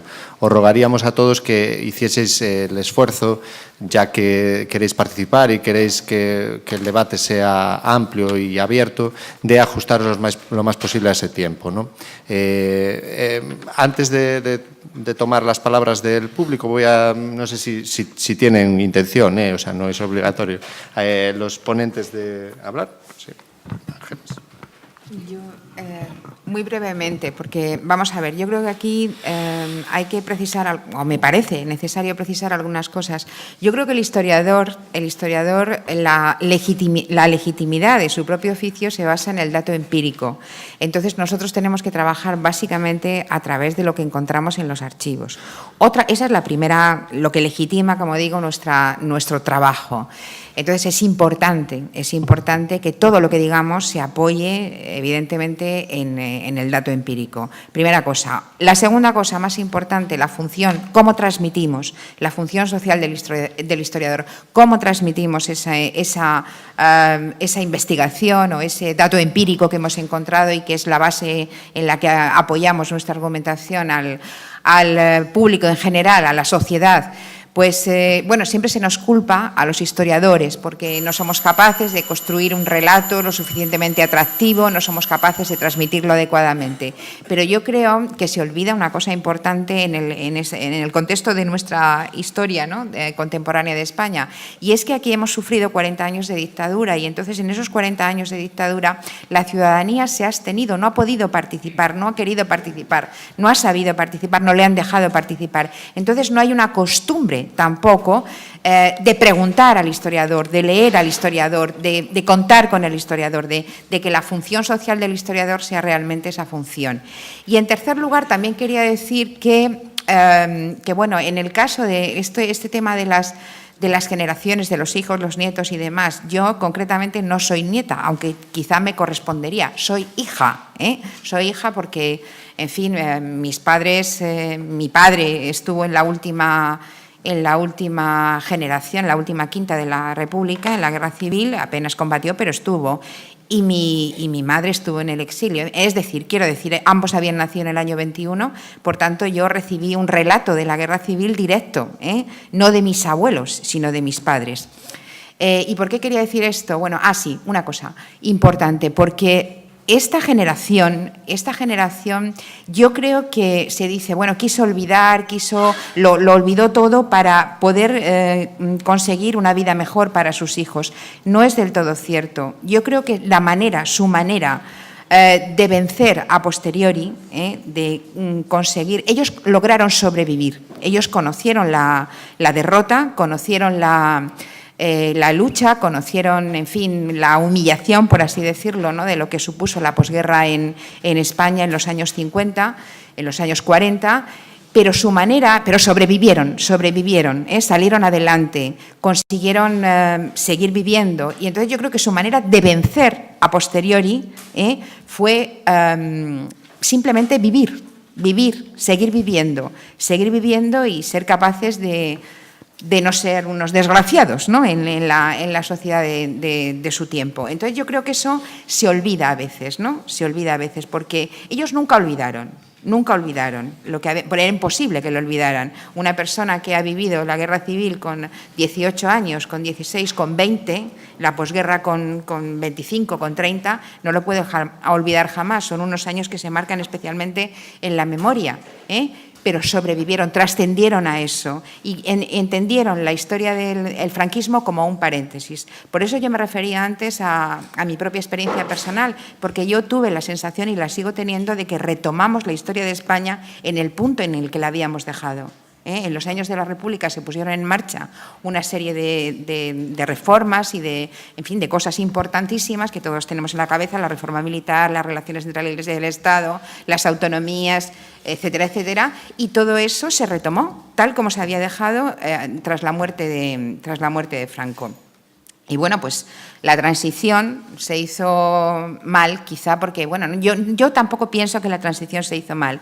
Yo lo que creo es que en la transición se hizo lo que se podía hacer. O sea, había un objetivo fundamental, que era consolidar la democracia. Esto es muy obvio, ¿no? Pero en aquel momento ese objetivo lo ocultó todo. Y entonces, ¿qué ha pasado? Que cuando ya se ha conseguido el objetivo fundamental, se ha conseguido la democracia, pues entonces aquí sí que entra en juego la famosa generación de los nietos, ¿no? Porque entonces ahora lo que tenemos que conseguir los historiadores, y en eso sí que creo que nos debemos implicar, es normalizar el relato de la historia de España. Efectivamente, nuestra historia no es excepcional. Efectivamente, lo que pasó aquí hay que contarlo, hay que explicarlo, pero hay que hacerlo, hay que normalizarlo. O sea, olvidarnos un poco, ya sé que es difícil, de víctimas y verdugos, olvidarnos un poco de buenos y malos, sino simplemente incorporar ese relato a nuestra historia, como lo han hecho otros países. Es verdad que una guerra civil tiene una característica fundamental que la diferencia de las guerras mundiales. Claro, aquí luchamos entre nosotros, no luchamos contra un enemigo, que eso legitima, contra un enemigo exterior, por así decirlo, ¿no? Pero a pesar de eso, otros países también tuvieron conflictos civiles y tenemos que empezar a normalizar ese relato y transmitir a los demás una historia lo más lo más real, entre comillas, posible, apoyada en datos empíricos, construir un relato consistente, pero normalizarlo, que no sea un problema, hablar de historia y de memoria en España. Perdón que me he extendido mucho.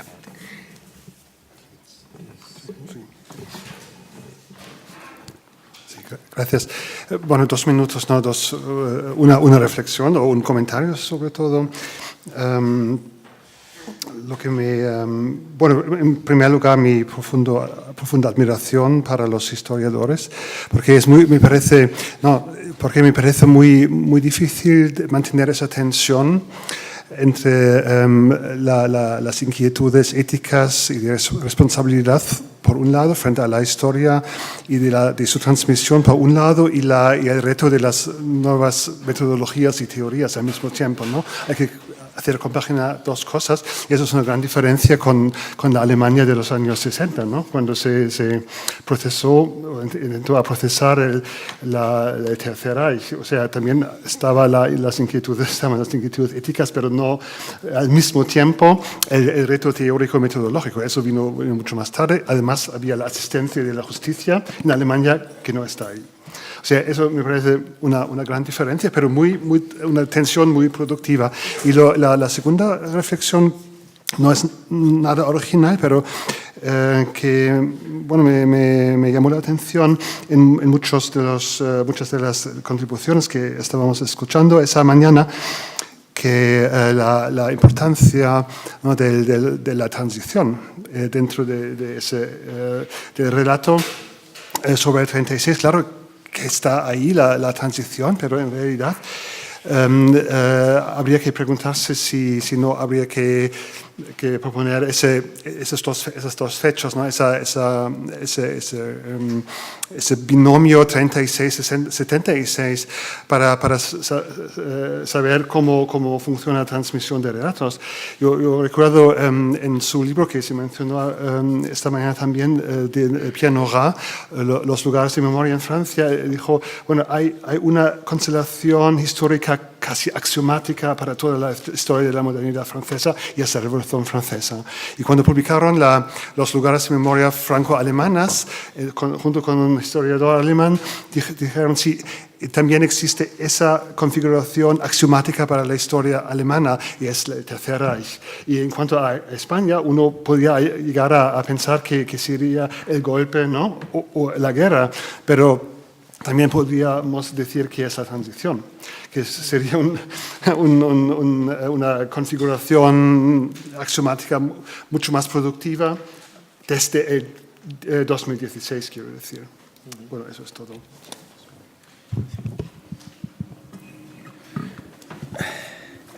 Bueno, pues por mi parte únicamente dar las gracias a los que han intervenido. Yo creo que, en fin, y quería comentar un par de cosas e intentar responder alguna pregunta que, en fin, Daniel ha hecho muchas y con mucho criterio. Efectivamente, aquí nos especializamos en hacer preguntas y luego necesitamos muchísimo tiempo para las respuestas, ¿no?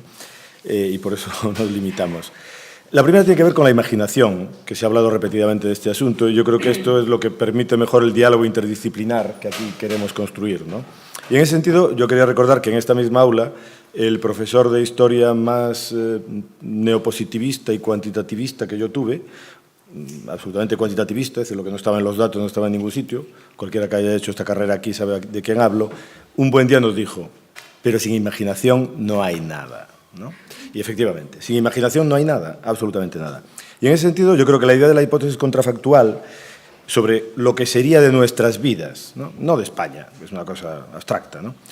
De nuestras vidas, de las vidas de nuestros mayores, sin golpe, guerra y dictadura, yo siempre que lo hago, y hago siempre el mismo juego, mi sensación como historiador que conoce empíricamente, lee aquella época, etcétera, etcétera, es que nunca conseguimos estar a la altura, desde mi punto de vista, de las posibilidades que existían, de las inscritas, de las observables y de las imaginables, ¿no? Yo siempre hago la misma pregunta a todos los científicos y historiadores de la ciencia que conozco, y es si ellos creen que Severo Ochoa habría sido premio Nobel aquí, sin necesidad de serlo en Estados Unidos. Fue el último de nacionalidad española científico que hubo, ¿no? Todo el mundo responde rotundamente que no, imposible. Solo se puede hacer uno premio Nobel en los años 50 en Estados Unidos. Pero lo cierto es que él era discípulo de dos potenciales premios Nobel, uno Negrín y otro Bolívar, y nieto, como discípulo, nada menos que de Cajal. Sin embargo, es imposible para nadie imaginar que pudiese haber sido premio Nobel aquí. La otra cuestión tiene que ver con la excepcionalidad y la singularidad, que efectivamente insistimos mucho en la necesidad, creo yo que estamos muy de acuerdo, en lo trans, ¿no? Transnacional, transcultural, transdisciplinar, pero la idea de la excepcionalidad española fue una construcción trabajosa y compleja que hizo el Ministerio de Información en los años 60, que no por acaso era el Ministerio de Turismo a la vez, y que todo lo convirtió en un eslogan magnífico que es un prodigio del marketing político y del marketing, al que siempre nos referimos, pero yo creo que acabamos sin entender lo que significa, ¿no? Que es Spain is different. ¿Qué está diciendo Manuel Fraga con ese lenguaje desde el Servicio de Estudios del Banco, desde el Servicio de Estudios de la Guerra Civil que acaba de montar en su Ministerio de Información, que siempre recordamos como de turismo y no como de información en una dictadura? Está diciendo a los potenciales turistas, es verdad, somos distintos.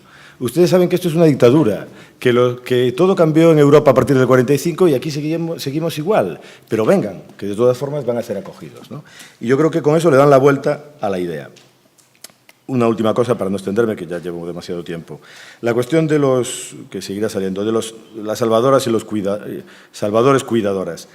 A ver, efectivamente, lejos de mí la idea, que no fui ni monaguillo ni seminarista, la idea de la redención, ¿no?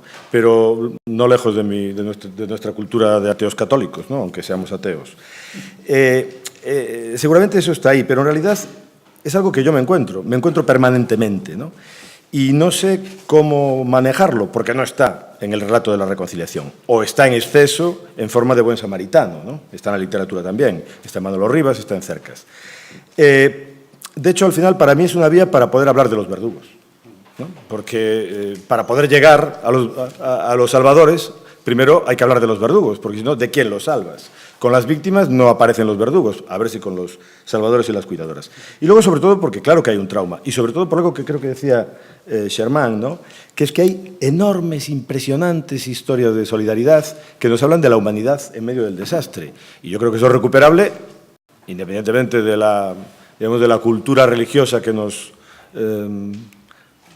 abrangue, ¿no? Que nos, no sé cómo se dice en castellano, ¿no? Que tengamos a nuestro alrededor. Y luego, por último, las memorias seguirán separadas y nuestro nuevo relato de la historiografía será un relato pluridisciplinar, y este es el segundo congreso, hicimos uno en el año 2010 que ya hablaba de Europa y América, es el segundo congreso que organizamos para ver si conseguimos avanzar en un nuevo relato, o sea que no sé en qué va a consistir, o sea, ni idea, ya veremos. Muy bien, muchas gracias. Vamos a dar algunas palabras. Hay allí una pedida, también me pidió aquí Jesús Izquierdo, otra y otra. Vale. Voy a agrupar así y otra. Voy a agrupar así y después hacemos otro turno, ¿de acuerdo?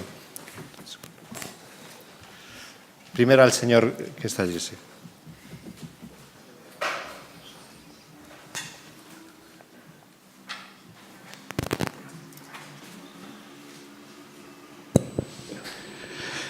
Ante todo, bos días.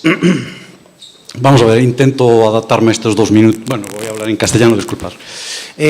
Vamos a ver, lo primero es un tirón de orejas cariñoso a los profesores de... Vamos a ver, antes de nada, no soy historiador, no soy de historia, porque las cosas hay que precisarlas y puntualizarlas. Entonces, yo creo que debe ser la segunda vez que vengo aquí a esta aula, y entonces le quería dar un tirón de orejas cariñoso a los profesores de esta facultad. Y, por ejemplo, a Lourenzo, decir que efectivamente, no sé si os fijáis, yo que no soy de historia, pues me fijo en el mapa que tenéis ahí. Si veis el mapa que tenéis ahí, os preguntaréis, ¿qué tiene que ver lo del mapa que tenéis ahí, un nuevo relato y con el 1936? Bien, veréis que le pido a Lourenzo y a los profesores de historia que tendrían que retirar este mapa porque precisamente el golpe de Estado empezó en el Marruecos que se ve ahí, pero el Marruecos que se ve ahí no es el Marruecos, vamos a ver, no es la España actual, sino que es donde se dio el golpe de Estado. Por tanto, lleváis años de retraso. Entonces ya tiene que haber un nuevo relato, eso ya desde luego, poner ahí un papel y tal. Bien, lo segundo que os quiero comentar es lo siguiente, vamos a ver.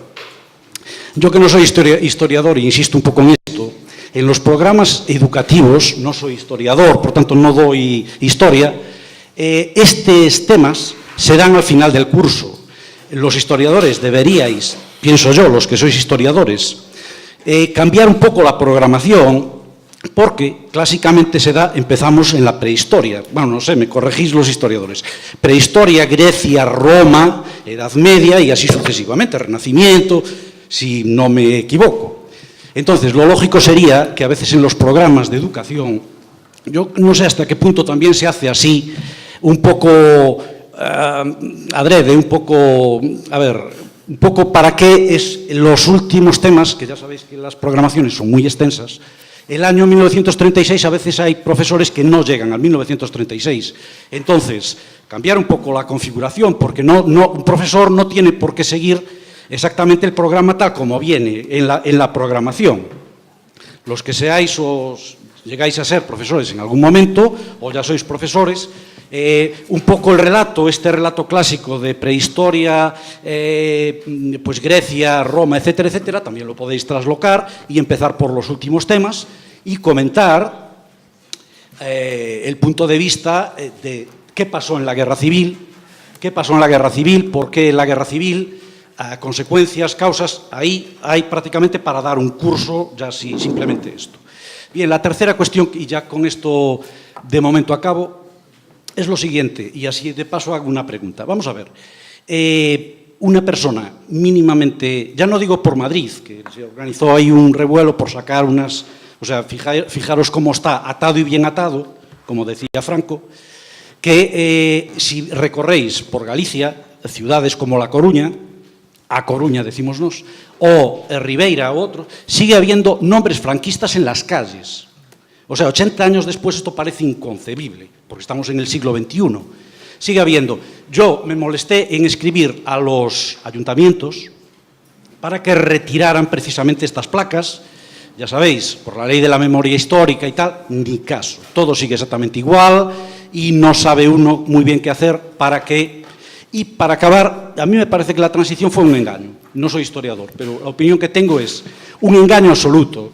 La profesora de la UNED lo comentaba, yo coincido con ella mucho, prácticamente totalmente lo que dijo, que, en fin, fue un camelo para meternos democracia y nos olvidamos del franquismo. Y eso, evidentemente, yo felicito a Lourenço y a los que organizaron, porque no solamente es tirón de orejas, sino que porque este debate es muy necesario, evidentemente, muy necesario. La pregunta que yo hago es lo siguiente. Pero tienes que hacerla, porque si no nos vamos... La hago, disculparme. Sí. Es simplemente para el señor Alemán, porque aquí, es decir, seguimos en lo mismo, es decir... ahí hubo, yo no veo que en Alemania haya monumentos a Hitler, y aquí, sin embargo, hasta hace poco tiempo hay aún monumentos. La pregunta es, ¿cuál es el tratamiento que dais en Alemania, muy a grandes rasgos, sobre este proceso de la derrota de Hitler, todo el proceso de Hitler y tal? Si sigue habiendo monumentos a los, como aquí, calles con nombres de los generales o de Hitler y demás, o qué enfoque se da en Alemania en este momento. Esa es la pregunta. Vale, gracias. Disculpar. Gracias. Ahora, Jesús. No, contesta después. Bueno, yo quería hacer un comentario a algo que ha planteado Ángeles, que es la cuestión de la legitimidad del historiador. Si el historiador se legitima en la compilación de datos o hechos históricos, esa legitimidad la tiene cualquier persona que se enfrenta al pasado. Es decir, el trabajo de la memoria también se encarga de recabar datos, es decir, utiliza otros datos. Puede que no sean documentos escritos, puede que sean testimonios de la memoria, pero hace el mismo ejercicio. Yo lo que recordaría aquí es una frase de Nietzsche que venía a decir que no existen los datos históricos, existen las representaciones. Es decir, lo que hace un historiador, como hace cualquier sujeto que se enfrenta al pasado, presente y el futuro, es representarlo. Por lo tanto, la parte más creativa, la parte más figurativa, la parte más imaginativa es precisamente esta, la de intentar aunar en una serie de datos o hechos históricos un relato de sentido, porque es con el sentido con lo que nos quedamos. Es decir, elegimos los relatos ni siquiera por la calidad del mismo, sino porque cómo nos apela ese relato a nuestra ética, a nuestra estética. Es decir, es ahí donde domina la capacidad que tenemos para hacernos adictos a un relato o desencantarnos con otro, ¿no? Por eso a mí no acabo de entender muy bien esta cuestión de por qué normalizar un relato. Es decir, la excepcionalidad está ahí. Yo no sé dónde está la anomalía de lo español, como no sé dónde está la normalidad de lo alemán. Es decir, los relatos, como procesos de cambio radical constante, acontecen, y si acontecen, están mudando recurrentemente. Por lo tanto, aquel relato que de repente se considera normal pasa a ser, en un momento dado, un relato anómalo. Es decir, no tenemos ningún control sobre los relatos. Esta es la paradoja. La historia, como relato, acontece, y si acontece, acontece mudando. Y como muda a veces alojada en la contingencia. Por lo tanto, somos sujetos muy contingentes, como lo es el lenguaje, como lo es las metáforas que empleamos, etc. Hay una cosa que me interesa también recalcar. Hablamos constantemente de las, ¿cómo le llamaban Lorenzo? Las cuidadoras. Es cierto que en una de las metáforas que empleamos más recurrentemente en los últimos relatos es la cuestión de que hubo, es cierto, acciones empáticas en la guerra civil y que por lo tanto podríamos actualizarlas. No quiero decir traer el pasado al presente, sino actualizarlo quiere decir que nos inspire para construir nuevas utopías. Pero también es cierto que se nos olvida una parte sustancial de esa guerra, que es la violencia. Es decir, los españoles tenemos un déficit enorme de reflexividad sobre lo que es la violencia y cómo actuamos frente a ella. Hemos conseguido alojar la violencia en los años 30, no la percibimos como un mecanismo de resolución de conflictos o incentivo de conflicto y, sin embargo, vemos la violencia que se ejerce todos los días con nosotros, desde ese policía convertido en Robocop, no en replicante, que nos echa de nuestras casas, y entonces ahí no podemos ni siquiera hablar de esto porque no tenemos capacitación intelectual, ni siquiera ética, para reaccionar frente a esa violencia que el Estado ejerce, como diría Sermán, habitualmente sobre nosotros. Para nosotros es como si hubiera quedado alojada en ese pasado distópico, donde esa distopía puede aparecer en cualquier momento, en el momento en el que decidamos atravesar no sé qué delgadas líneas rojas. Yo no sé si os acordáis lo que nos ha ocurrido en las últimas elecciones generales. ¿Recordáis la amenaza recurrente a que vienen los radicales? Pues yo estoy convencido desde mi humildad, que todo esto tiene mucho que ver con ese tardofranquismo que nos construyó de tal manera que cualquier amenaza frente a lo que llaman radicales nos posterga, nos arrincona, nos impide ser de otra forma. Yo no digo que seamos puros, digo que los sujetos mudamos y como mudamos podemos mudar si tenemos a mano la construcción de otros relatos, pero nos va a costar, por lo que veo, mucho, porque los relatos, vuelvo a insistir, no se construyen solamente desde los datos empíricos, se construyen con una cuestión mucho más compleja que tiene que ver con la imaginación cultural, las culturas políticas a las que pertenecemos y que a veces están tan arraigadas que nos es imposible salir de ellas. Ya está, me acabo. Te doy la palabra después. Ahora quería hablar el señor Loureiro.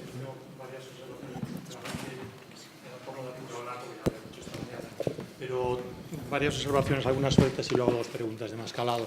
Uno, yo no retiraría ese mapa. Antes de retirarlo, en todo caso, analizaría no solo la presencia de Marruecos, sino aquel escudo también, de qué época viene aquel escudo. Porque eso es un dato muy significativo. Yo simplemente como... En cuanto a Lourenço, yo antes, cuando hablé esta mañana, no estaba hablando de historia contrafactual.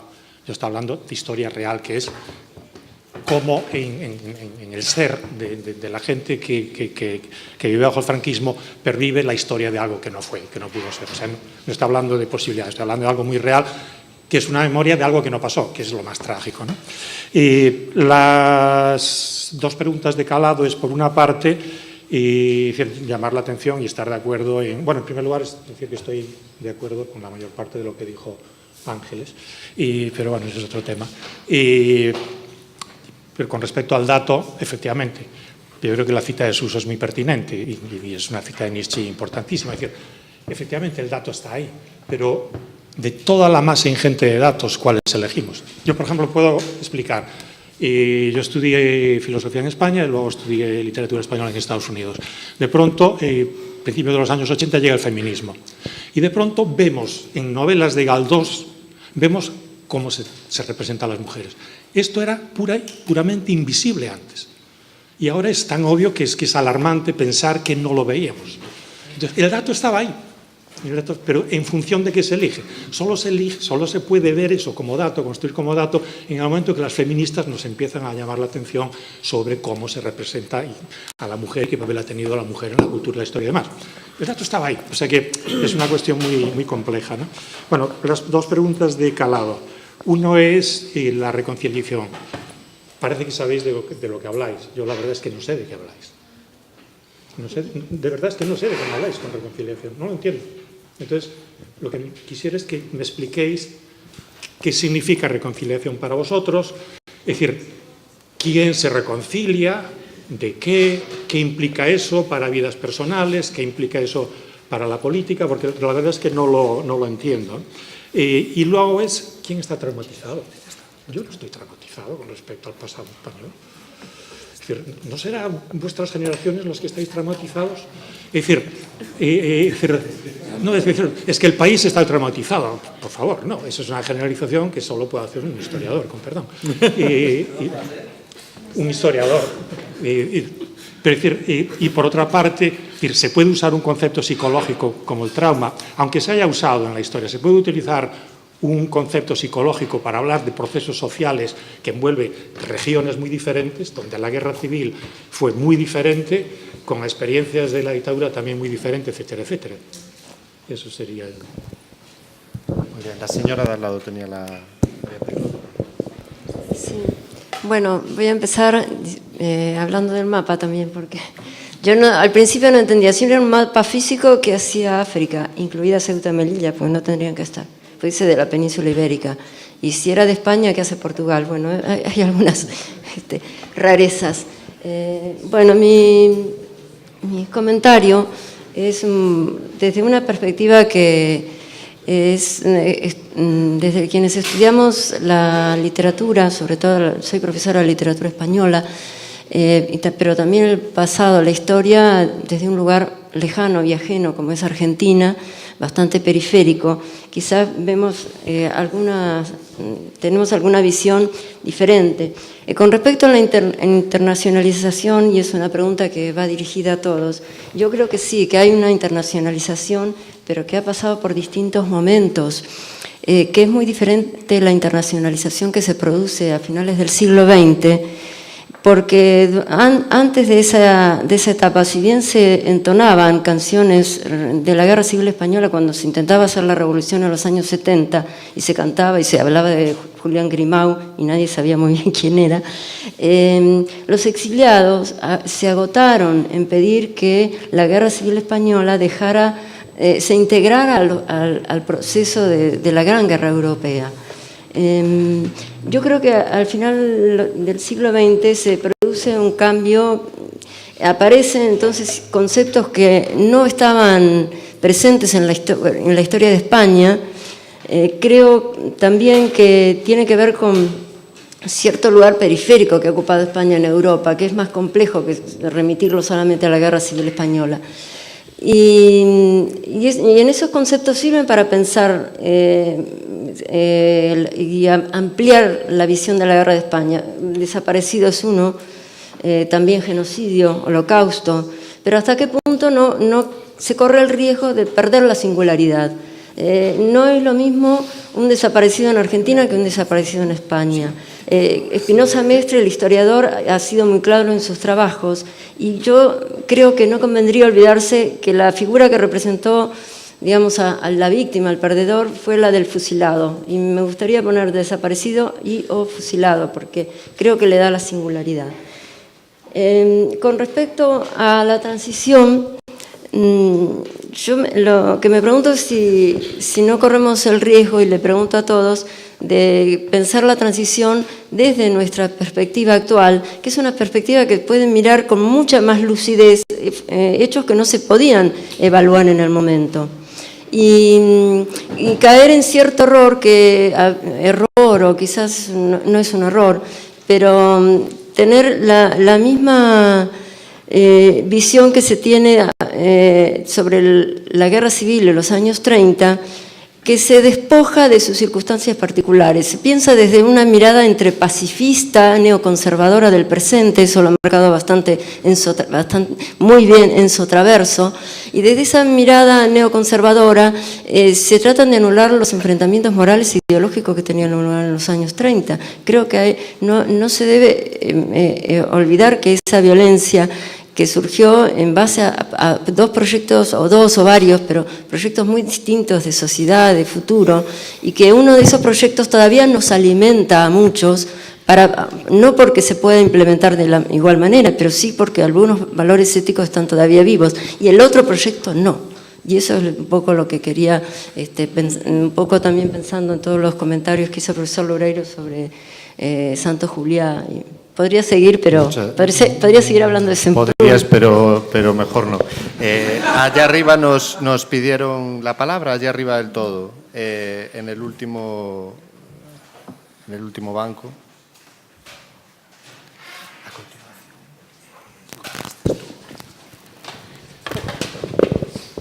Sí, buenos días. Mi nombre es Isabel Peleteiro y vengo de la Universidad de Caracas. Hago un doctoramiento en estudios culturales y me confieso que no soy del área de historia universal, sino de historia del arte y el área de las artes plásticas.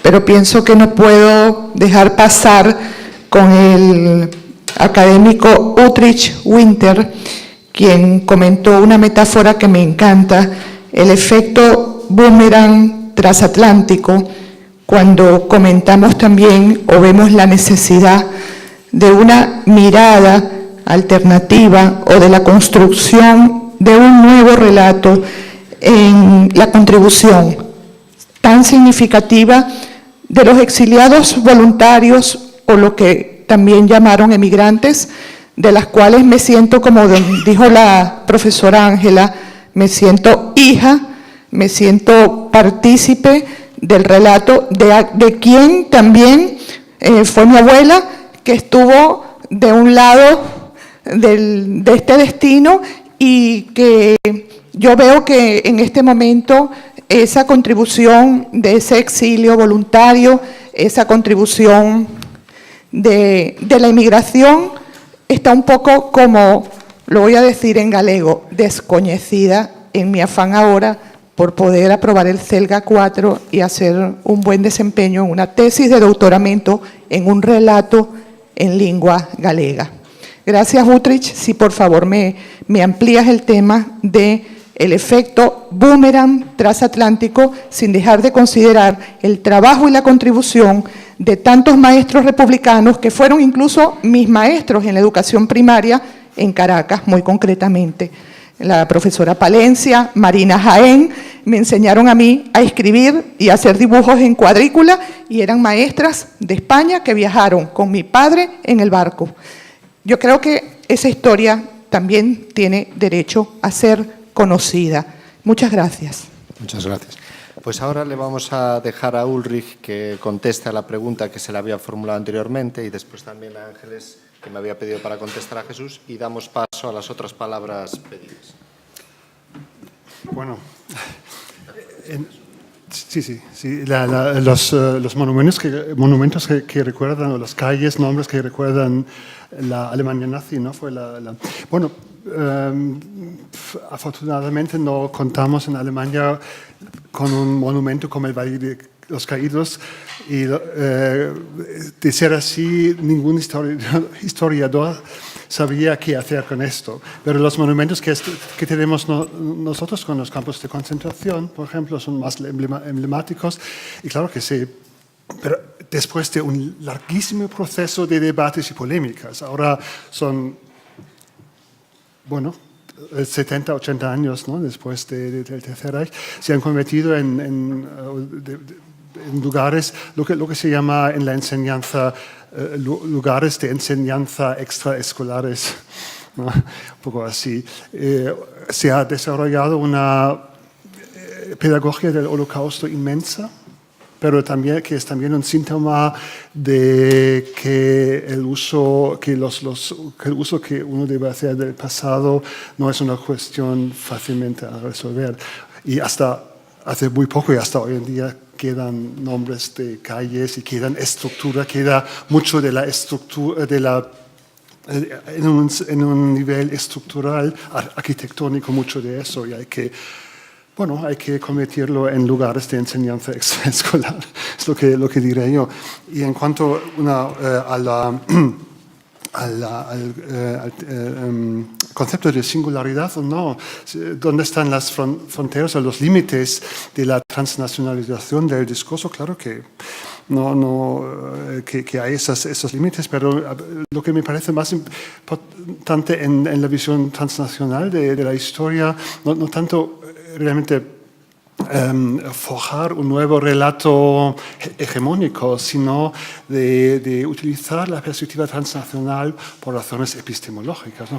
para reconocer y entender quiénes y cómo se inician relatos, quiénes son los agentes y cuáles son los agentes en los relatos. A veces son prácticas que inician relatos, como la guerrilla entre Hispanoamérica y Península Ibérica, incluso hasta la ETA, la desaparición como una práctica, el concepto de desaparición. A veces son imágenes o dibujos como el Guernica que inicia relatos, y a veces son instituciones y personas. Y en cuanto a lo que me parece importante es ver cómo desde esta mirada transnacional se puede llegar a una historiografía complementaria que se basa en la hipótesis, ¿no? De que entre Hispanoamérica y España hay algo como una shared history, empezando con el exilio y pasando hasta ahora una historia cruzada. Y a veces son metáforas, y esto es para la pregunta de la señora en la última fila, a veces son metáforas que crean relatos, como lo del boomerang, ¿no? Y que no es invento mío. Hay un ensayo que me gusta mucho del colega José Colmero de Nueva Zelanda, que precisamente se llama así, ¿no? El boomerang de la memoria, y él desarrolla esa metáfora. Ya, es él, ¿no? ¿Quién lo ha inventado? Bueno, yo voy a intentar ser muy breve porque no quiero monopolizar la palabra. En primer lugar, Jesús, yo creo que cada generación, es evidente, tiene derecho a construir su propia mirada hacia el pasado y a construir su propio relato, ¿no? Siguiendo tu terminología. Pero claro, no podemos tampoco inventarnos la historia. Yo lo que he dicho es que lo que legitima el trabajo del historiador es el dato empírico, porque no podemos inventarnos la historia, tenemos que apoyarnos en los documentos. Es verdad que esa mirada de cada generación puede encontrar unos documentos sí y otros documentos no, o analizarlos de una manera o de otra, pero no podemos olvidar que nos tenemos que apoyar en el dato empírico, lo cual no es excluyente. O sea, yo creo que la labor del historiador se complementa, o sea, la labor de la historia y la labor de la memoria no son excluyentes, sino complementarias. Es mi punto de vista. Y en cuanto a lo de normalizar, yo estoy trabajando ahora básicamente, como algunos de vosotros sabéis, sobre la represión y concretamente sobre la represión de las mujeres. Y yo creo que hay que normalizar, cuando digo normalizar es el relato de la violencia. Es decir, aquí el problema, enlazando con lo que preguntaba el profesor sobre reconciliación, es que el problema es muy complejo porque coexisten dos relatos todavía, desgraciadamente. El relato de los vencedores y el relato de los vencidos. Y además dos relatos apoyados en la mayoría de los casos en la ignorancia de los hechos, o sea, de lo que pasó realmente. Porque todavía hay mucha gente que no se cree lo que pasó. Por eso los historiadores estamos tan obsesionados con los datos empíricos, o sea, porque hay que demostrar todavía en esta España en la que vivimos que eso ocurrió y que fue mucho más importante, ¿no?, de lo que mucha gente piensa. Es decir, el número de enterrados en fosas comunes, el número de fusilados, el número de desaparecidos, el número de represaliados. Yo misma confieso, y es una experiencia personal que yo tuve, yo me he dedicado siempre a relaciones internacionales, al exilio, a la República, a los republicanos, a Manuel Azaña, pero cuando empecé a trabajar sobre represión, sobre la represión de las mujeres, yo misma me sorprendí de los datos que encontré, porque a priori era imposible, era impensable imaginar que aquello hubiera alcanzado el nivel que alcanzó. Entonces, a eso me refiero lo de normalizar. Primero tenemos que demostrarlo, después tenemos que asumirlo y después tenemos que ser capaces de transmitirlo y que incorporarlo de una manera normal, entre comillas, al relato que cada generación tiene derecho a construir. Y nada más, no quiero extenderme. Ahora pedía la palabra allí aquel chico de camiseta azul, que llevaba pacientemente esperando. ¿Hay alguna palabra más pedida? ¿Hay más personas de la mesa también que a lo mejor querían hablar? ¿Me decís ahora después? Sí. Interpelados están casi todos en esta mesa, me parece. Ahora va.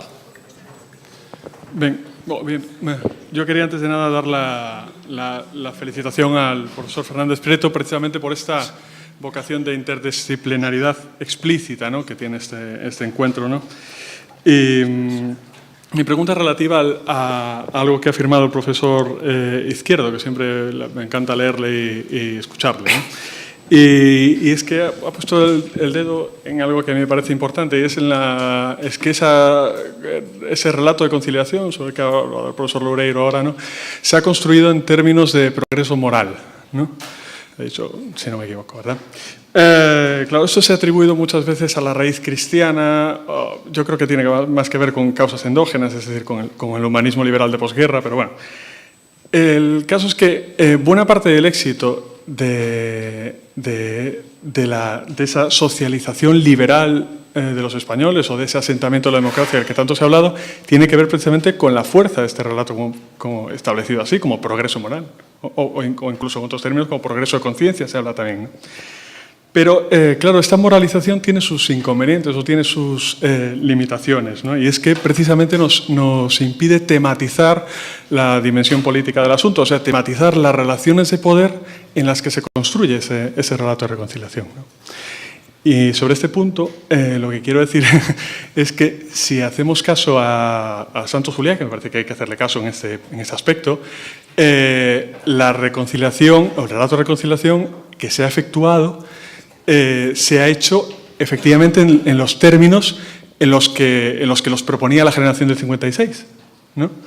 Es decir, una rehabilitación en la que quepan todos y una despolitización de las narrativas y de los relatos también, ¿no? Pero esto no es exactamente la reconciliación que proponía, ya no digo el PC en el año 55, ni siquiera el PSOE a partir del 48. ¿no?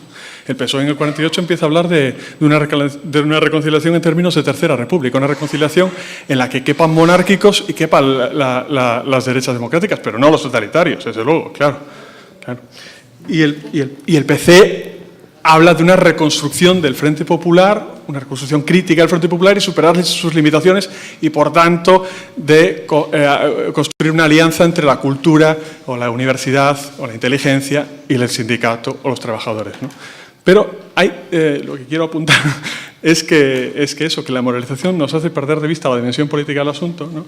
y que lo que se debe trabajar, que entiendo, es en reconstruir o en recuperar esas memorias políticas que permiten abrir vetas críticas sobre el relato hegemónico construido. Gracias. Gracias. Ahora aquí me había pedido la palabra, aquí en la tercera fila. Sí, tienes que esperar el micrófono.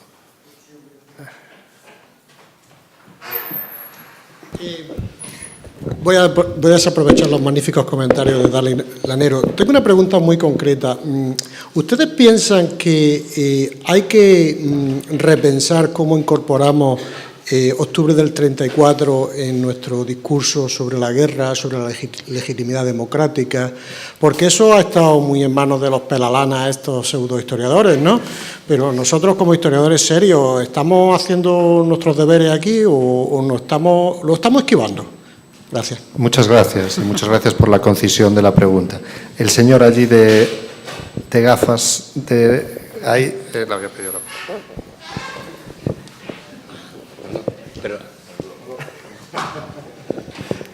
Bueno,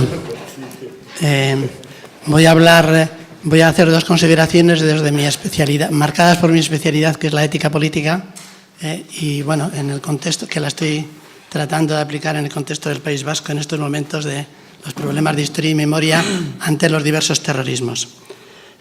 Una tiene que ver con el tema de la equidistancia que nos ha planteado Ángeles Ejido a partir de Pérez Reverte.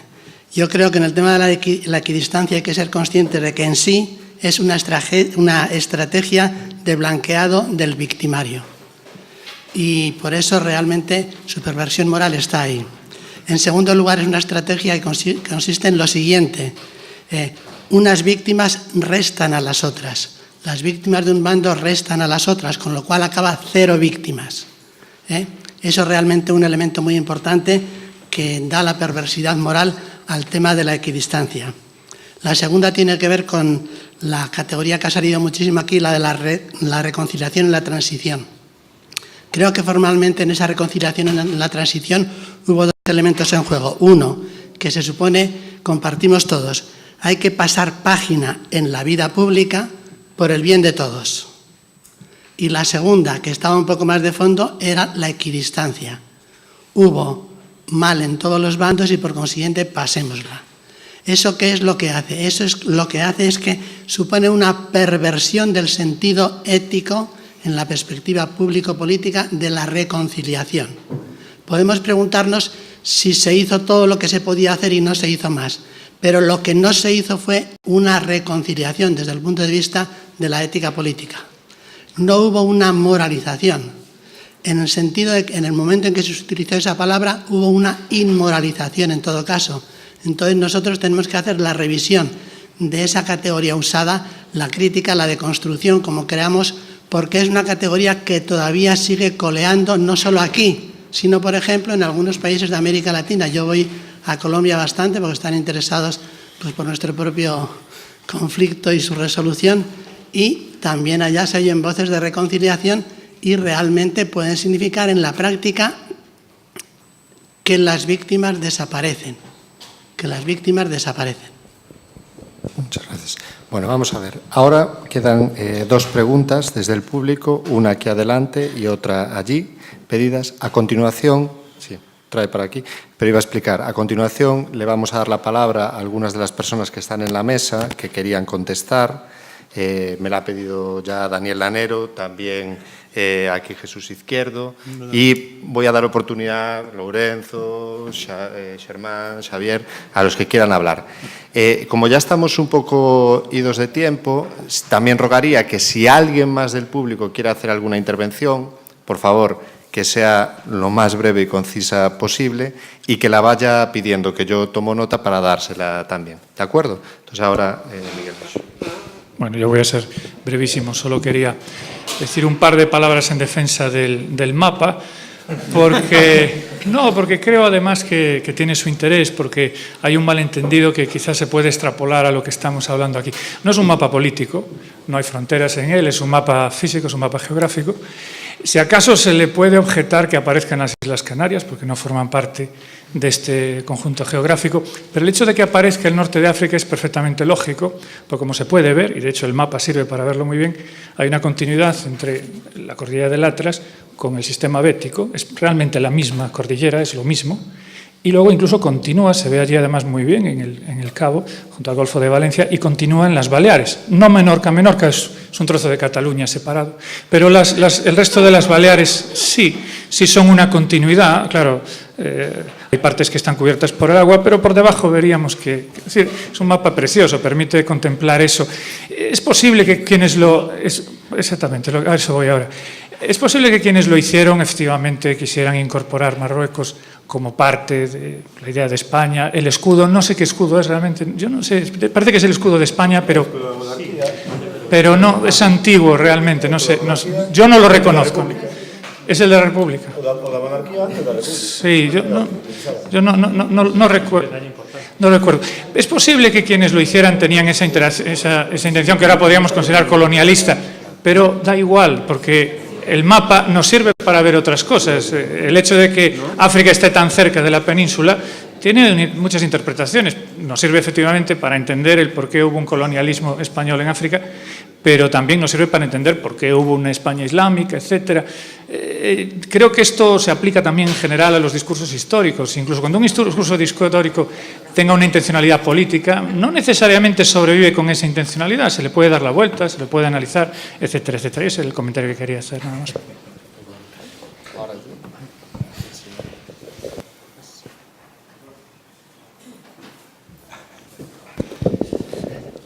Vale, gracias. Yo también hablaré del mapa, para empezar. Es que yo hago cartografía histórica y desde luego ese mapa no se puede quitar de ahí.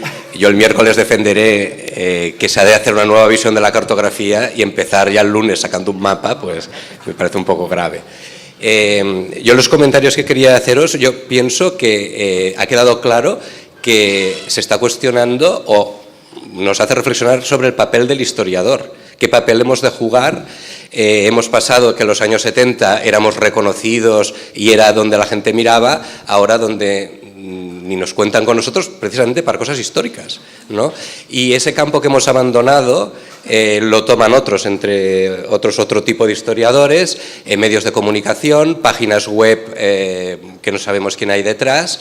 Y hace unas semanas Paul Preston en una conferencia comentaba que la sombra del historiador español, ahora no tanto, pero siempre ha estado esta especie de abandono de la divulgación, que aquí es minusvalorada. Nosotros nos refugiamos en la academia, minusvaloramos la divulgación y sin embargo en el mundo anglosajón está muy dignificada. No se entiende un gran historiador que no esté dentro del tema de divulgación.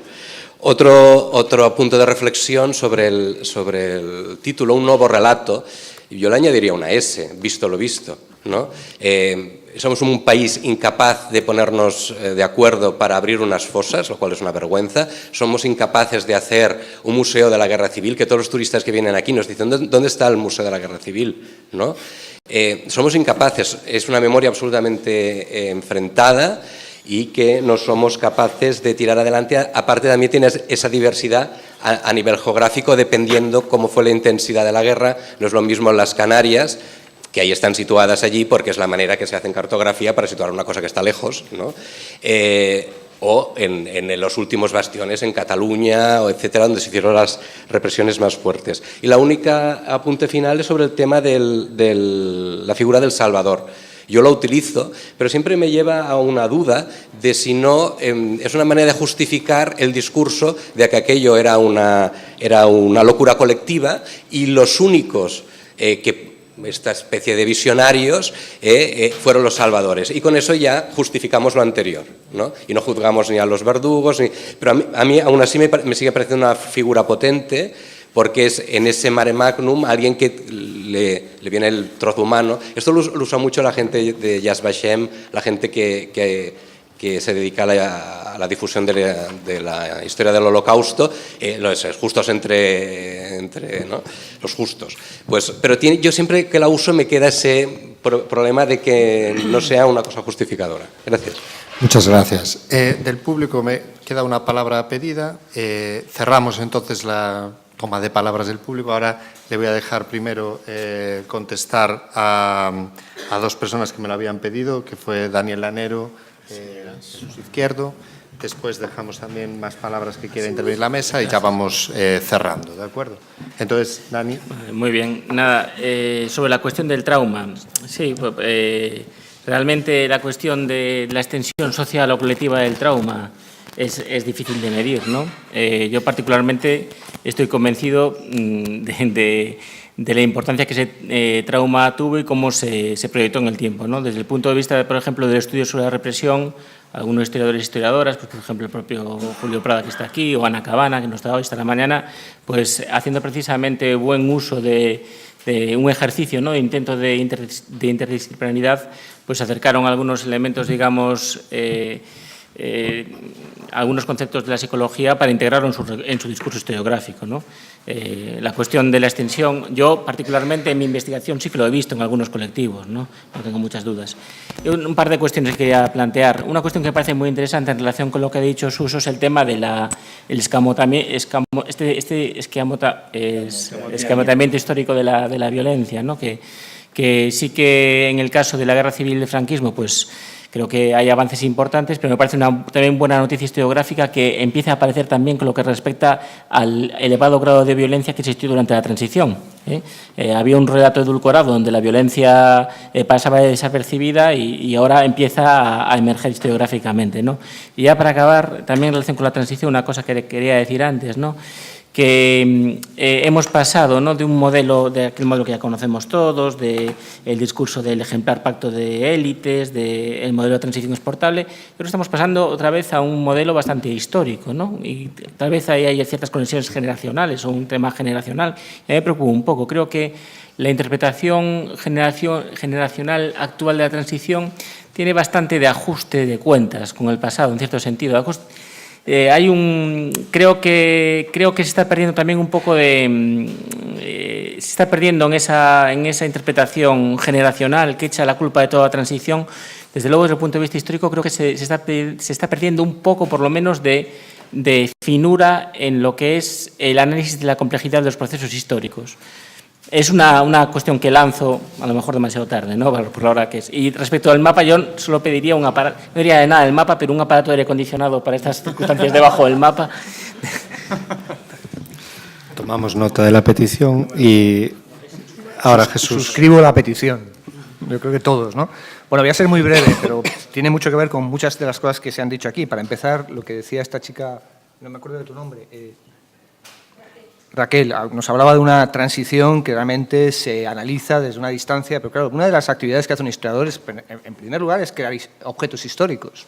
Y se crea ese objeto que se llama la transición, de las cuales podemos decir muchas cosas. Para empezar, ¿por qué tiene que empezar en el año 75 o 76? ¿Por qué no empieza en el 73 con Carrero Blanco? Es decir, que podríamos hacer muchas posibilidades de interpretar esto, pero el historiador, en ese acto de poder, que eso va por ti, el acto de poder que tiene el historiador es un acto que realmente se nos desvanece sobre la base de ese cientificismo. Parece que es que la ciencia es ese lugar donde uno se coloca en una atalaya privilegiada, mira desde ningún lugar y puede decir la verdad sobre el pasado. Y es una circunstancia que esconde fundamentalmente un acto de empoderamiento donde contar la vida de los otros, es que no nos damos cuenta, contar la vida de los otros es un acto de poder absoluto. Y contar la vida de una clase social o una mujer o un indígena de Afganistán es un acto de empoderamiento porque el historiador, además de hacer esto, crea estereotipos. Y del estereotipo se puede decir muchas cosas, pero sobre todo es que no es la realidad, es una figuración y que por lo tanto construye modelos de actuación dependiendo de cómo construyamos ese estereotipo. Con respecto a la reconciliación, Ángel, yo lo que hablo fundamentalmente es dentro de ese relato de la transición, cómo se figura la reconciliación. De hecho, el relato de la reconciliación o el relato transicional no sabe dónde está el momento conciliado. No tiene ni idea. Habla de reconciliación y de repente está planteándose dónde está el modelo conciliado. El relato es este relato que nos hablaba este caballero, ¿no? Ese relato de hermanamiento moral sin moralidad, ¿no? Es decir,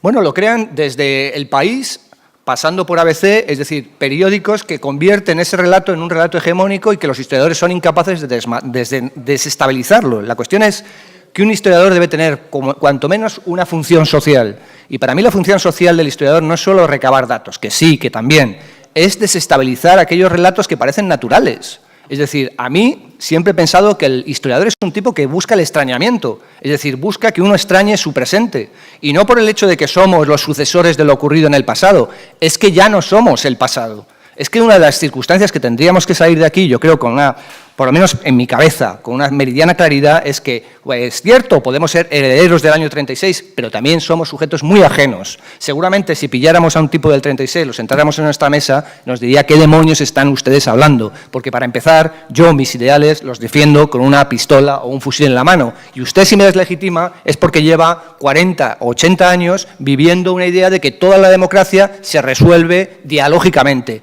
Para empezar es una falacia. Pero segunda posibilidad es pensar que este sujeto que me está hablando no es yo. No podemos ser aquellos sujetos que fuimos. Es demasiado tarde y quizá habríamos de comenzar con esta circunstancia. Lo del año 34, pues por supuesto, ojalá tuviéramos los,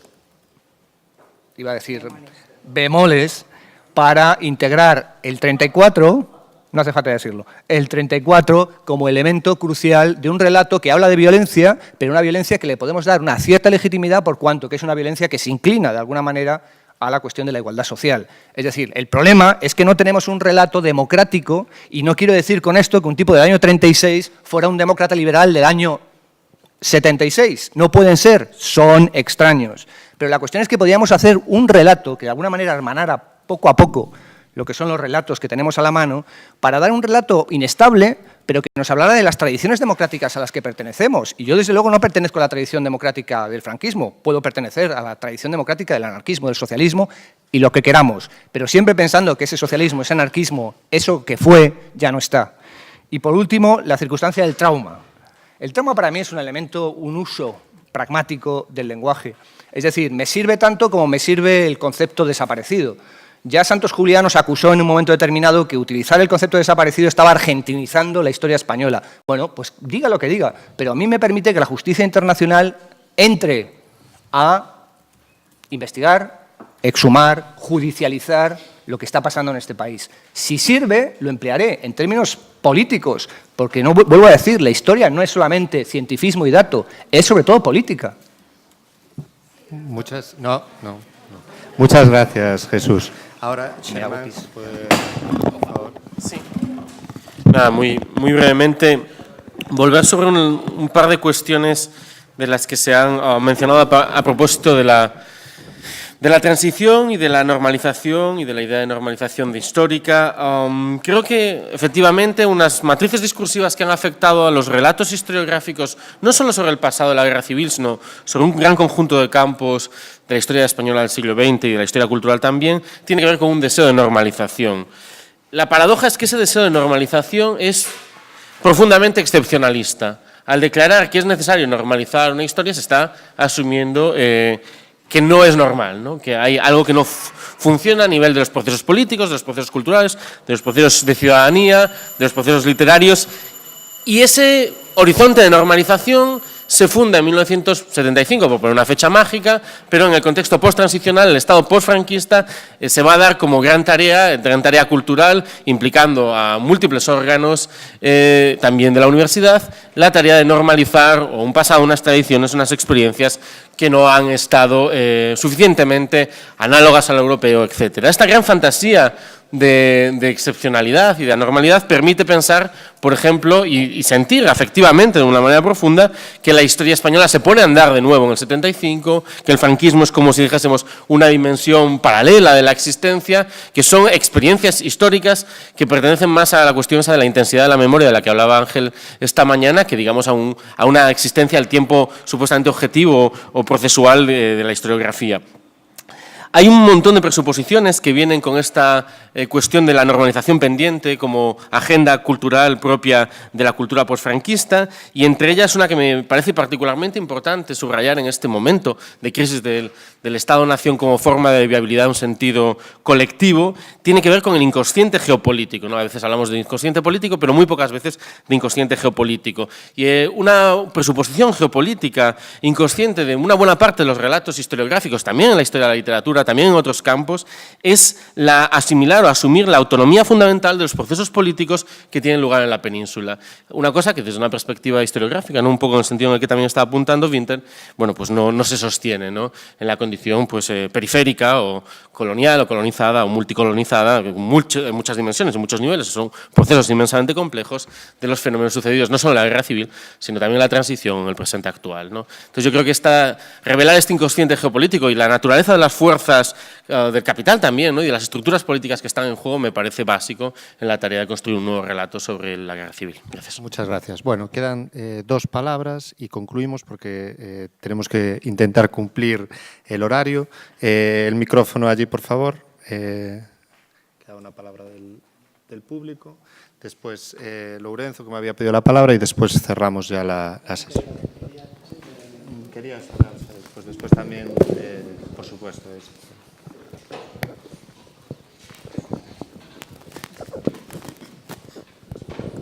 Sí, bueno, la hora, y teniendo en cuenta que luego voy a tener la fortuna de disponer del micrófono, no sé si me llevarían a dejar el turno de palabra para después, pero, en fin, no me voy a resistir ahora que me pasan el micrófono.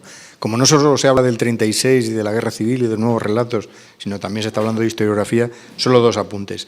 Yo tengo entendido que como historiador la mejor función social que podemos tener, Suso, es desarrollar nuestra capacidad crítica, la nuestra y la de nuestros alumnos. Yo creo que si hiciéramos bien ese papel, estaríamos cumpliendo extraordinariamente bien con lo que se supone que es nuestro cometido, ¿no? En segundo lugar, ha surgido muchas veces la palabra normalización. Yo creo que estamos en este país obsesionados con el tema de si la historia de España es normal o no. Y este es un debate que pusieron, entre otros, en marcha pues Borja de Riquer y Fusi y demás, a propósito de aquella publicación y demás. Podríamos hablar de esto, pero claro, me da la impresión de que con este congreso, entre otras cosas, lo que se está poniendo de manifiesto es que tenemos algunos problemas. Me acuerdo ahora de una frase que ha tenido muchísimo éxito de Manuel Vázquez Montalbán, cuando decía aquello de que contra Franco vivíamos mejor, ¿no? Bueno, pues es que los historiadores somos, yo creo que muy dados a ir contra algo que consideramos que nos hace mucho daño. O sea, es que solo existe un relato sobre el 36. Yo creía que a estas alturas vivíamos afortunadamente envueltos en muchos relatos y que eso era lo que nos había permitido mejorar. Esto creo que es importante que lo digamos aquí. Historiográficamente hablando, hemos evolucionado muchísimo. Y la historiografía sobre la guerra civil goza de una excelente salud como nunca antes jamás en este país habíamos tenido. Claro, porque eso no quiere decir que sea la mejor, por supuesto queda mucho trabajo por hacer, pero bueno, hemos evolucionado adecuadamente como los niños en el colegio, ¿no? En relación a las nuevas metodologías, a la interdisciplinaridad, a la apertura de archivos y a muchas otras cosas. Quedan cosas que, bueno, teóricamente yo llevo oyendo ya mucho el empanamiento, por ejemplo, con el tema de la represión y, sin embargo, hay que ver la cantidad de nuevas investigaciones que se están haciendo sobre el tema de la represión que nos están permitiendo avanzar muy positivamente, ¿no? Bueno, es un ejemplo, pero hay otras muchas cosas que prácticamente no se han tocado. Yo creo que igual que está pasando con la transición, o sea, se hablaba hay que rebatir la interpretación canónica u oficial de la transición.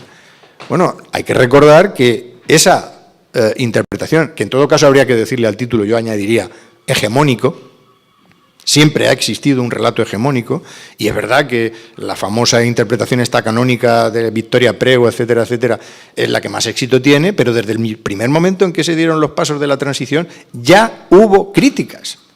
Y esas críticas no han sido sino increchendo, hasta que la crisis, la actual en la que vivimos, ha dinamitado todo esto y ha dado la impresión de que, bueno, la hemos descubierto ahora. Pero llevamos 40 años leyendo, el problema es que esto a lo mejor no ha tenido la trascendencia que debiera.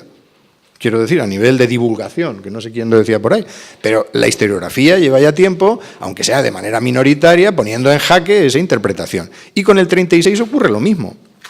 Ya hubo en el 52 cambios, ya hubo en los años 60 cambios, y así ha seguido habiendo cambios. Y dentro de todos esos cambios pues ha aparecido la reconciliación, y hay quien la ha compartido y no, pero hoy, a nivel historiográfico, no creo, ni mucho menos, que el concepto de reconciliación sea hegemónico.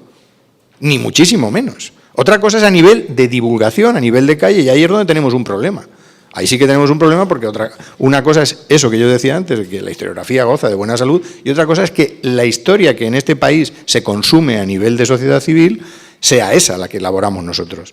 Pero claro, este es un problema que también nos atañe a nosotros. Deberíamos de preocuparnos, entre otras cosas, por convencer a la ANECA de que divulgar puntúa, ¿verdad? El día que eso lo consigamos, pues nuestras jóvenes jornadas, a los que ya nos importa un poco menos esto, pero claro, el problema es que quien quiere hacer la carrera académica no puede divulgar, porque con eso lo único que hace es pegarse un tiro en el pie. Bien, y termino.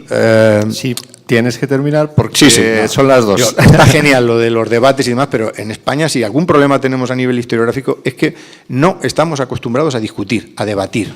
Aquí somos autistas, cada uno escribimos nuestro trabajo, nuestro relato, y en todo caso, y esto es algo que a mí me pone especialmente nervioso, nos atrevemos a hacer algo muy tímidamente cuando reseñamos trabajos, pero claro, ¿qué reseñas hacemos? A los amigos, etcétera, etcétera. Así que no solemos hacer crítica, y es de la crítica de donde podemos avanzar, mejorar, etcétera, etcétera. Perdón y gracias. Nada, gracias.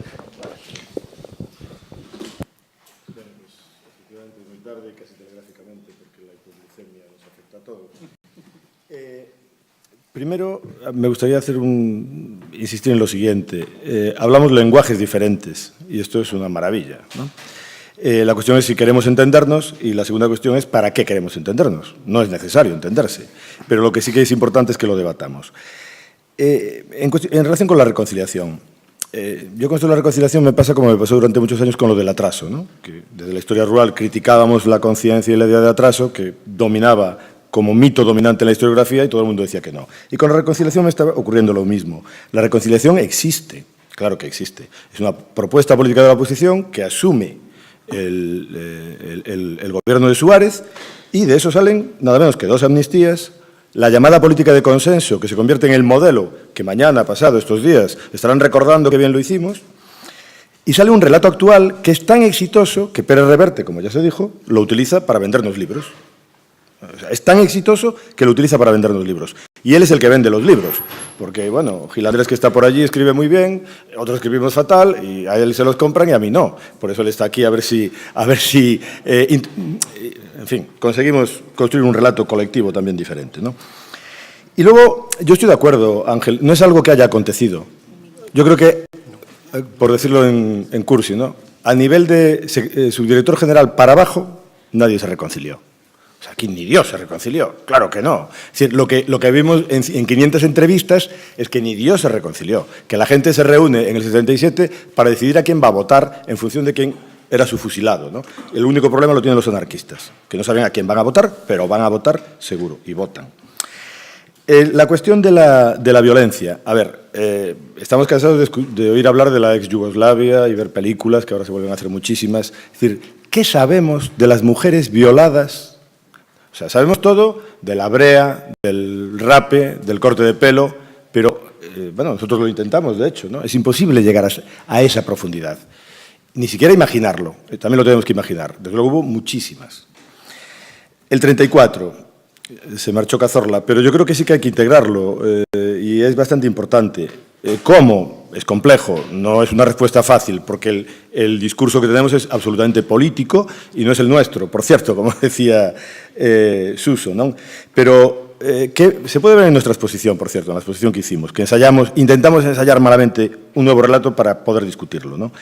La capacidad de superación del gobierno republicano de centro-derecha, de radicales y cedistas, de aquel ataque al gobierno y al régimen, bueno, y la capacidad de superación por parte de aquella sociedad a aquel ataque armado por parte de quien creía que la construcción del futuro implicaba eliminar al enemigo de clase y eliminar al enemigo político. Bueno, pues aquel régimen fue capaz de superar eso. No fue capaz de superar otras cosas, pero aquello sí. Y se puede discutir mucho sobre esto, pero fue capaz de superarlo. Otra cosa es que luego nos digan que aquello fue el inicio de la guerra civil. Ah, bueno, yo no me lo creo, ¿no? Y sobre las memorias, tienen que estar necesariamente divididas y compartidas, y posiblemente también los relatos. Yo creo que hay que romper el relato único que nos vende Pérez Reverte, por concretarlo, y tener más relatos, por supuesto, y depende a qué nivel tener más relatos. Pero al final hay un relato que se lee en las escuelas. Durante 10 años corregí examen de selectividad y solo me encontré con el relato, es igual lo que explicáramos a nuestros alumnos aquí, solo me encontraba el relato de la reconciliación, en el que, por cierto, se incluía la Iglesia, que era una fuerza antifranquista, ¿no? Y eso lo estudiaban los alumnos y lo siguen estudiando hoy en día, ¿no? Y para terminar, las memorias tienen que ser distintas. ¿Cómo va a ser igual la memoria de Bertín Osborne, que el otro día recordaba que había que olvidar porque a él le mataron a varios en Paracuellos? Que es verdad, yo no le voy a arrebatar esa memoria. Que la mía, que mi abuelo pues estuvo escondido un año y luego se cogió un barco precisamente para acabar en Venezuela fundando Larga Lego. No puede ser la misma, ¿no? No puede ser la misma. Pero yo creo que tenemos capacidad para convivir con eso. La cuestión es sobre qué relatos, ¿no? Y en todo caso, mientras vivamos en democracia habrá muchas memorias y muchos relatos, ¿no? Sí. Perdón. Estoy fuera de tiempo, pero sí. Nada, 2 minutos, 1 minuto. Porque la cuestión de la reconciliación es tan compleja que... Pero quizá la reconciliación es más un espacio literario que no un espacio histórico o político, ¿no? Quiero decir que para mí el texto fundamental es de Semprún, ¿no? La escritura o la vida. Ahí está la principal aportación teórica, creo yo, de reflexión sobre cómo narrar el pasado y el pasado traumático. Pero hay voces en la narrativa peninsular no autoritarias. Pérez Reverte es una voz autoritaria, no solo en este libro, en todos sus libros y en todas... Que autorizada. También, sí. No, autoritaria. Pero si leemos a Jaume Cabré, en Las voces del Pamano, allí hay un esfuerzo de autocrítica del bando republicano que a mí me parece que es una aportación a la reconciliación a través de una novela que es pues, un espacio imaginario. Yo creo que Achaga ha hecho cosas también en esta dirección. A Rivas no le conozco, no he leído todo, pero en parte también. Y quizá es interesante que sean 3 voces, pues un catalán, un vasco y un gallego. Y para finalizar, claro, yo creo que no podemos no hablar de Javier Cercas, de mi amigo Javier Cercas, con el que tengo unas discusiones que no os explico y que casi han roto una amistad de 30 años. Pero no podemos no hablar del impostor. Porque yo creo que es un libro muy... Es decir, a mí no me gusta, pero me gusta que no me guste. Porque plantea unas cuestiones que no son precisamente convencionales y a las que no estamos muy acostumbrados. Y porque no solo es la historia de un hombre que usurpa la memoria de otros, que son unas víctimas, sino que es también una reflexión sobre la historia y sobre la memoria histórica, ¿no? Me parece que el libro es muy valiente en este sentido. Y yo creo que no podemos no hablar o hacer ver que no existe, porque tú lo has planteado, ¿no? Y hace muchas trampas, pero es que es una novela, o sea, es que las trampas están siempre dirigidas a una misma finalidad. Perdón, gracias. Bueno, simplemente para concluir, quisiera destacar, agradecer nuevamente a todos los asistentes, dadas las condiciones, su paciencia, también a los ponentes y a los replicantes, su amabilidad al ceñirse a los tiempos previstos, porque prácticamente vamos bien, lo cual es un éxito. Solo quisiera destacar dos cuestiones. Me parece, casi a modo de conclusiones urgentes, que hablábamos de para intentar cerrar un poco lo que es la sesión, ¿no? Quisiera decir que, bueno, hay muchos puntos en donde se ha visto un cierto acuerdo. Pues yo he anotado varias veces la idea de la internacionalización, tanto en la perspectiva de comprensión de todo este problema como en esas cuestiones que se estaban debatiendo aquí sobre la normalidad o no normalidad, con ese concepto un poco extraño acerca de nuestro pasado, ¿no? Yo creo que eso es algo que transversalmente ha aparecido aquí como algo necesario y como algo que ya la historiografía ha estado incorporando en los últimos años. También esta idea de que realmente el relato es más bien los relatos y que estamos hablando además de algo que ha estado mudando a lo largo del tiempo. Y hemos puesto el foco, además, en repetidas ocasiones se ha hablado aquí del momento de la transición. Pero a mí me ha llamado la atención algo, por encima de todo, que es como lo más básico, lo que más al fondo de todas estas cuestiones, me llama mucho la atención. Y es que yo detecto aquí un problema metodológico. ¿Quién lo diría, no? O sea, realmente lo que yo veo en esta mesa, y también me ha suscitado esta cuestión algunas de las intervenciones del público, es un desacuerdo en los propios fundamentos del conocimiento científico, de cómo se elabora, y no es una cuestión menor. Es decir, es verdad que todos estos debates los estamos haciendo desde el año 2016, no los estamos haciendo desde 1980, hemos pasado el posmodernismo, el giro lingüístico, el regiro lingüístico, la vuelta de lo material, de lo social, estamos, como se suele decir, de vuelta de todo, ¿no? Y tan de vuelta de todo estamos que al final la solución es una pluralidad de voces, pero una pluralidad de voces no es no decir nada, es como el concepto de la zona gris, ¿no? Que no dice nada en realidad. Y yo me quedo sorprendido, ¿no?, de ver que realmente para analizar este tipo de cuestiones me parece que es un aspecto fundamental, ¿no?, que no nos podemos poner de acuerdo en cuál es el enfoque adecuado para tratarlo. Y evidentemente cuando lo solucionamos con esta idea de, bueno, bienvenidos todos los enfoques posibles, pues cuando salen a relucir conclusiones que tienen un carácter taxativo o un carácter propositivo, pues salen a relucir los desacuerdos. Bueno, dejamos que tenemos muchas más sesiones para debatir sobre estas cuestiones. Muchas gracias y recordad que a las 4:30 volvemos con las sesiones de comunicaciones. Un momentito. Si aguantasteis hasta ahora, imposible que no aguantéis esto último. 2 sesiones a las 4:30 que funcionan de modo paralelo, si no me equivoco. Una aquí y la otra en el aula número 12. Vale, muchas gracias.